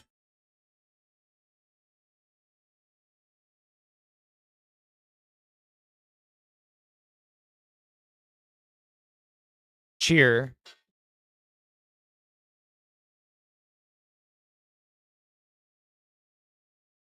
All right. Okay, we have a dance and cheer for everybody, I think now.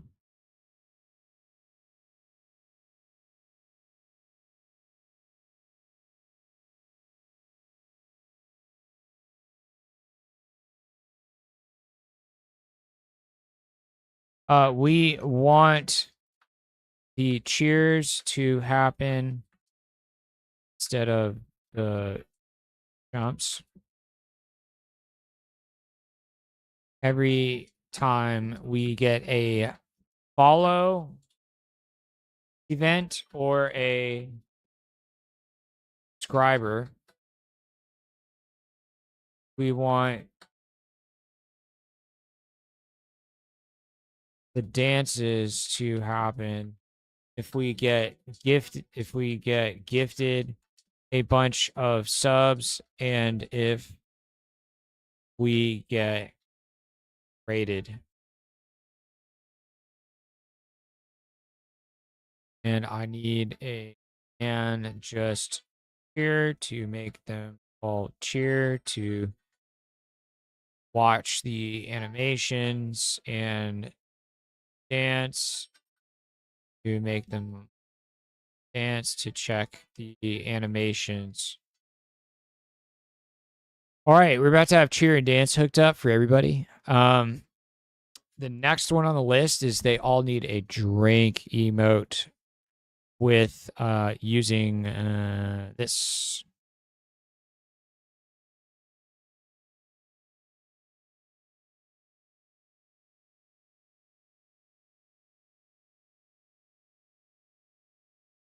So we're gonna see if we can get it to loop on the drink. Ad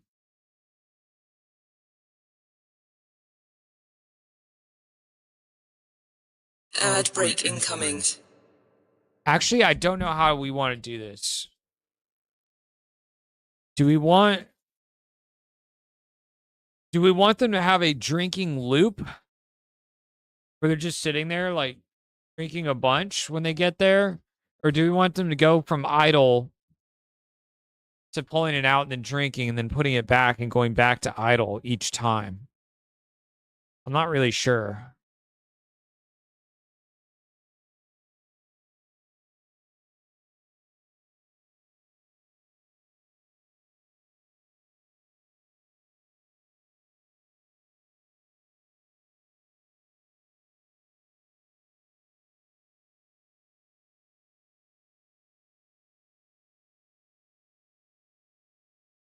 Prescott, the space game reminded me of good old Armada and Dreamcast. Dude, is totally Armada type vibes for sure. I think that's why I felt like I wanted it to be a little more simple and arcadey and not as floaty and like realistic space physics, is because I was thinking about Armada. Yeah, Tuso, you should look that game up. That game was freaking awesome. You could couch co-op local multiplayer on it. It was called Armada. Armada Dreamcast. This game is insane, dude.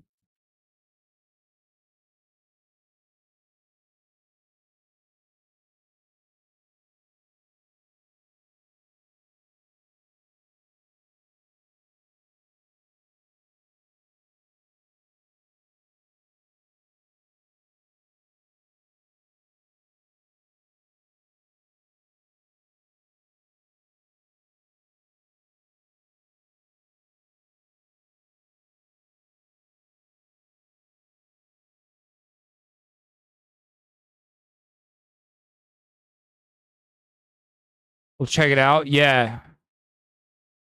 Here it is. Yeah. Oh yeah, dude. This game was sick. I forgot you could fly into the planets and stuff. Oh wait, let's listen to the Dreamcast splash screen real quick, you guys. We gotta bask in the nostalgia. That was a nice little ad break, y'all. All right, check it out.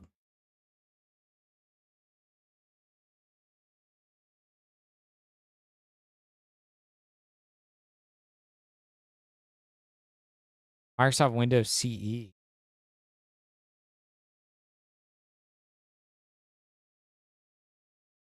Okay, we're skip the intro. I'll show you the gameplay.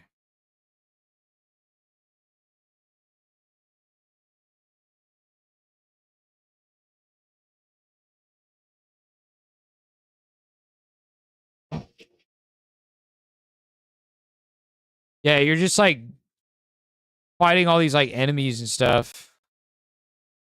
And you could play like co-op. And it was like you're locked on a plane. There's no height to it. But when you leave the planets and you go out into space, you can just fly around in space and then you can go in and out of the planet atmosphere view. Let me see. Does this guy leave this planet at all? This whole video? Yeah, here it is. He left the planet and now he's out in like actual space. But yeah, you're farming like XP and materials and stuff. You got a little radar. But you'd fly around in space forever and just find random planets that you could like dive down on. Yeah, all the aliens were like sort of weird organic creature types that are like living spaceships. They saw damage numbers, so you could see your number go up as you got gear and stuff. Pretty sweet.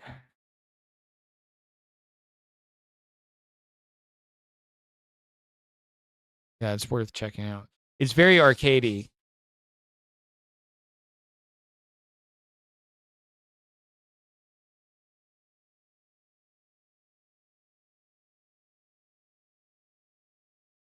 Okay, huge project.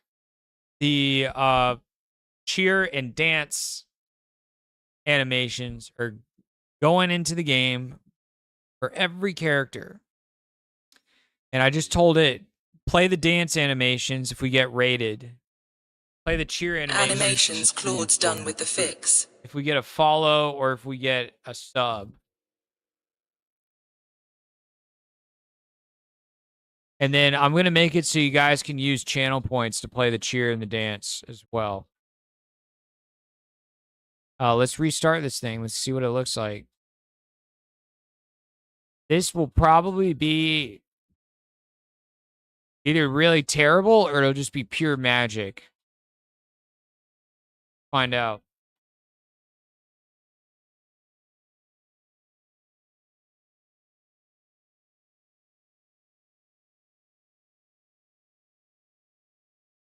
Takes the green screen animations and places them into the tool itself. Yeah. Yeah, I don't do anything. I make the clips, I download the clips, and I just tell it, hey, the clips are in the folder, put them in the game. That's the power of making your own game engine that is AI native. The AI can do everything.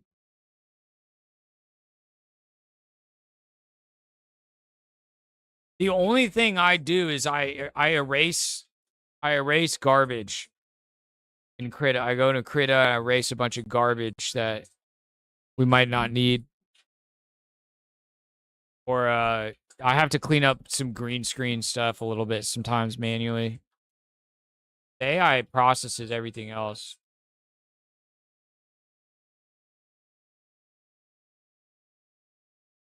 Well, that's the crazy thing, man.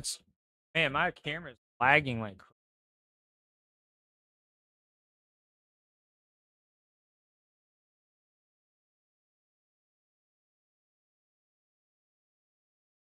Hello. Hello.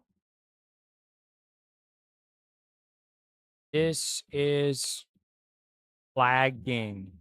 Yeah, it's lagging a little bit. Let me tell it. Let me tell it. Let me tell it.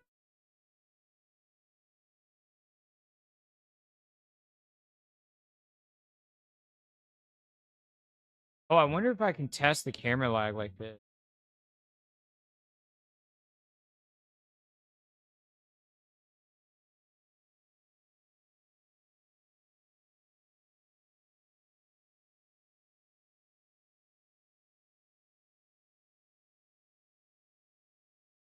Huh.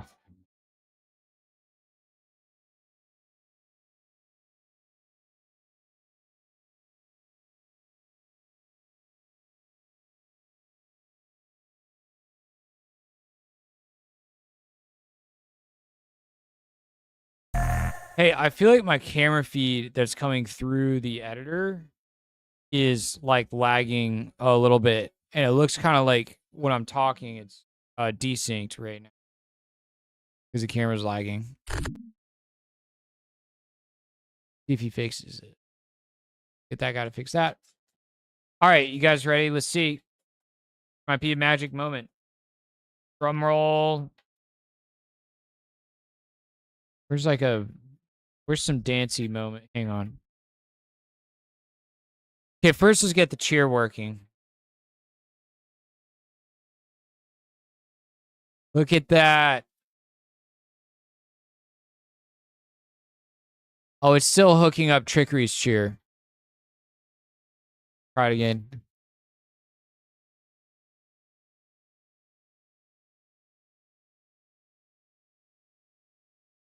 Pretty cool.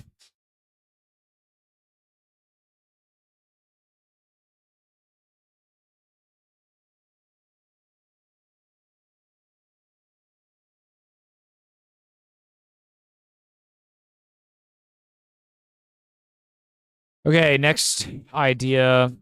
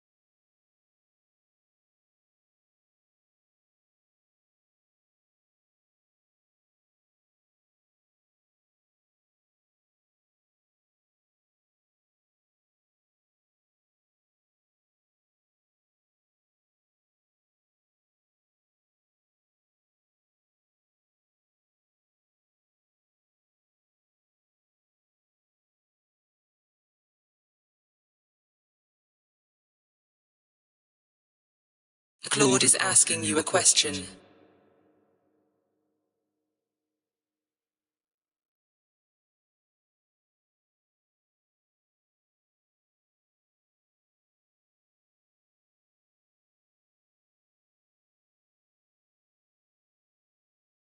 How do you want to fix the camera desync? You're live rigged right now. It's just something disrupted. D1080p to RVM. Edit camlink.split so the RVM loopback gets 1080 instead of 4K. Restart the camera split. Cuts per frame CPU 4x should hit 30 FPS and close again.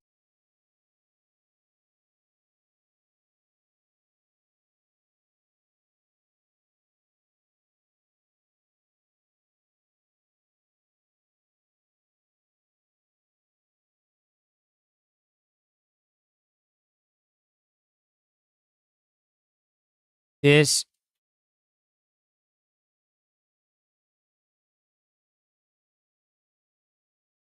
I don't.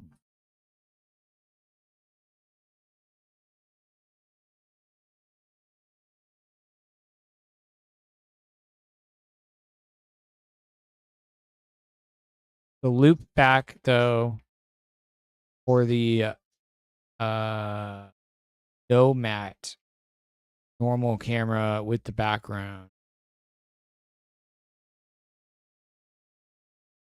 All right, so we're gonna try to upgrade some more things on the alerts on the stream. I'm gonna make the alerts, instead of the alerts also being a separate browser source on the screen, the alerts are also gonna be a part of the game here. So we're slowly working our way towards every single piece of overlay that you see on the stream over top of my desktop. I think the goal is we want all of it to come from the game engine for the most Animations, part, Claude finished digging into it. because the game engine can apply like shaders and like really cool effects and stuff to anything that happens. Our alerts, what we needed to do to just get them working was copy what Streamlabs did. But we need to push it to the next level. We're like earlier productive dude donated bits, like 100 bits or whatever. The bits icons, the null gems. Basically, if somebody donates like 100 bits, we need literally 100 gem icons to rain down from the sky, and then you guys are able to pick them up or something, and you get them as currency. You know, like something crazy and cool like that. Instead of it just being a little alert that shows up in the middle of the screen. So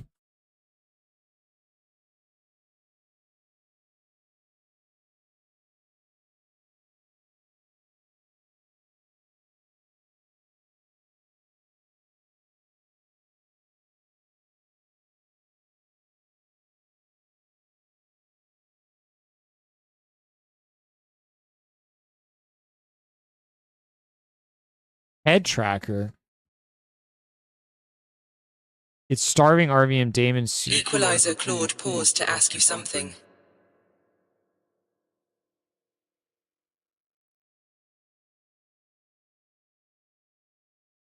Keep a tiny browser audio only source. Add audio output to the engine.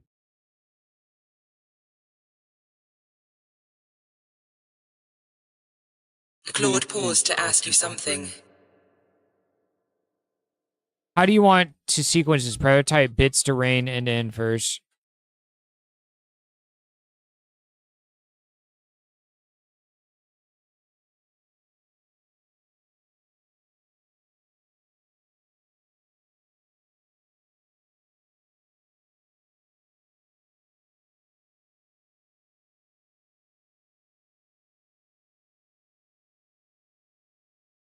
The engine should already be using a mini audio. You just need to add the ability to route to add a specific pipe wire channel metadata for sounds that get played. I'll be right back, you guys.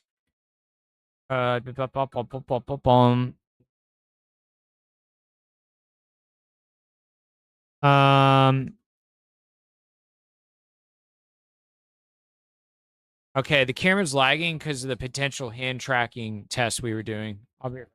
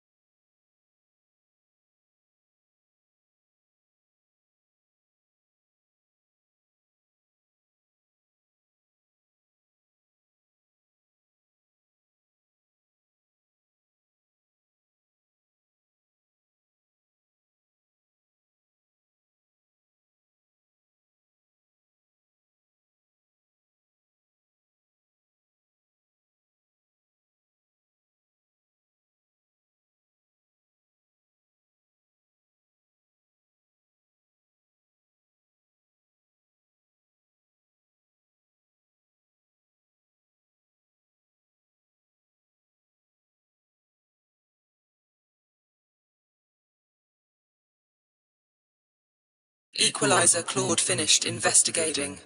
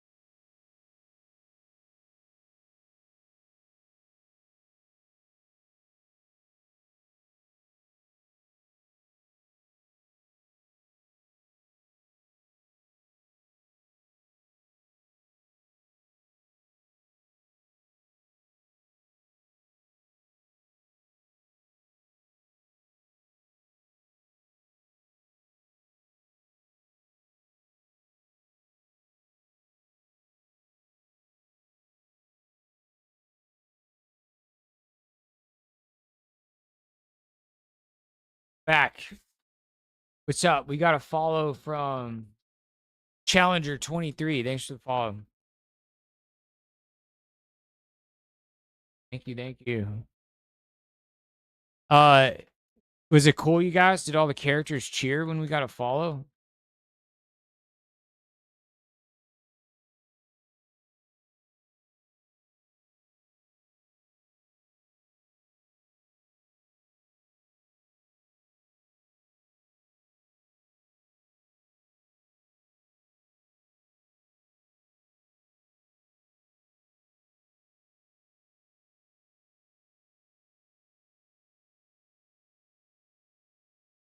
It was pretty cool. Nice. We just added their cheer animations tonight. Brand new.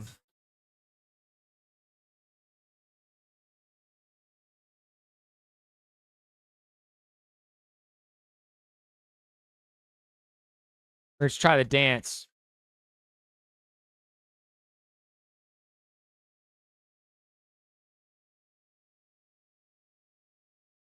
Okay, there's a few dances that are off color.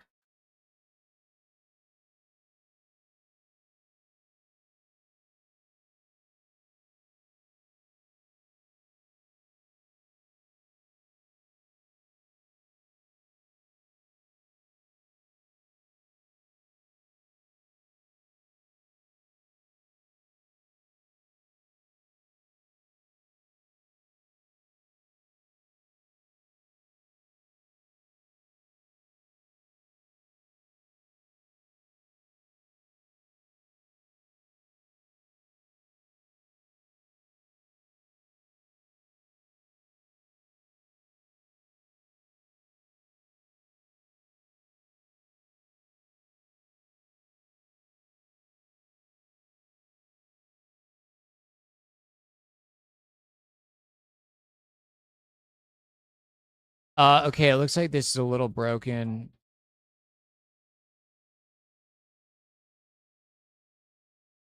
We're gonna see if the dance animations are working.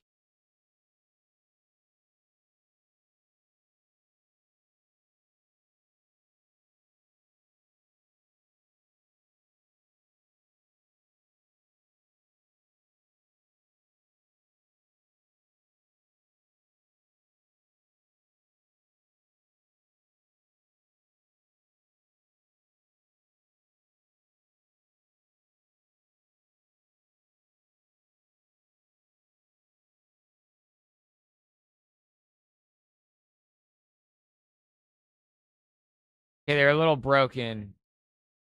Let me restart. Claude paused to ask you something.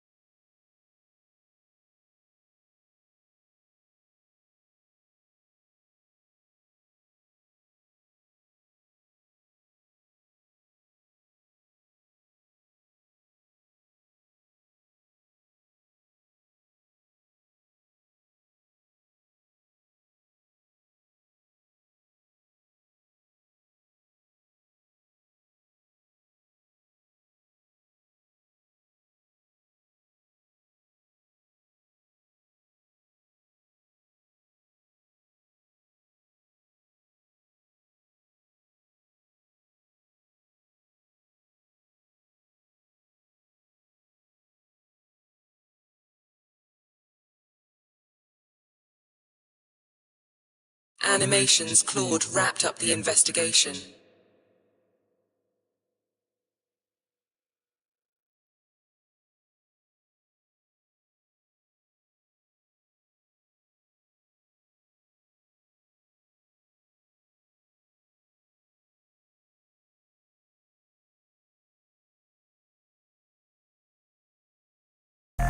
Hey, when I hover near the edge of a clip, I need to be able to like, you know, uh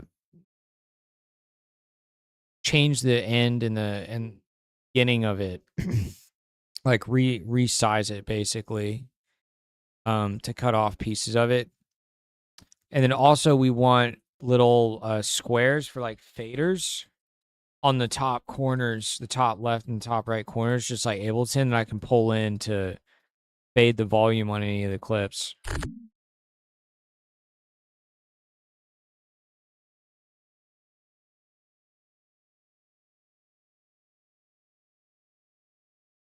Okay, Angel Script is loading again. Let's check the dance again. I need to figure out which ones.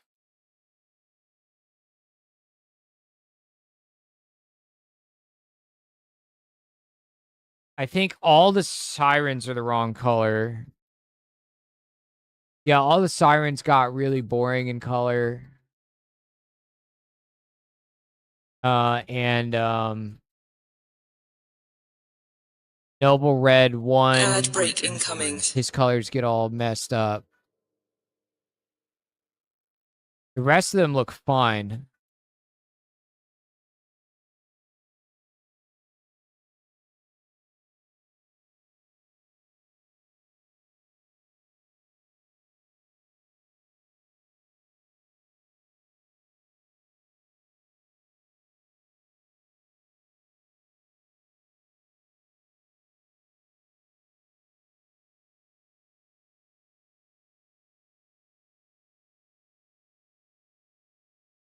Animation editing Krita projects for all 4 sirens.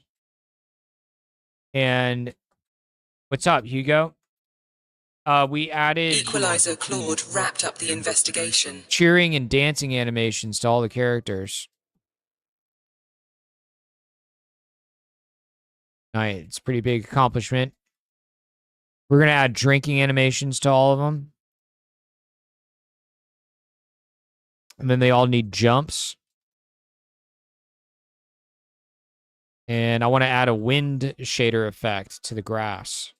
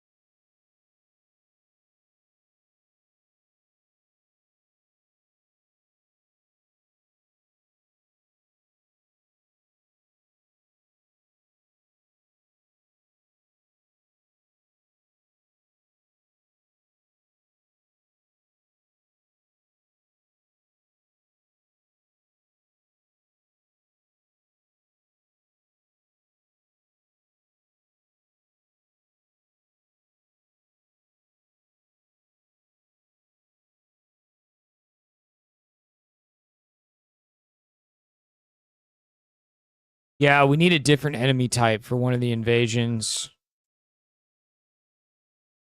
Instead of just the gremlins.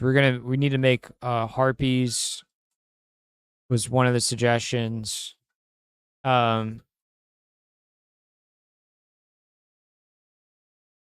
could have some like crazy badass looking wolves that come in from the sides instead of the top. That'd be kind of cool.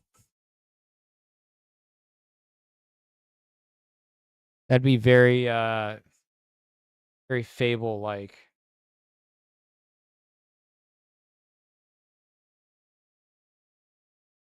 What about cat harpies? I don't know about cat harpies.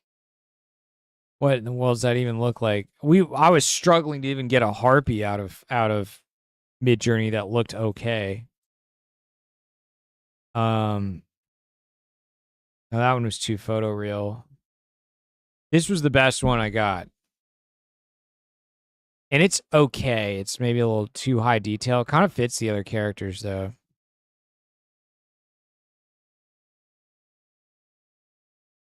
Android harpy? Ooh, that's kind of interesting.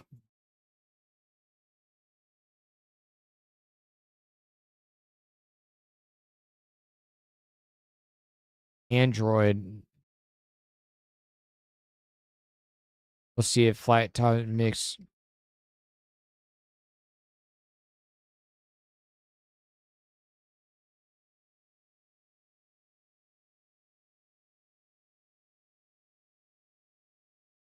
Sometimes it flagged me when I said topless, and sometimes it didn't.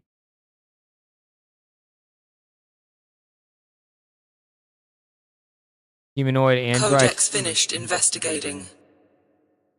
Dude, this looks like an Android harpy.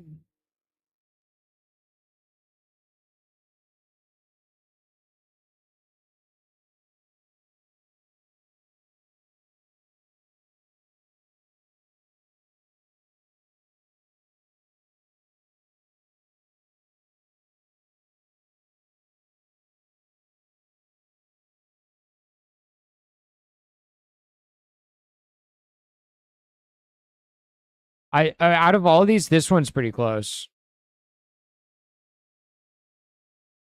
The other ones are terrible. This one's pretty close though. Not bad.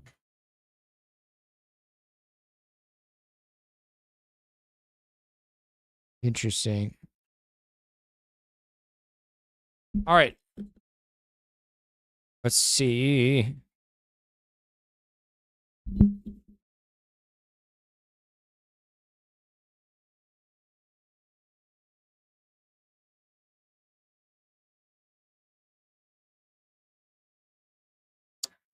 What's the status?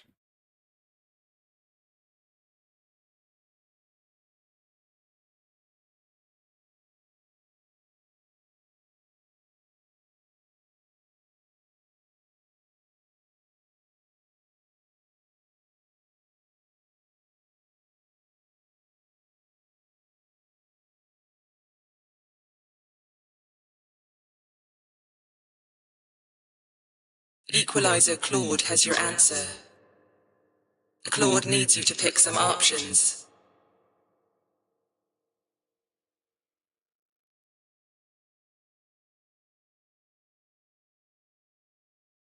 Equalizer Claude finished investigating.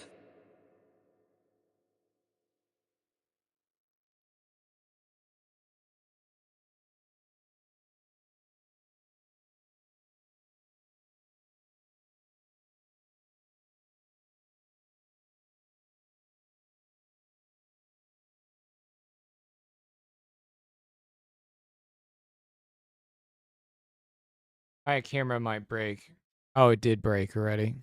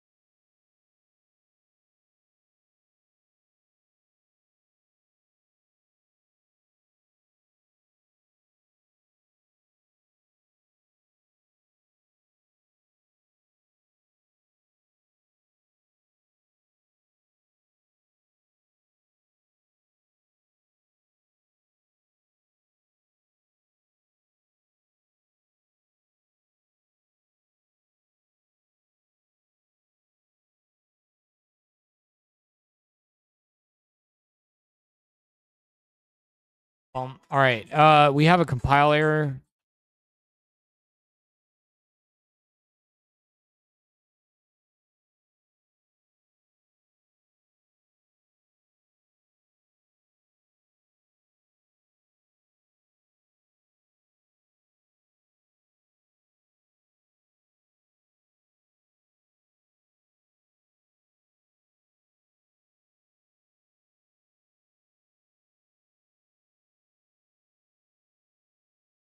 Claude's done with the fix.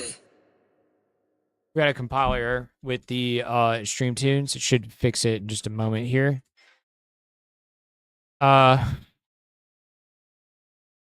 Things are running in order to fix the desync on my camera.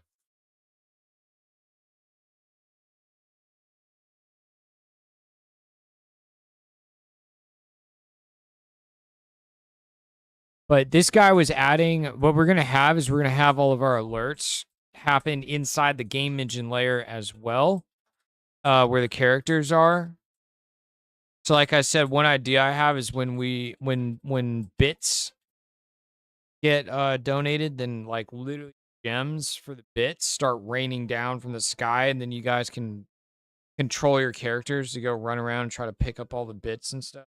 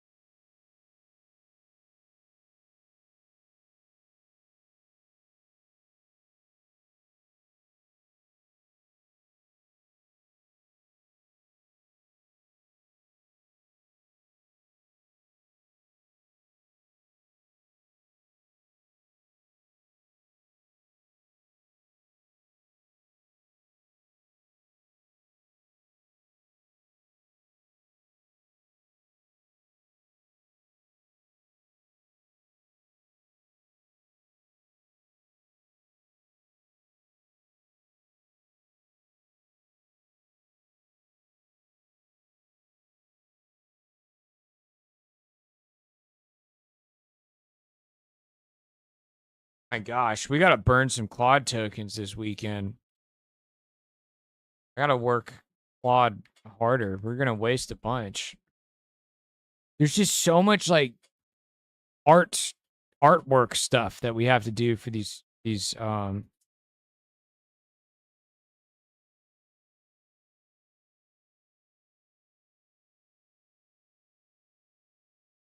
nice.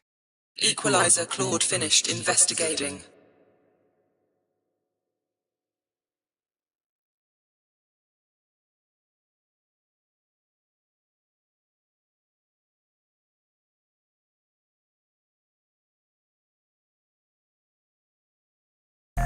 Hey, we need a render option on file menu here. Go ahead and set that up and have it actually like work. Have it come up with a prompt similar to like Premiere.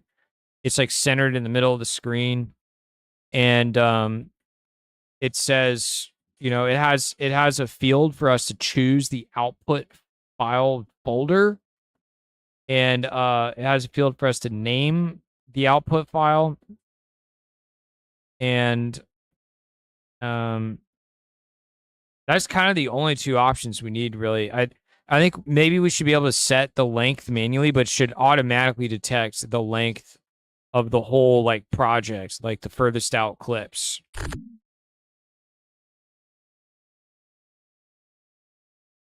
Okay.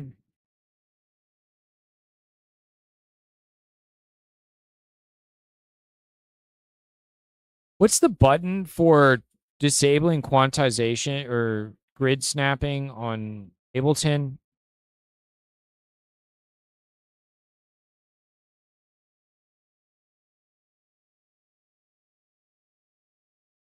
It's Control 4. That's what I thought it was. Can we add the hotkey Control 4 and like a little icon somewhere in the arrangement view bar, like just at the top, that lets us toggle between grid snapping being on or off? It looks like right now it's snapping to like, I don't know, like a quarter of a bar or something. But I want to be able to hit Control 4 and just turn it off.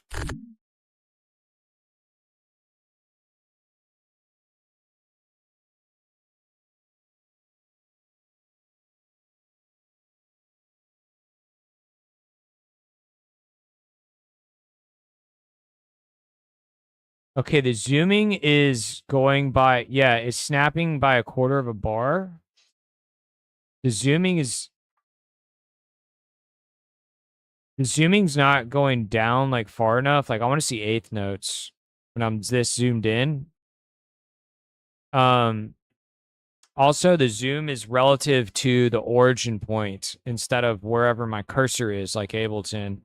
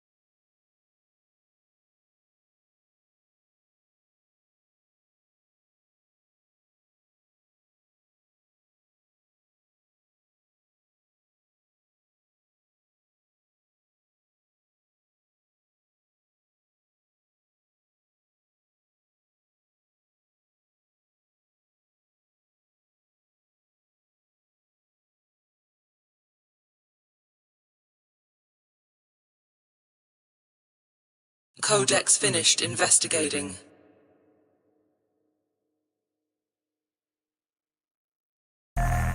Hey, when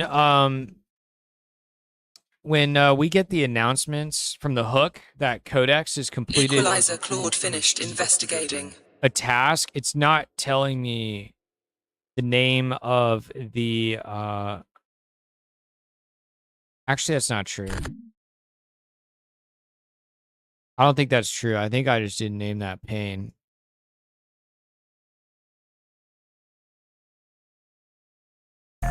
Name this pane Null Sound Codex.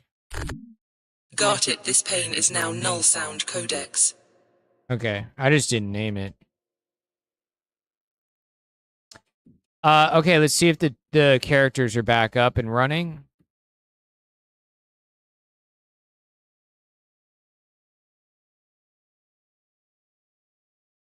The AngelScript module compiles now.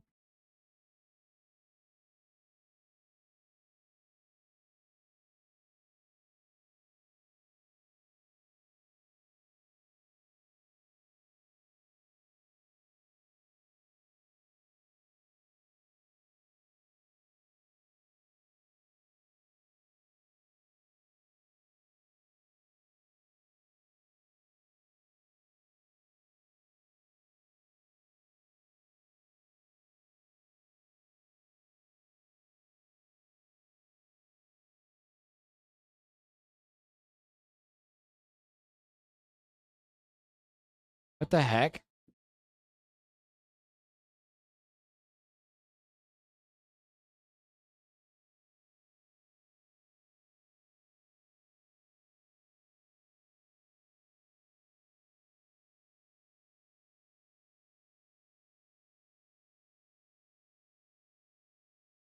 Hey, I'm running the simulation in the editor right now, and AngelScript compiled, but none of characters are showing on screen.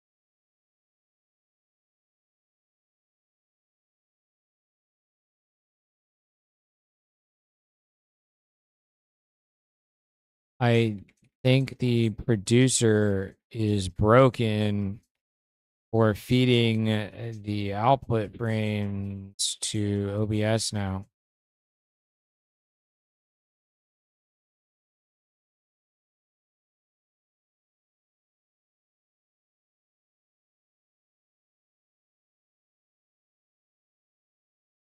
Create the alerts sync.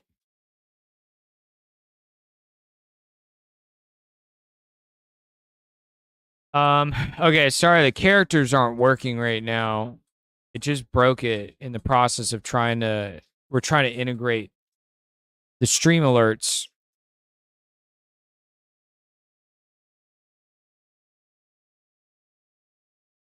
I want to ask this Claude.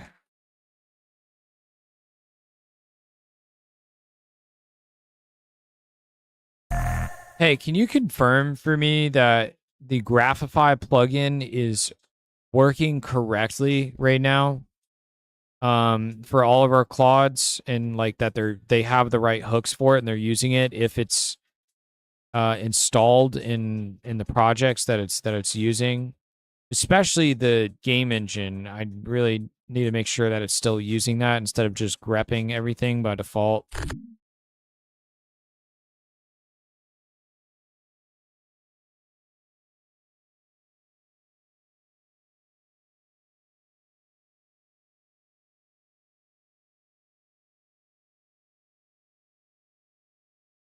The producer is broken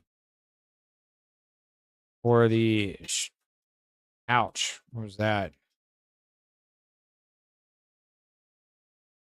The stream tunes.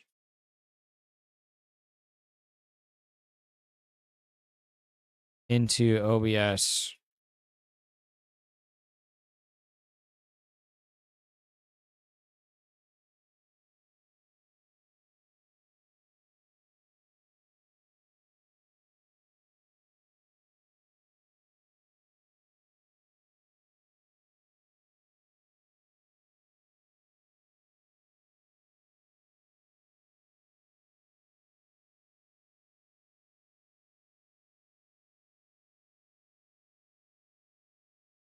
I want to send this thing.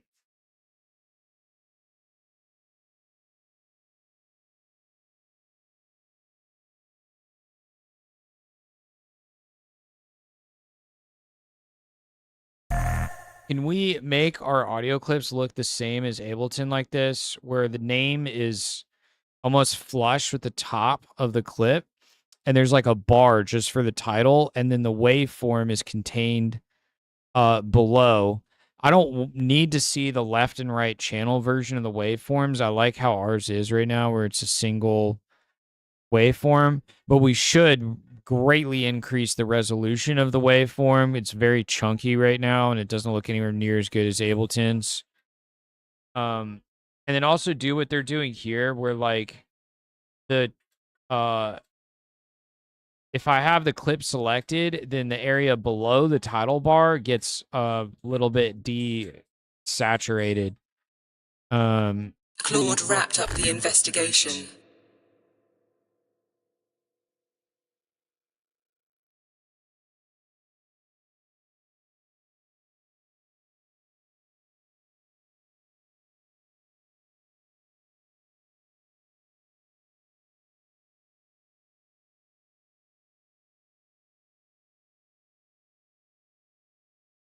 All right, let's get that working. We got so much Codex tokens, dude. They did a reset today for the week. And I think I probably got another weekly reset. I can't possibly go through all these tokens. Like, I'm going to have to just sweat tomorrow on pod and everything. Trying to right now. We've got like 10 minutes. I'm trying to spin all these guys up on doing something.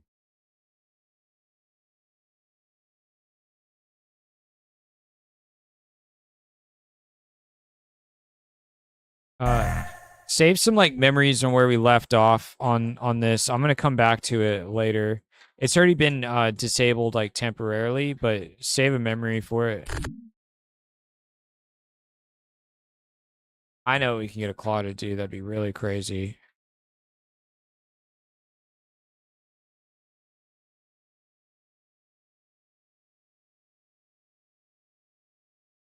The Damon had 2 parallel event sub WebSocket sessions running, each independently subscribed.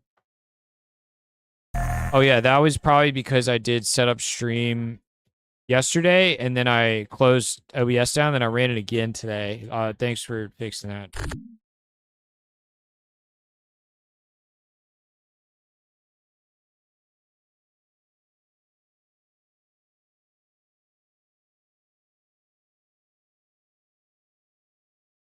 Audio Claude finished digging into it.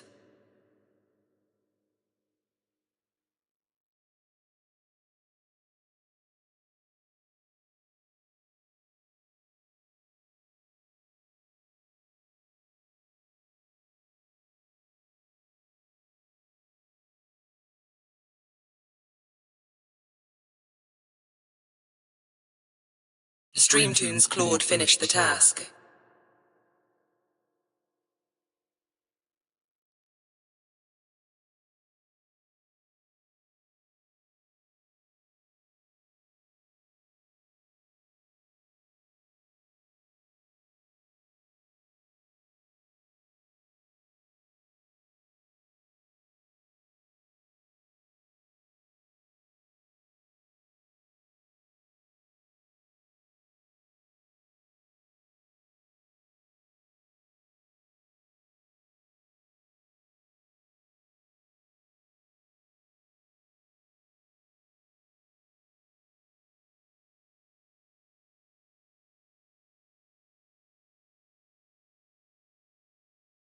Streamtunes Claude's done laying out the plan.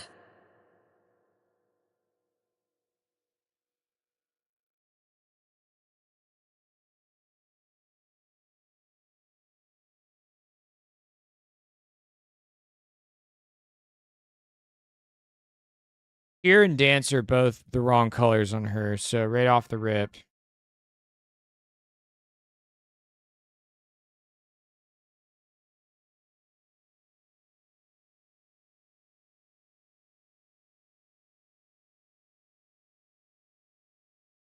Hello? Why is none of this Claude wrapped saving? up the investigation.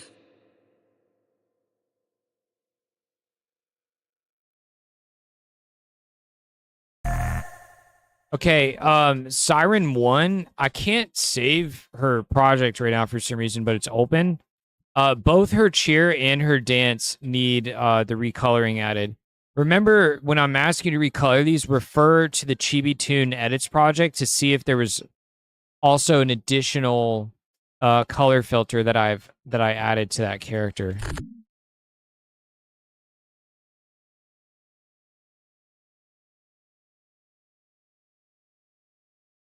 Hey, try and find the AI plan that we had about embedding the what we're seeing in the engine into the web browser for the users that are piloting their characters, because the latency is too long on the time it takes Equalizer Claude wants you to choose the some stream options. to buffer. So get caught up in the plan and let me know what the feasibility is.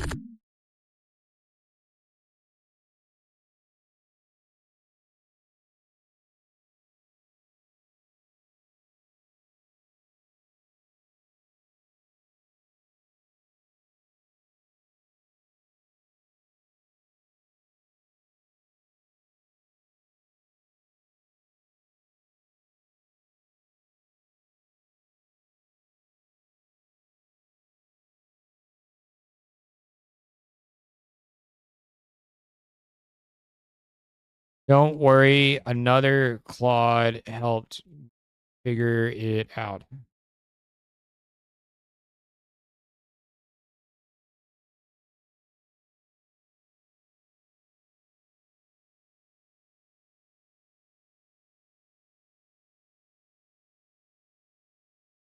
It's mostly Streamtunes Claude has a plan ready for you.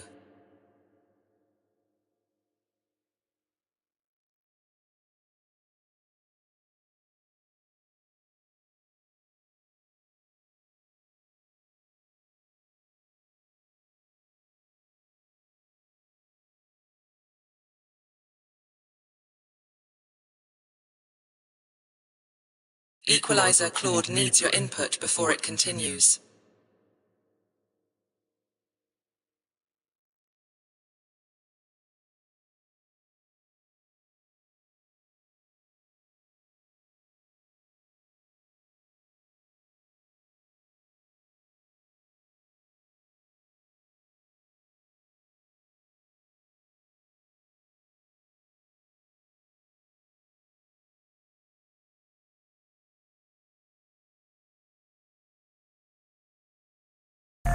How much data like is this overall for basically putting all of the game data on the web server for people to look at?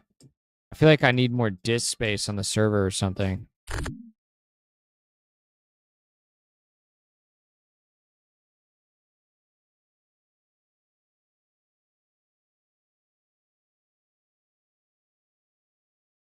Ad break incoming.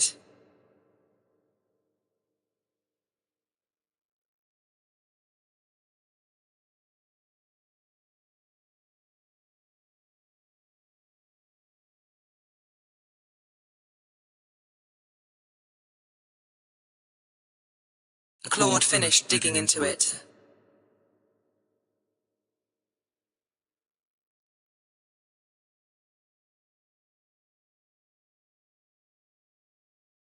Streamtunes Claude answered that for you.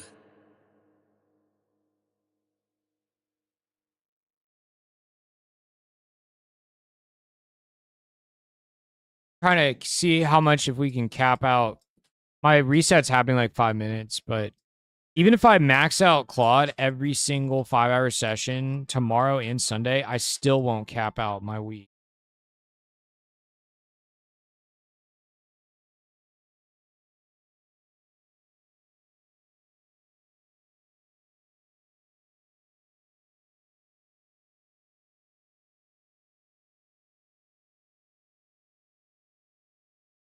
Hey, I think the audio editor is crashing now when I try to open it.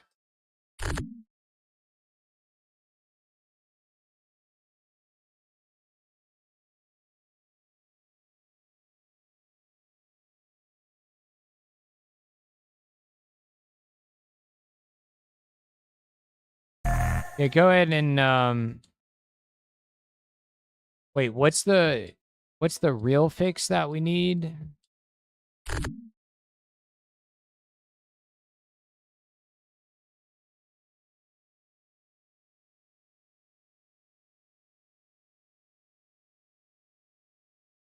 What's the render issues at all?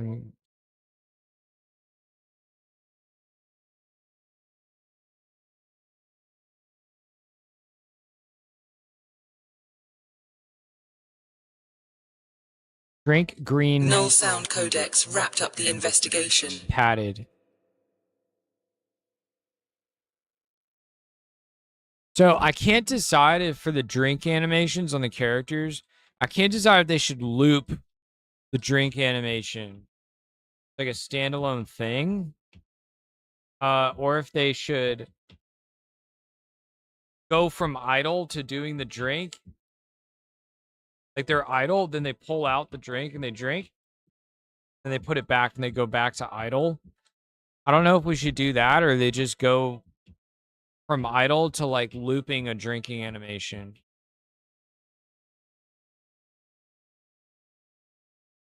If we do an actual like game, I think we'll make it a one-time thing that goes from idle to drink and then back again.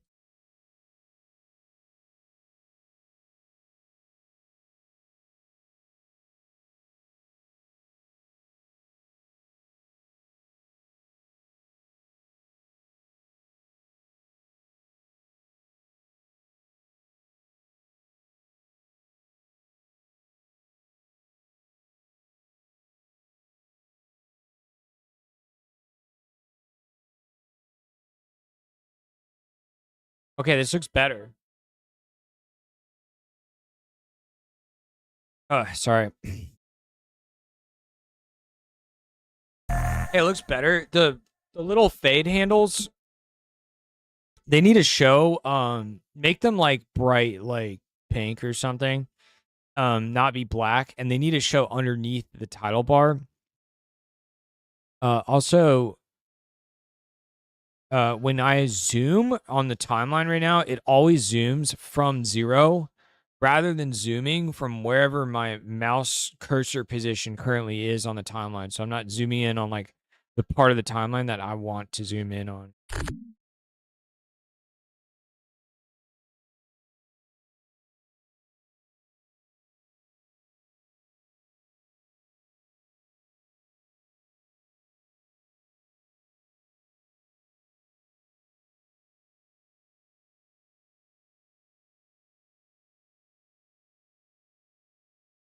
Okay. Video Claude finished the bug fix. You most certainly don't need more server disks. You're inflating two resources that live in totally different places. Confusion. Whole point of stream state, not pixels. No game data lives on the server at all. The droplet stays a dumb pipe. Yeah, but it has to serve the art to people through their web browser. No running sim, no world state, no avatar database in the droplet. The null engine on your machine is the authoritative server. The droplet hub just relay tiny JSON snapshots through and forget them. State traffic is bandwidth, not disk. Snapshots are 20 to 40 bytes per avatar, delta encoded at 20 to 30 hertz. They flow through and they're gone. Yeah, I don't care about that, dude. Yeah, the only real disk question, this is what I'm talking about. Textures and animations on your dev box, 1.3 gigabytes. This is not what ships. Includes dot null text, sidecar, source frames, intermediates. What actual PNG sheets? 372 megabytes. The raw ceiling, what a browser could need, is 372 megabytes. What any single pilot actually downloads, size a few megabytes. Notes, only the characters currently on screen, cached after first load. 372 megabytes is a lax upper bound you never ship as is. Web optimize the PNGs, WebP compression atlas. Droplet disk, no change in stations. 50 to 150 megabytes optimized, and it belongs on a CDN. Download on demand and browser cache, not all the game data knowledge.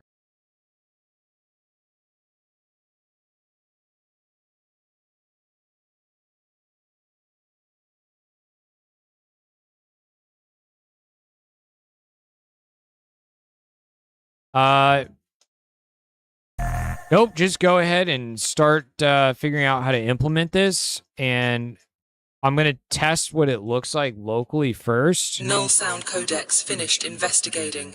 With like a local host view of the pilot page on the website once you're done. We're gonna make some background art as well that goes behind everything that's currently on the screen. That's only for the web page, but it doesn't get rendered out as a producer to the OBS scene, if that makes sense. So it's only visible on the web page. Well, it doesn't even need to be a part of the engine in that case. It literally just needs to be a part of the web page. Okay, we're going to try to figure out some kind of background art when you guys are looking at the characters to control them on the web portal.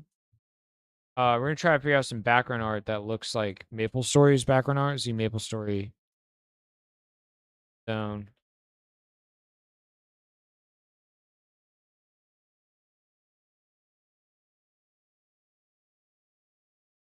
Like this. Like they've got like it's super blurred out and fuzzy and distant. You know, like clouds and whatever. You know, this shows it too. It's blurred out and it's like blurry and it's distant. Like that's what the background art is like. Man, I love MapleStory. It's so good, dude. So much nostalgia. I'm actually hyped for MapleStory Classic. I'm sad I passed up applying to. There was 2 jobs to work on it that both looked good.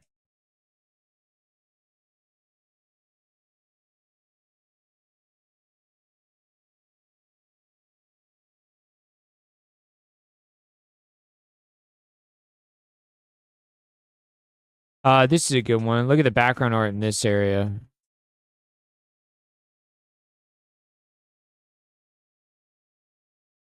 Yeah, like this background art is sick. On these platforms.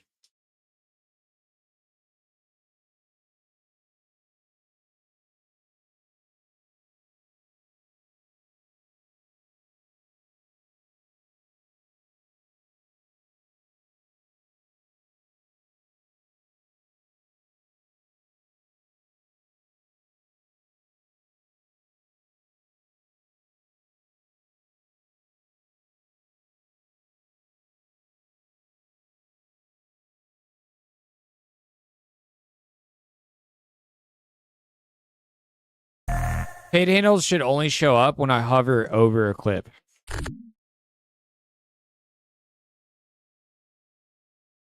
Streamtoon's Claude finished looking into it.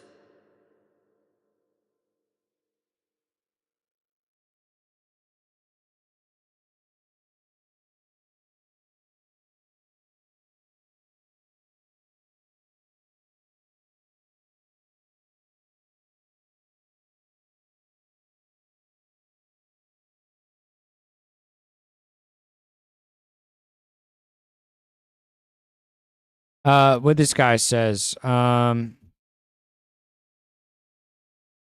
real estate. Short version on the engine. Graph fires Wirecard and firing, but the graph it points Agents 2 is 2 weeks stale. Everything else has Null Sound gaps. Codex finished investigating.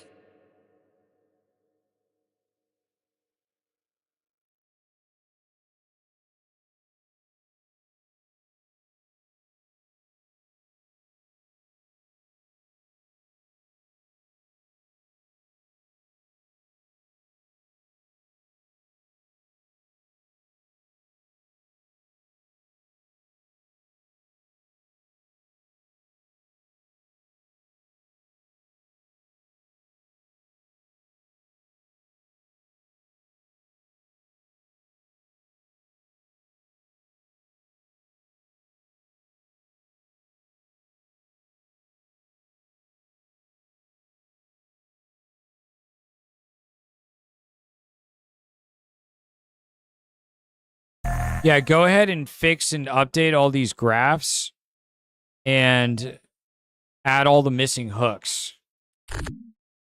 So going strong, great success. Yeah, this is the tail end of the stream, typically. Unless we got some crazy raid. But nobody raided us tonight. Last Friday, we got raided for 90 people. I was crazy. Yeah. Yeah, just a reminder for any of the new people here, you guys, the stream is also running on YouTube, and there's no music on the YouTube version, but there is music here on the Twitch version.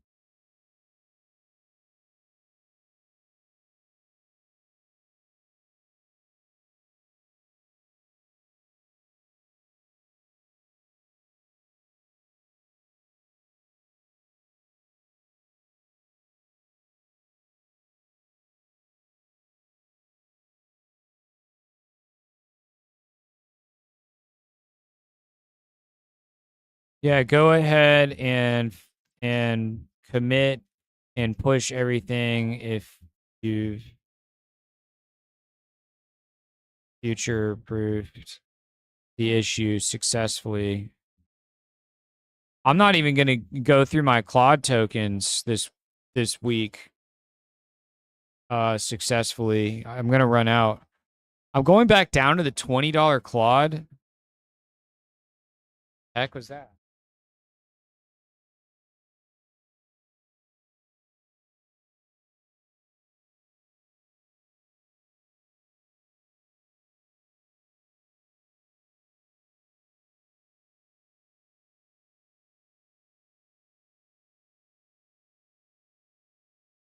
We'll see how long I last on that. We have so many projects now that are in the works that I might not be able to handle $20 Claude again. We might have to stay on my cat's racing. We might have to stay on the $100 Claude.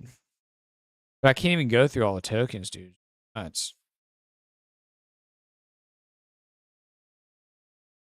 so much. Audio Claude finished looking into it.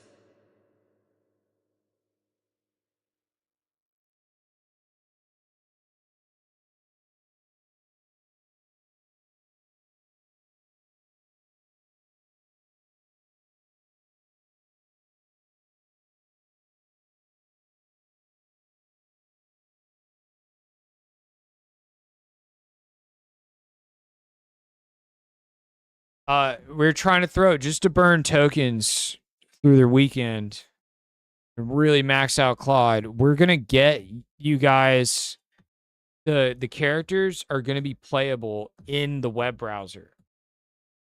Go into the pilot mode. Right now it's like super laggy if you try to pilot the characters because my Twitch has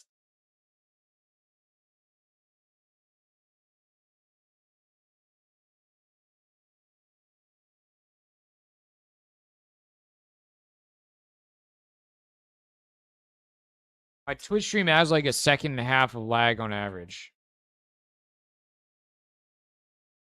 Just normal, right? Because I'm encoding the whole stream. It's going up to Twitch's servers, then it's coming back down, and it's running at 2K. Oh, we've been at 1080 this whole night tonight. Damn it, so lame. I forgot that I had to change it. I need to fix it where when I switch where if I'm live or not. Because I am not going to remember to do that every time. Let's ask a Claude to fix that. It's still all right though. 1080 is not bad. It's just not 2K.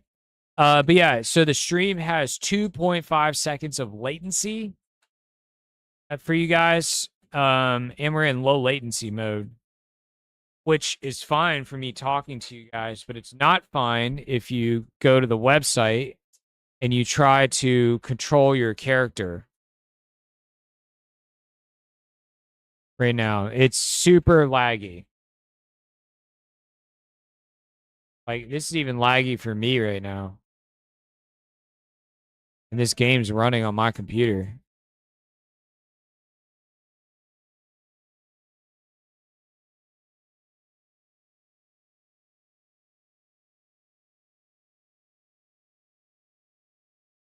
So what we're gonna do is we're gonna embed the view of the characters in the web browser.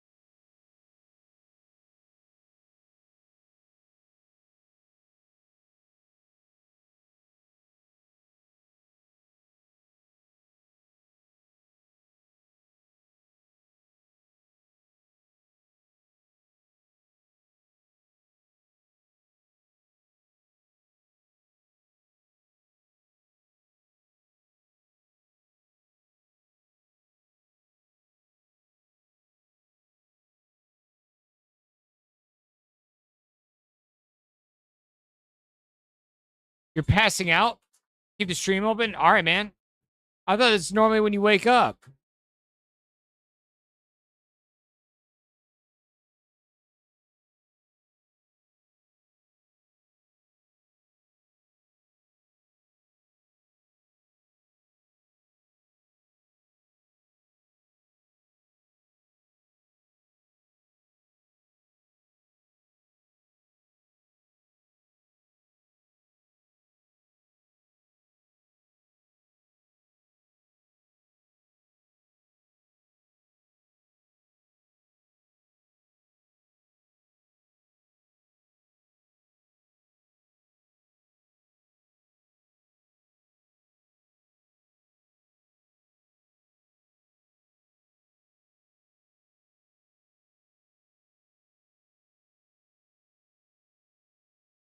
You're a night dweller. You work with people from California, yes. You need to be up during their time. Oh, word, dude.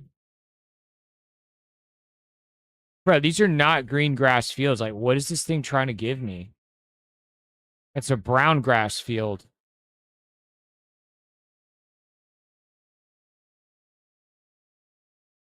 Emic Hiu, what's up? Hello, I'm new to game development and was wondering what software language you recommend is the most beginner friendly.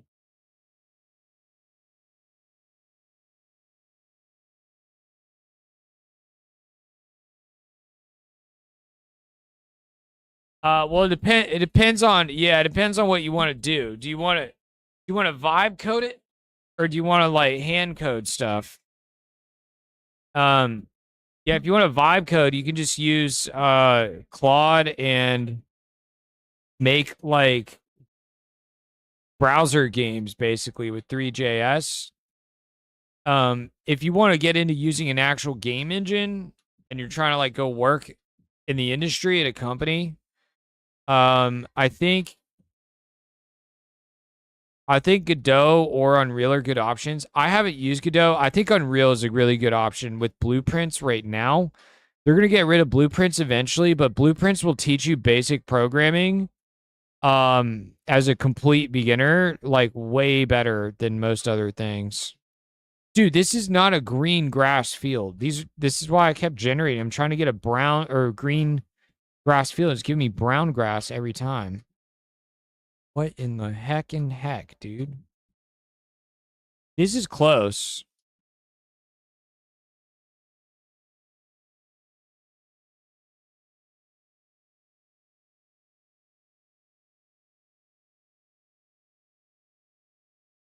Trying to incur the Savannah principle upon the player right now, and I can't do it if the grass isn't green. What are you doing, Midjourney? This one maybe looks okay. We gotta do the color pop to it, though.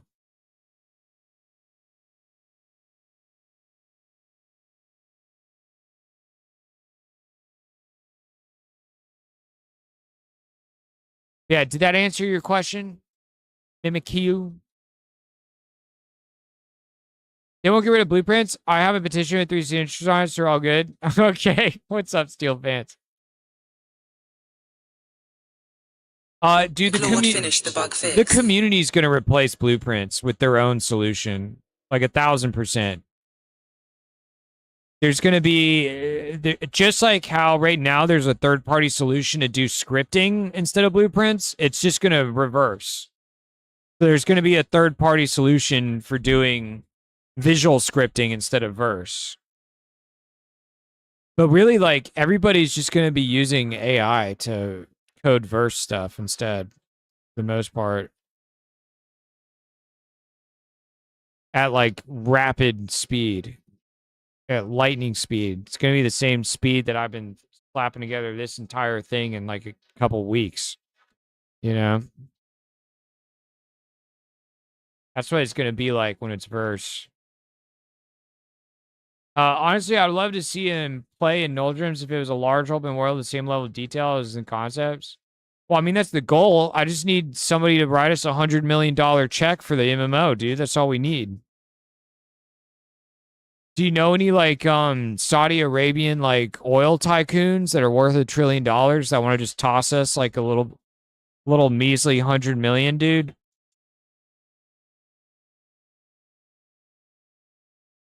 I'll make some calls. All right. No, but for real, like, I have that here on the site. Half is a joke and half not. Right here, look. $100 million check. Look. And the button, like, wiggles, it shakes, it rains money. If you click it, then it opens up the email. It opens up your email client, and it's addressed to me, troy@noldrums.com.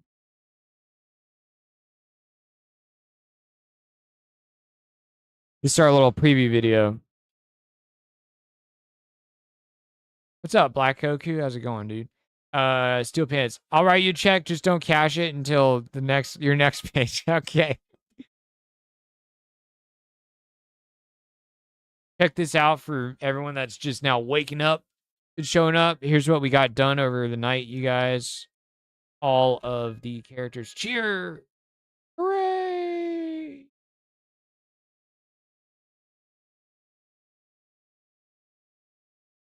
They also do this. They dance now.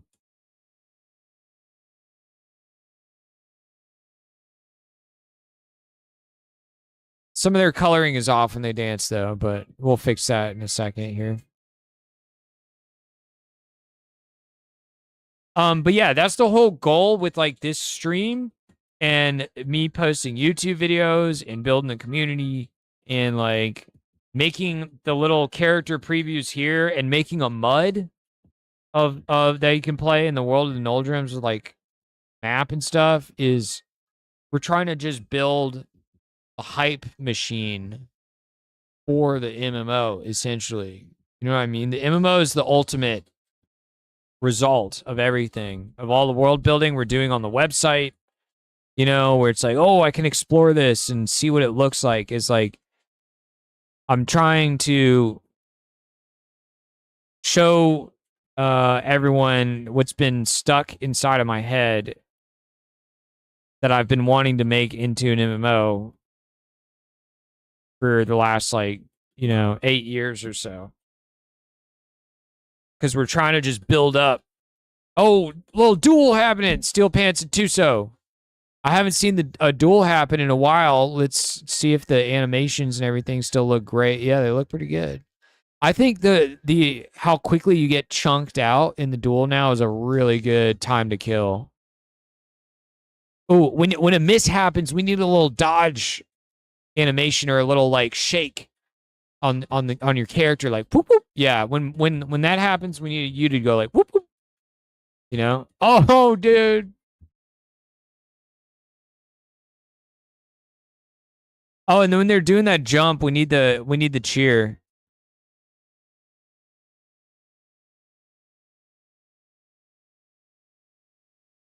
Nice.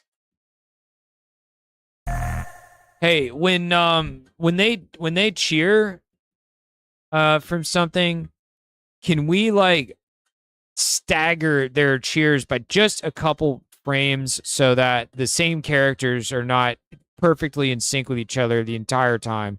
Same with the dances.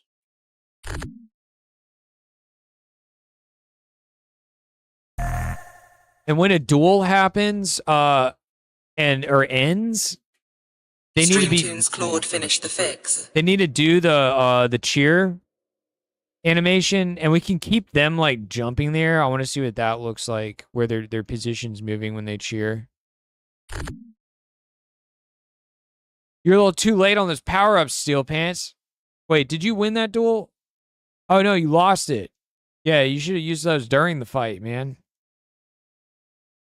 You're still dead? You're giant right now. You're a giant man right now. Bro, what did this thing do? It didn't recolor a single frame on this.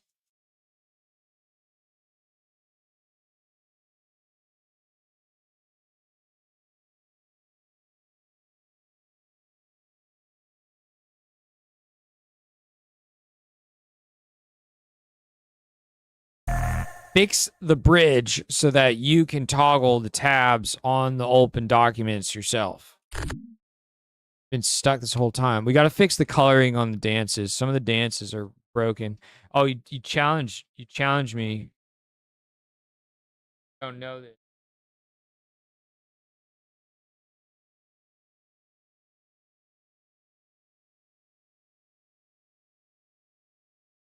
I have admin. Oh no, wait. Actually, you powered up. Wait, how much did you power? I'll power up once. I'll give you the advantage. I'll power up one time. You have +1 power up over me. Yeah, you did 2x. I'm gonna see if I can underdog this. Nope, that was a huge crit. Well, I have it for a little bit longer.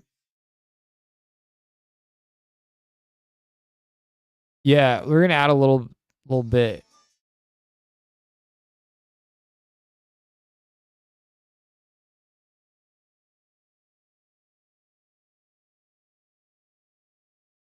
Nice, Grats. Okay, make a memory of this or something. I'll test it later. We'll just test it live. Like we'll see what happens when it happens live. Or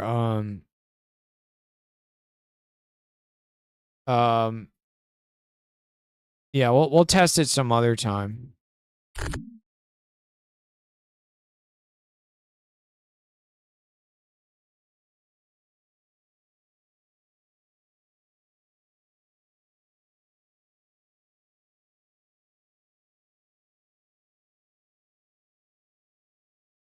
You guys are about to be able to control the characters and see like a cool ass preview of the Ad characters. break incoming.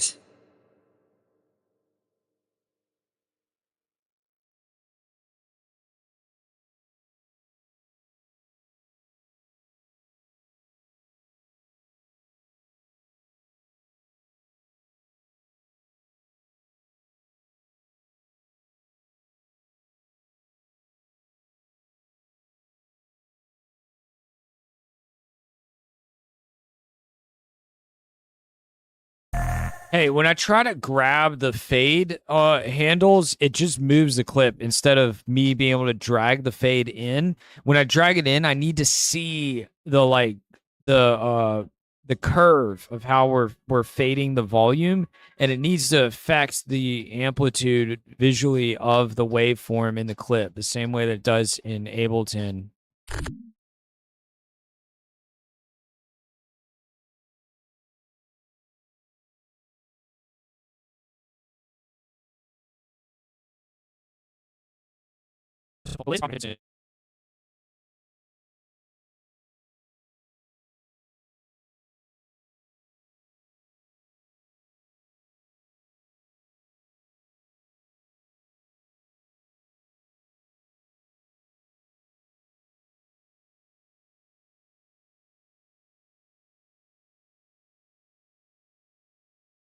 Equalizer Claude wrapped up the task.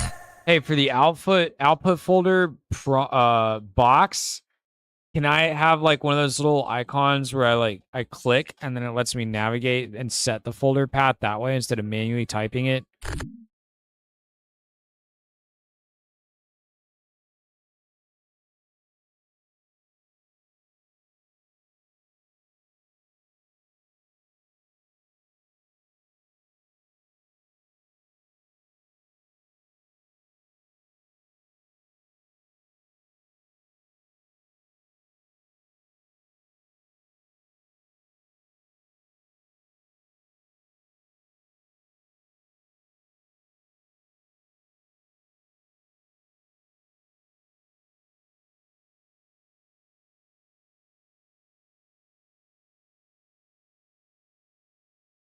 Nice. All right. Well, a few of you guys lived.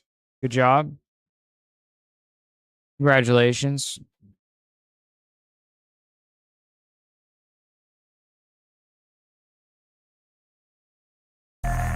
Null Sound Codex wrapped up the investigation. Can you make sure Graphify is added to all of our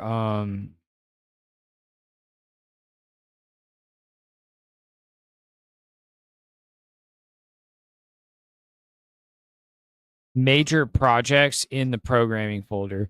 There's a lot of things that are like little tiny scripts that are not a big deal, but I don't know. See if you can figure out which ones have enough lines of code that'd be worth it. I also am wondering like how crazy it would be if we used Graphify on our custom fork of Krita, OBS, and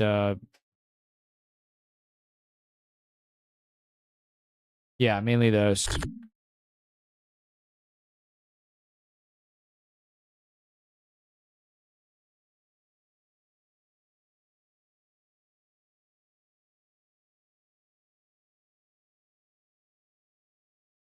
All right, this guy's doing some junk.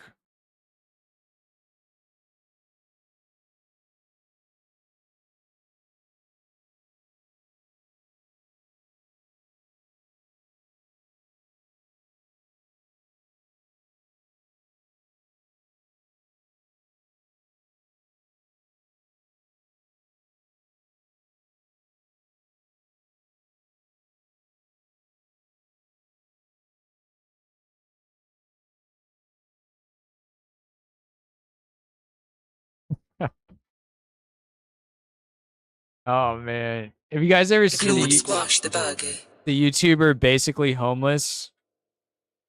He's the one that built a PC in a toilet. It's very funny. Um, I'm laughing. I watched his latest video the other day. He's freaking hilarious, man. All right, guys. I might have to shut down the stream characters for just a little bit so that we can test the how it renders in the scene. Dude, all these backgrounds are terrible for Midjourney. They're so bad. This one's actually kind of cool, but the grass is like yellow, dude. I don't want yellow grass. I want green grass.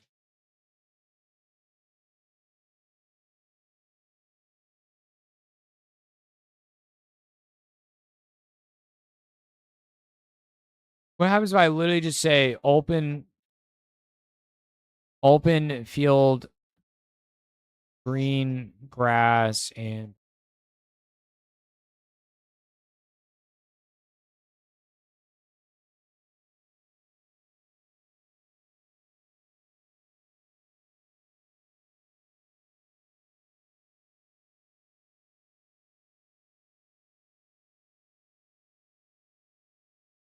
some evergreen trees and see.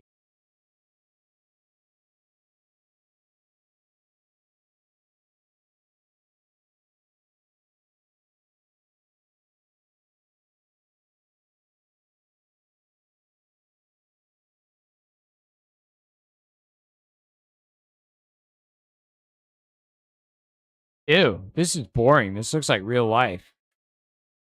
Yuck. We don't want that. This looks way better. All right, these are way more promising.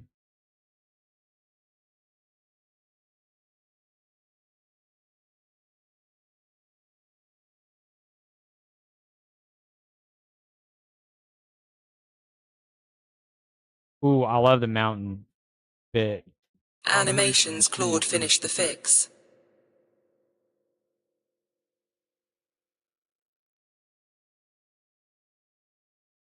Road is cool.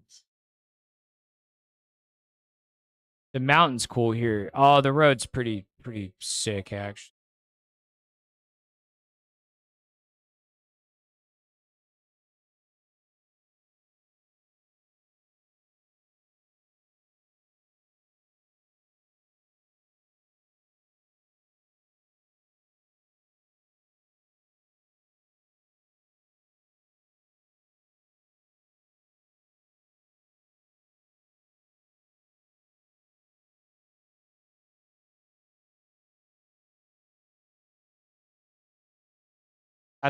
That's definitely some Savannah Video Yeah. Claude completed the task. principle going on there.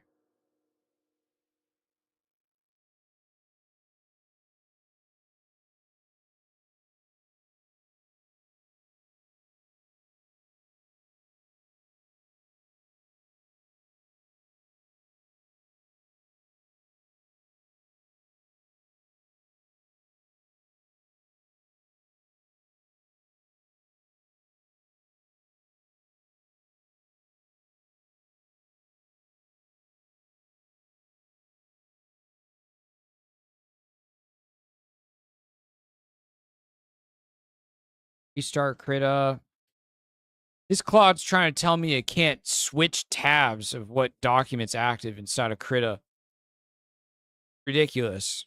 Claude needs you to pick some options. I told it we'll fix it. Don't tell me you can't do it. Just fix it. Claude.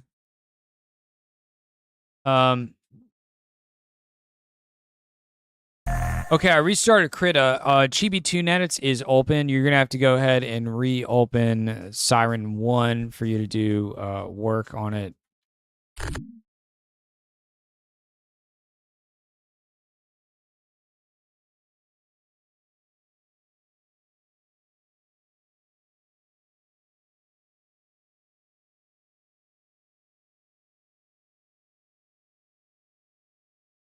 I kind of want 2 clipboards on my computer. I want one for text, you know, whatever my most recent voice thing was. Song's really quiet. And one for Uh, one for images, whatever my most recent screenshot is, instead of them being in the same clipboard and overriding each other.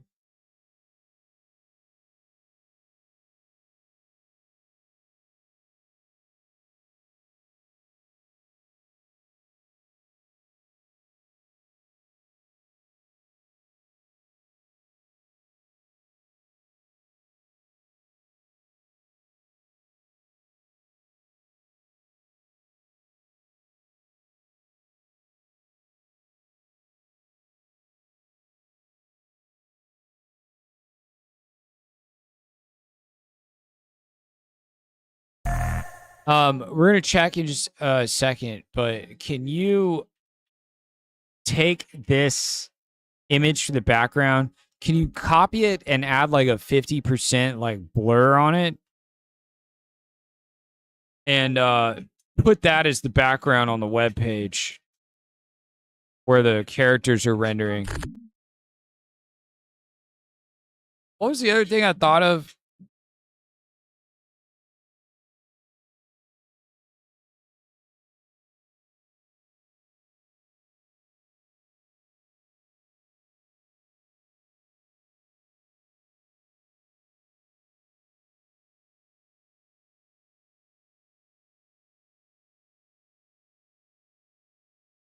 There was something going on with the dueling. Oh, right. When we miss, we need it to look like a dodge. Hey, when people are dueling each other, Claude wrapped up the investigation. People are dueling each other, and there's a miss. Can we need their character to quickly like dart like back just a little bit and then come back into place so it looks like they dodged the attack. Also, can we add a baseline, the same like dodge chance that the players have right now? I don't know what it is for dueling, but we should make their baseline evade chance like just 15%. Actually keep it the same for the dueling. They need separate tuning for their evade rates for the PvP and PvE against the gremlins. But they should have somewhat of an evade rate against the gremlin attacks as well. But it seems like the one for dueling's a little bit high for the gremlin attacks. Like it should just asking you a question. Be like 10 or 15% for the gremlin attacks.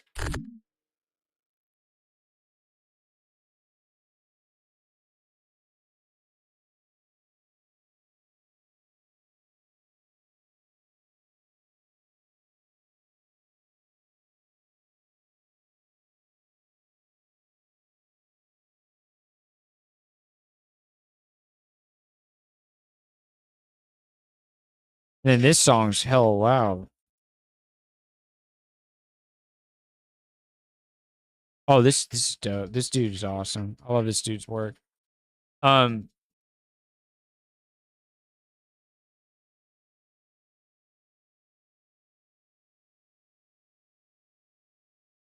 right, so how do I launch this thing again? 1, run system CTL user stop something. OBS fork is 468,000 lines of code. Null paint plugin only for Krita. It's a 12 million line tree is impractical.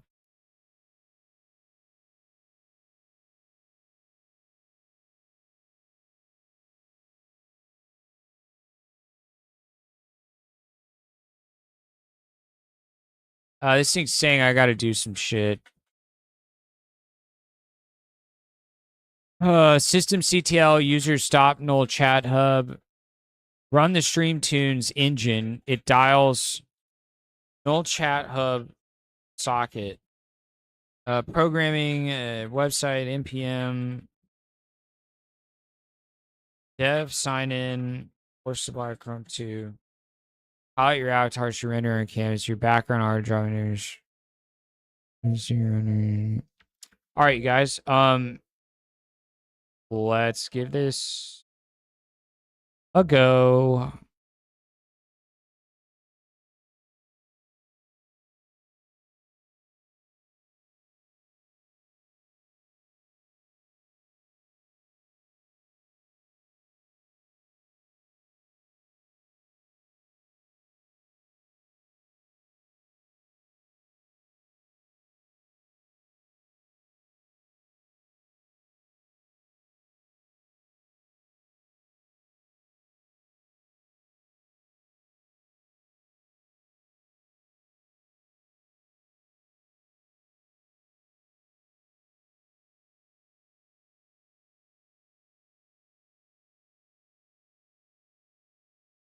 All right.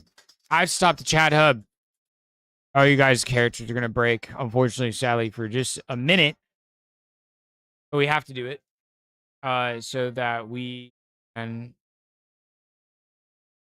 see what it looks like to control the characters in the on the web browser, but you actually be able to do stuff in like real time, which would be crazy.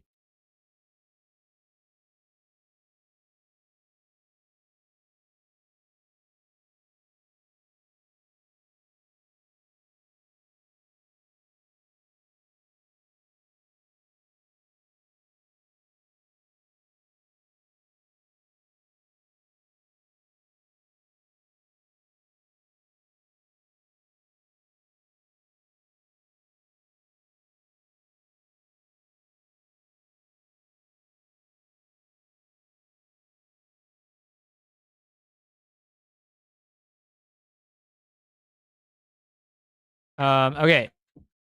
System control.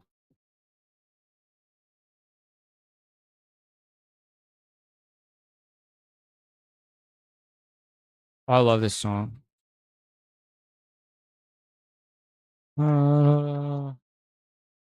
Dude, Claude stopped for a clarifying question. I haven't been in Los Angeles in a while. I want to go again. Been a month or two. I don't know why. This music's giving me that vibe.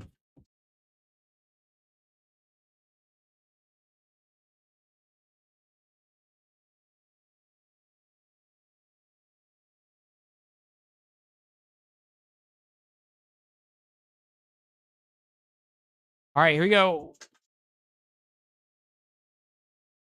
Gonna kill it. Everything's gonna break.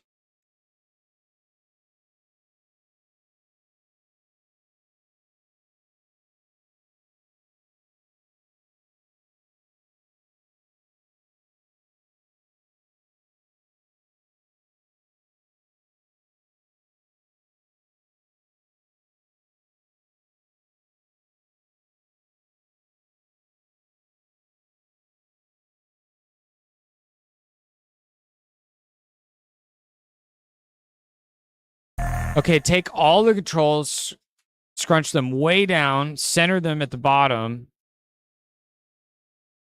and make them occupy a small space. And there's like a bar at the bottom that they're contained inside of, right? And then above that is where the environment and the characters like sit, right? Is on top of that bar.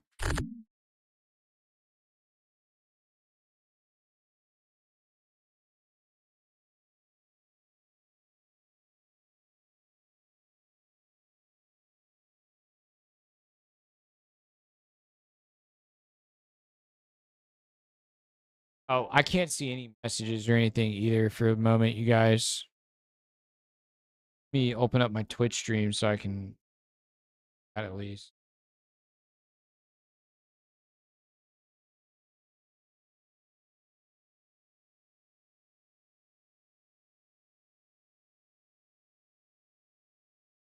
Okay, it's 3:34. Equalizer Claude paused to ask you something. We are closing in on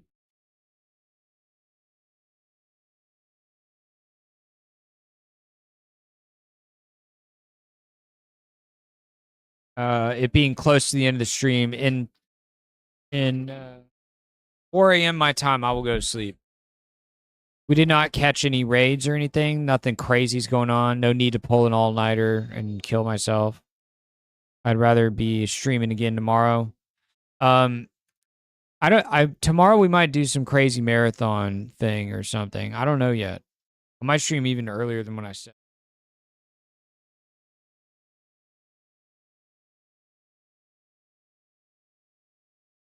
Or I might apply to a bunch of jobs. So I can feel good about myself next week. The Dodge darts back 40 pixels.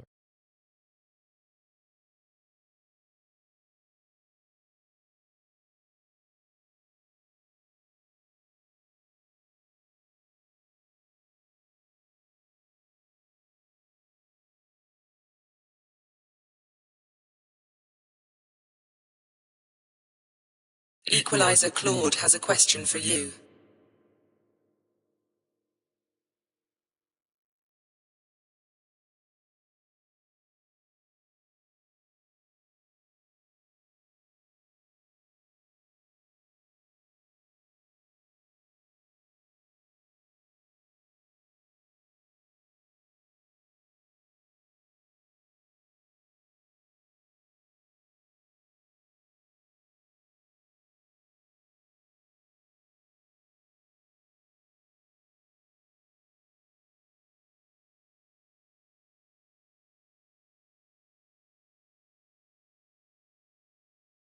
Streamtunes Claude wrapped up the task.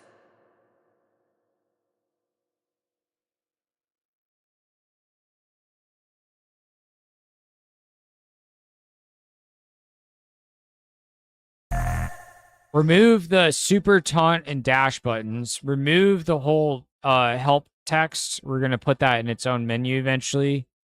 And put prone underneath the left and right arrows, but get rid of the word prone. Just have it be a down arrow.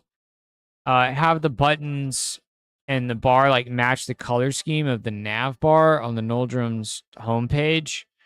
And reduce the blur on the main background from 50% to 25%. And then figure out why none of the characters or environment or anything are rendering at all.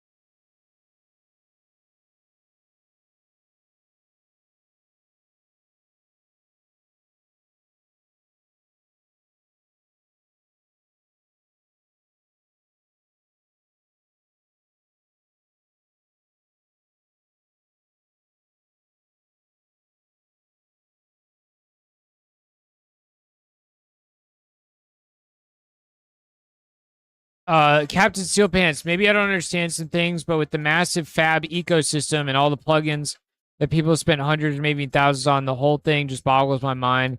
Jensen must have bribed Suni with an RTX 5090 or something. No, it's Blueprints, dude. Blueprints suck ass at a AAA company or a AA company team size or anything. They're garbage because they can't be merged. And they have that system where like only one person can have them checked out at a time because they're unmergeable.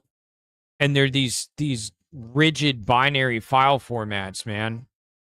But a text file like real normal code is super easily mergeable. Equalizer Claude needs you to pick an option. So blueprints are a massive headache for any team. And then because their unmergeability with source control. So that's one massive problem with it right now that has been ongoing, that has caused many people that are in charge of like the actual engineering side of things and maintaining the source control part of the project. It's caused them a lot of headaches. And then the other thing is that it's rigid and immutable by AI right now. So that's the other thing too, is it's just like it's a dinosaur right now. That like again, like I got all these characters working with invasion events and rating and subscriptions and Twitch integration and like a party event and all this and a dual battle thing feature that happens, did all that in like 2 weeks because my game engine is fully integrated with AI.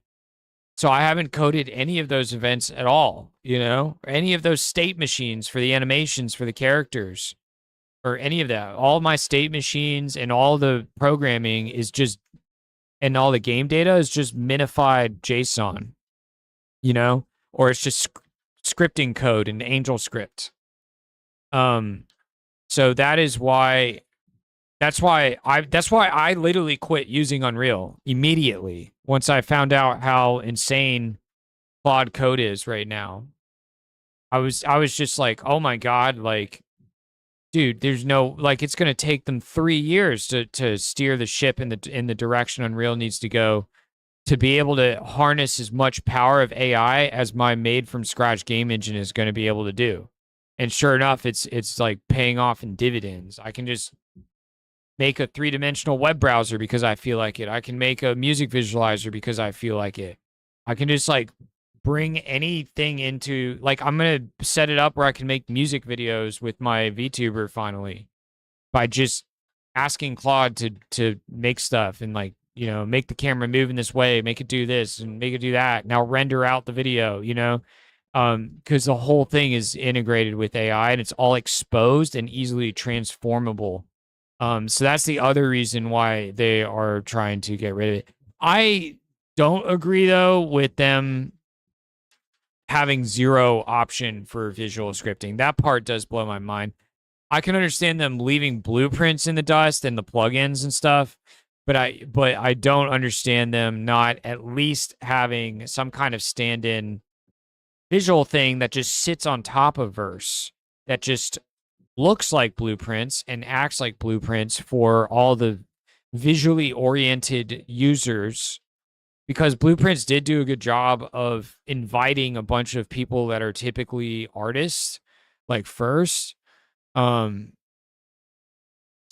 into the world of programming and giving them something to understand. So to be able to understand programming. So I think visual scripting itself is powerful in that sense, that most people are more visually oriented and they're not, and like code isn't going to make sense to them.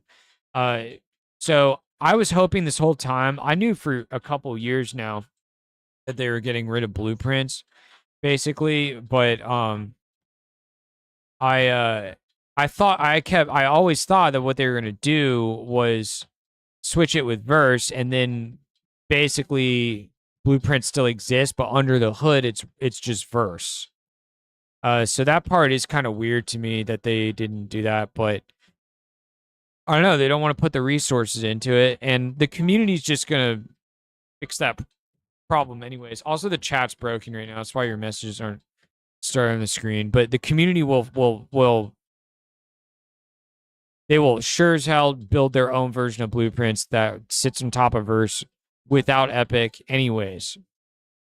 Just like Unity does not have visual scripting by default, but they have their, I think it's PlayFab was the plugin for Unity that added visual scripting to you, and it's pretty popular. So, also Godot does not have visual scripting out of the box.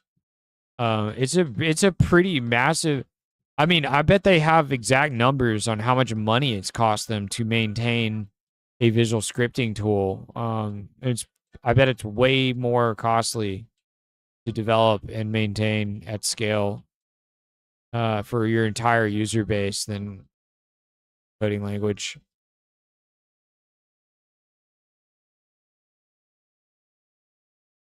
Anyways, that's the reason why. Yeah, I figured AI had a lot to do with it. That's why. Oh, the Jensen joke. Yeah, I figured.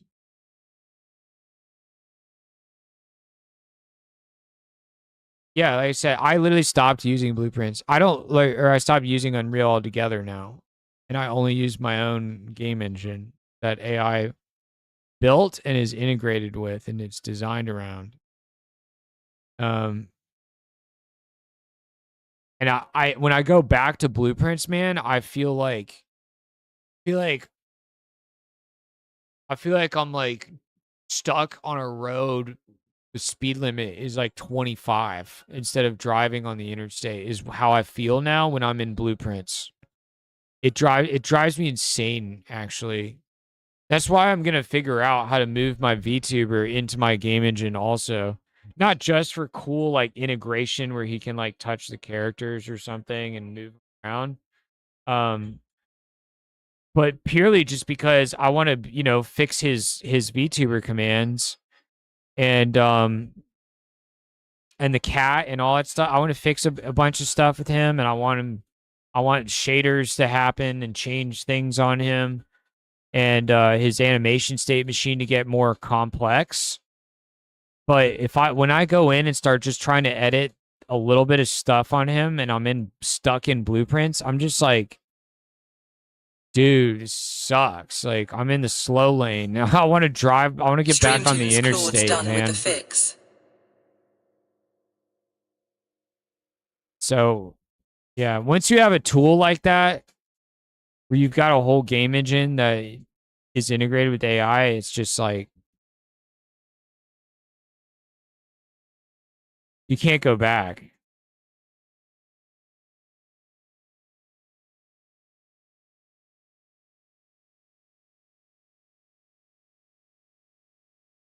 All right, I have to restart the stream tunes, you guys. You're gonna lose your little characters for a bit.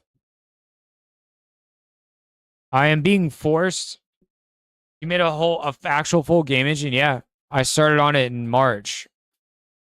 I started at the end of March, beginning of April. This is what's running the stream characters and my camera feed now. My camera feed is coming through the game engine. So that because I'm going to be able to pick the characters up with my camera feed.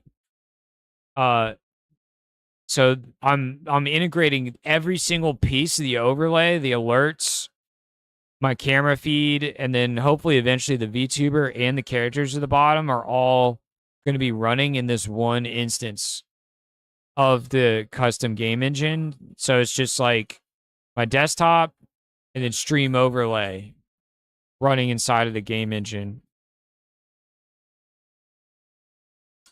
It's taking a while to load right now. All right. Yeah. All right. You guys are gone because we are testing. Yeah. See, this is the game engine, right? It's pretty simple. I click here. I've got an inspector. Got some properties. All the like textures for all the characters are in here. Their animations are like I can edit them here. This is animation groups is my equivalent of animation montages in Unreal. So I have a whole animation montage editor and I can open this up and tag them with notifies and all that stuff. But I don't ever open anything. Like, I have it set up where a human can open and tweak and edit some of this stuff if they need to. But I just literally ask Claude to do everything. I glance up and I'm like, okay, that character's animation needs to play 50% slower. That animation on that character needs to play twice as fast. that thing's jank, that thing's messed up or whatever, and then I just asked Claude to fix it. I never opened any of the actual assets or anything.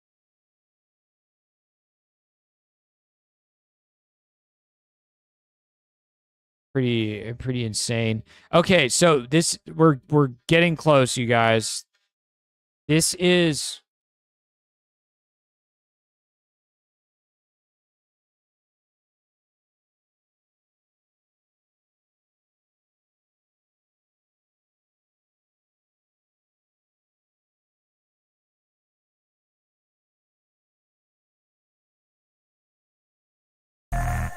Hey, okay, reduce the blur on the background more, make it 15% instead of 25.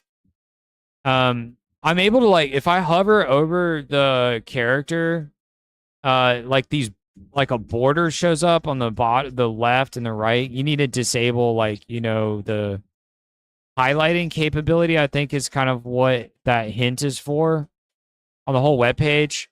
The environment art is not showing underneath her feet. Like all the Z layered environment art and stuff that we've set up inside the engine needs to be exactly the same in the browser. And actually, it's not when I'm hovering over her that I'm seeing these borders on the images. It's just when she's walking, and they don't exist in the engine when she's walking. But there's these flickers for like a frame or two where she has a border on the bottom and the side of her animations.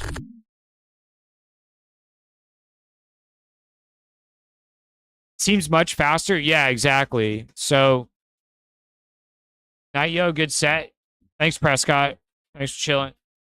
Yeah, I'm gonna go to sleep too, you guys, in like 10 minutes or so. But yeah, Steel Pants. Once I started messing with AI and this spring, and then figuring out like, you know, yeah, like what's possible and stuff. She doesn't have her prone. Her prone's not showing. Her jump isn't showing. Her attack shows. Once I figured it out and I had that vision where I was like, the whole inside internals of the engine just needs to be JSON. It just needs to be JSON files, so then the AI can look at it and change shit around very easily. And then you'll have like the new age version of a piece of software or an engine, a game engine. And in general, that's what I've done with all my software. So I did the game engine Claude first, to ask you something. And then now I've done it to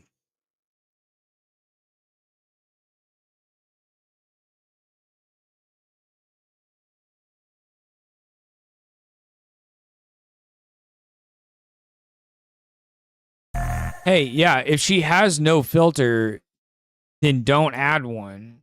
I was telling you to only use the Chibi-Tune edits to reference which ones I added a manual filter to as we go through updating the colors. So if there's no manual filter there, then that's fine. It means it just needs the punch.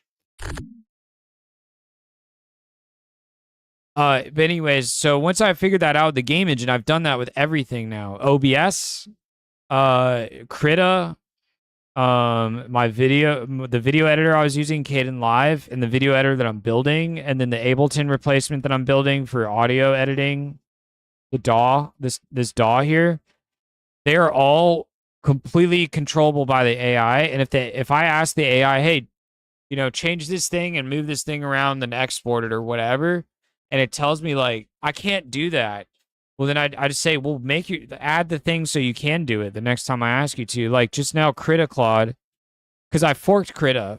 Krita is open source, so you can make a copy of it basically and start modifying your own copy. Like just now it told me like I can't switch tabs in an open program, so the only way I can do what you're asking me to do is by restarting and doing all this stupid stuff. And I was like, add the ability for you to switch tabs if you need to do anything I ask you to do. And it just added it for itself, you know? It just did it right there. It just switched tabs, and now Claude's automatically going to recolor every frame and remove green screen edges or extra bits from this character, and then once it does that for every single frame in the animation, then it's going to re-export the animation, and it's going to get re-imported into the engine automatically. You know, so it's just doing that in the background, and I'm not dealing with any of that.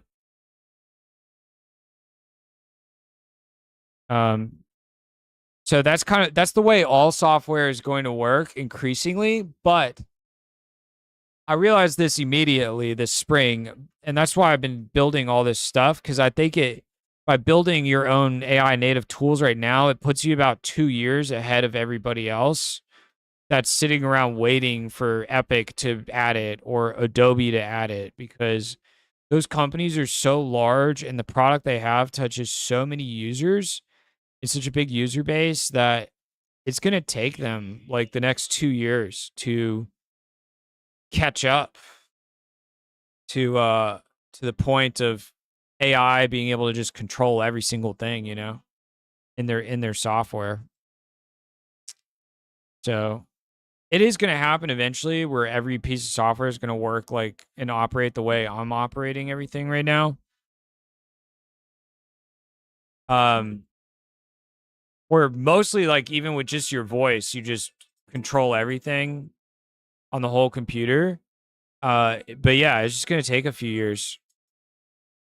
So Claude stopped for a clarifying question. I'm not a dev, so I guess it doesn't matter. I have a couple of people I do commissions for just because, and I have my stream set. And that's just a hobby for you anyhow. Oh, word. Well, it's just gonna get easier, man. You'll literally do what I'm doing right now. Like, instead of having to like manually connect noodles with blueprint blocks, you're just gonna ask the AI to change whatever, you know.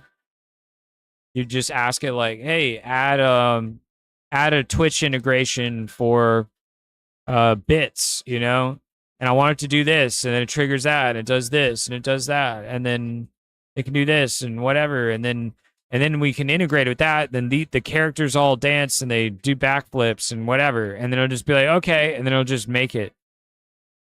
You know, that's how it's gonna work. And what's gonna shine more, right, is the creativity and not the technical skill. The technical skill is going to just erode. There's going to be less. The artists are just going to keep doing better, right? There's less in their way now than ever before to make really expressive, detailed, crazy, reactive things. Streamtunes Claude finished the bug fix. In like a game or like a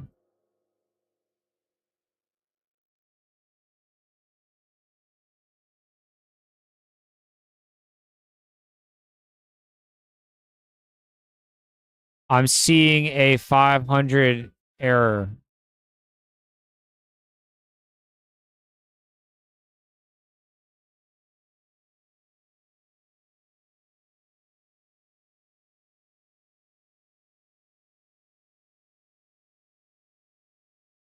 Do I need to restart the engine?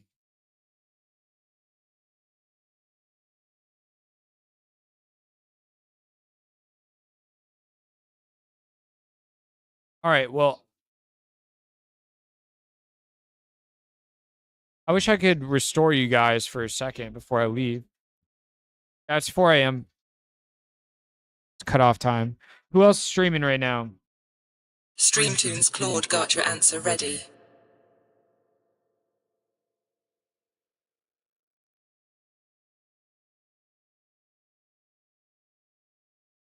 Yeah, see, there's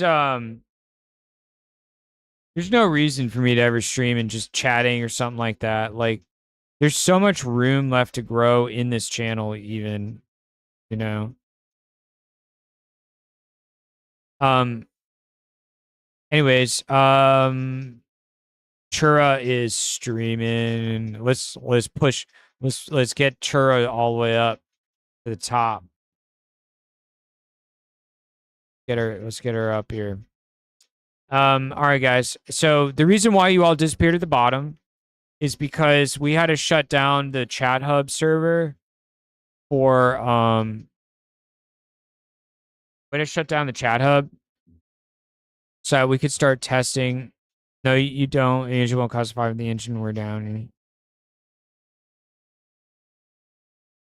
I just added server side module. Restart the Vite server. Okay. We're trying to get a rendering of the stream tunes working in the web browser so that if you guys go to manually control your character,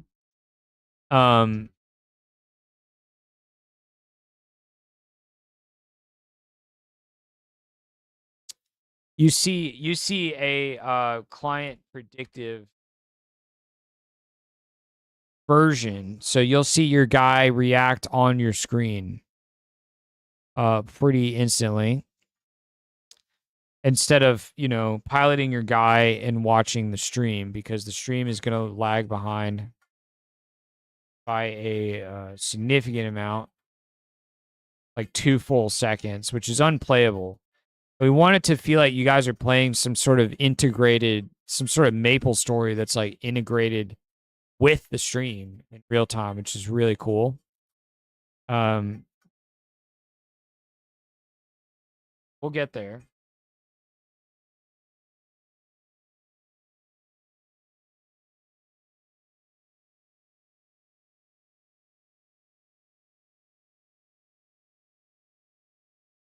That's 15% blur, dude. That still looks like so fuzzy.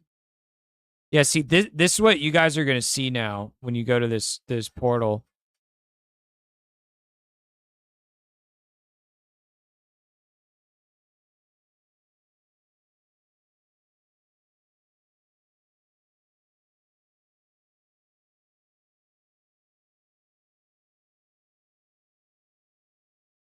And what I want to do eventually, which will be really cool, is you're gonna be controlling your guy here in the stream, and then you'll be able to just like walk off to the edge, like it's Maple Story, and start running around in a bunch of zones and shit, and like killing mobs and just playing the game. And it'll leave behind a copy of your character on the stream. So you'll still be on the stage in the stream if you go off to go on some adventure. You'll still exist.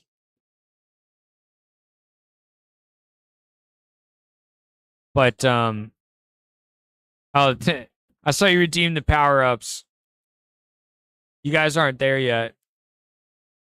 We'll restore you eventually. StreamTunes Claude finished the bug fix.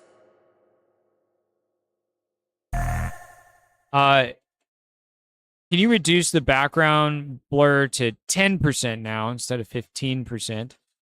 And as you can see here, like the environment art is sitting at the bottom edge of the whole window. I want it to sit on the top edge of the control bar.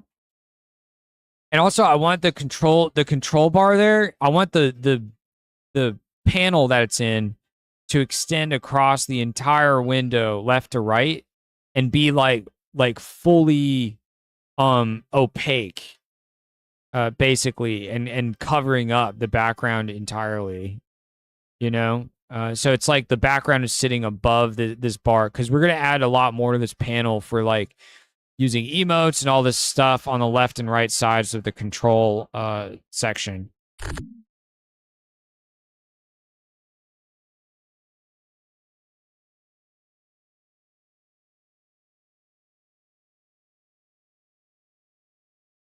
Also remove super and taunt. It's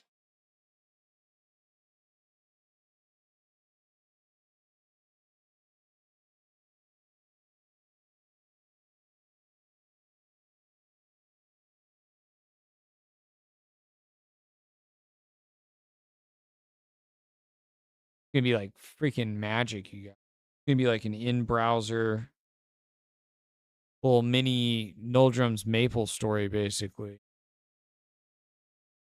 I did not expect this to be possible at all. I didn't expect this. I thought, yeah, we'll try to animate the characters, but probably gonna be trash and might look okay for the enemies to do some attacks, and then we'll leave all the characters are just bobbing up and down, and they're squashing and stuff and just chilling, and then yeah, and then like 2 weekends ago when we made the first animations on the enemies, I was like, oh my god, this is insane. We can literally make Maple Story. but even not pixel art, like better art, like cartoon art, like the Miramasa games on the PlayStation, the PSP and the PS Vita. I love that game. That's the kind of vibes I'm getting from our characters.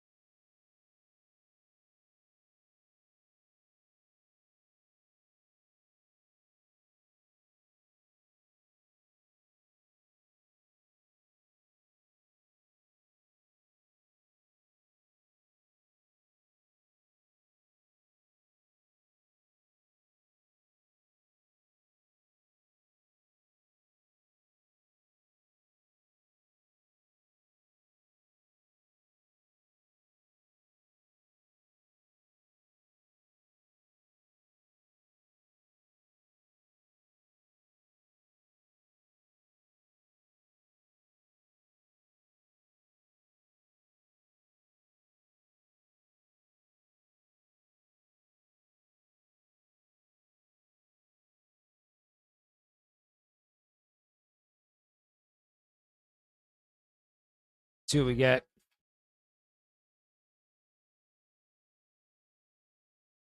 How long was tonight's stream? 7 hours. And the time just flies.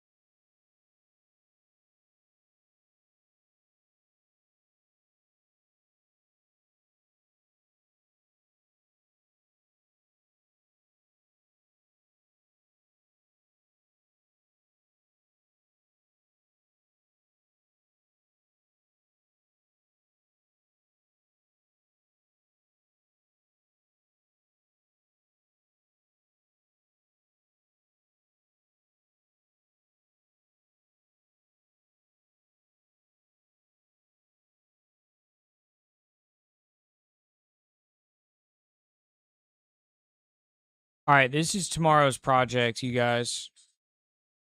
Um, we need to get the what we're seeing on screen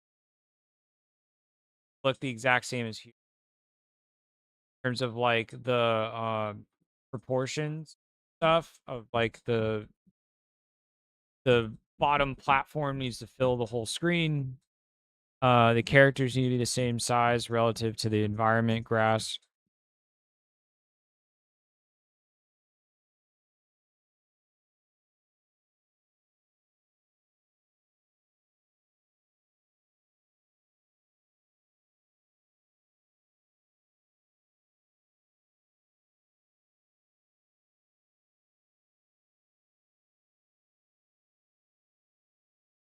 Streamtunes Claude's done with the task.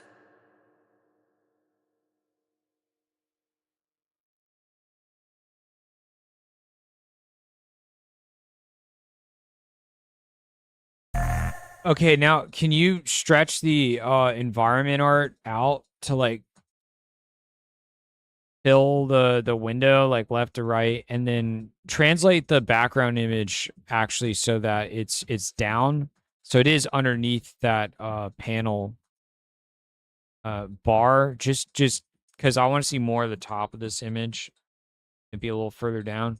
But yeah, stretch the platform of like the grass, just scale it to fit in 16:9 like ratio like it's intended. But like fully like across left to right, and then get the scaling right on the witch to match the engine and her contact shadow, because obviously it's like way too big right now. And get her to be actually offset from the top of the control bar the same amount that she's offset from the floor in the engine, which I think is very small. It's like 5 pixels or something like that.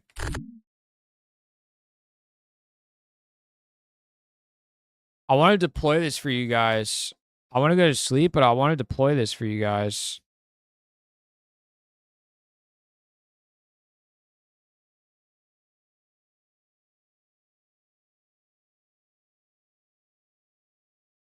Also, jump doesn't seem to work, but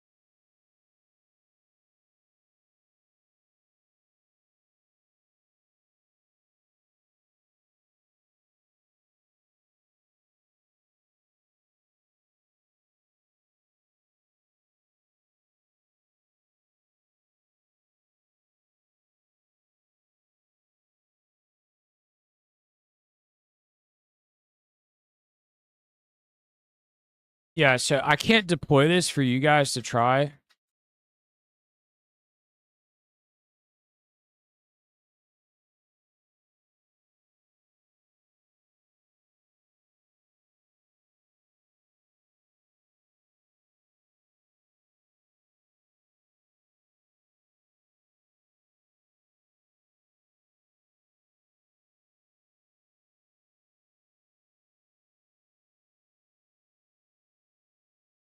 She doesn't jump in the browser, but she jumps in the engine, but she doesn't play her jump animation states state machine in the engine. Once we have the basics working here and it looks halfway good, then I can actually deploy this, and this can be live. And once this is live, then we don't have to be in this like shutdown state anymore where you guys aren't showing.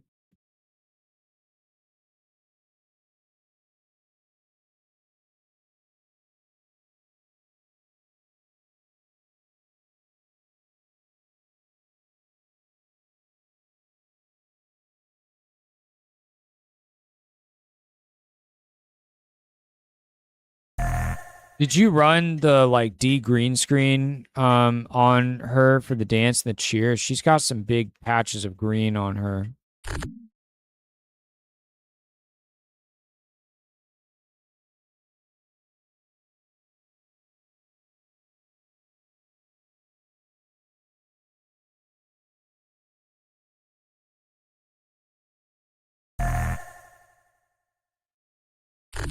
Never mind.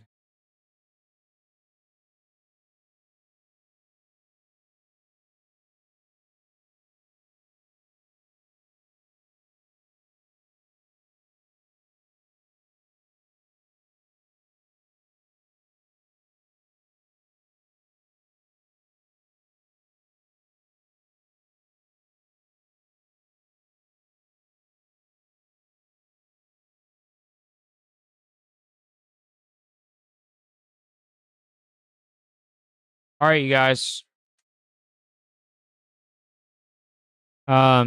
This is endless. I could keep going on this forever tonight. But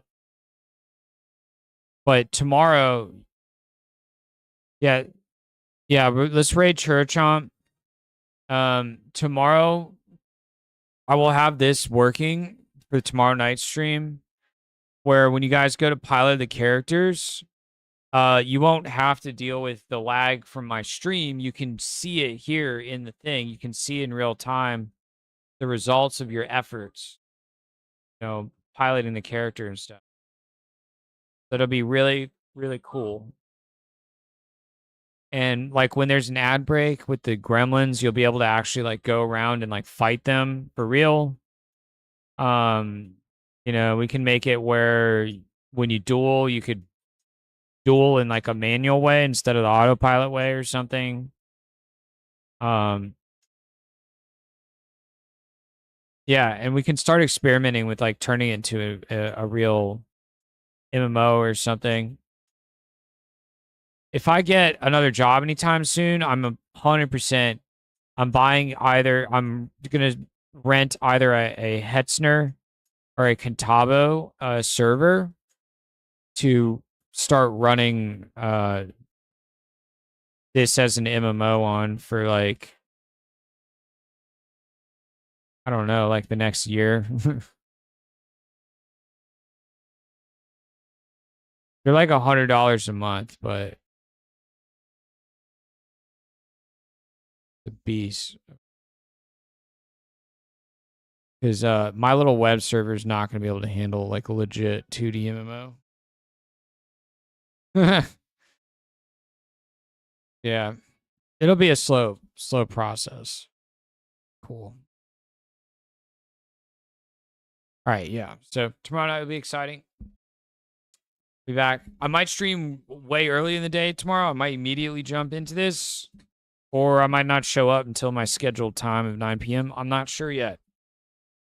See what happens. Thanks for watching. Bum, bum, bum. Bum, bum, bum, bum, bum, bum.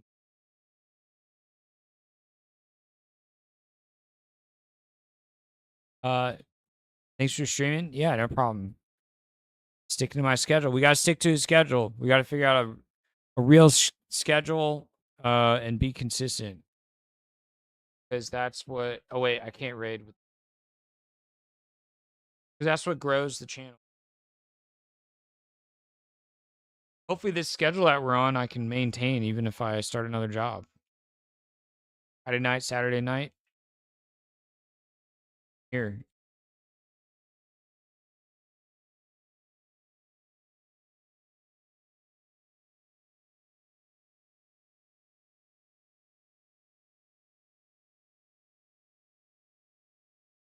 All right. Churro raid incoming.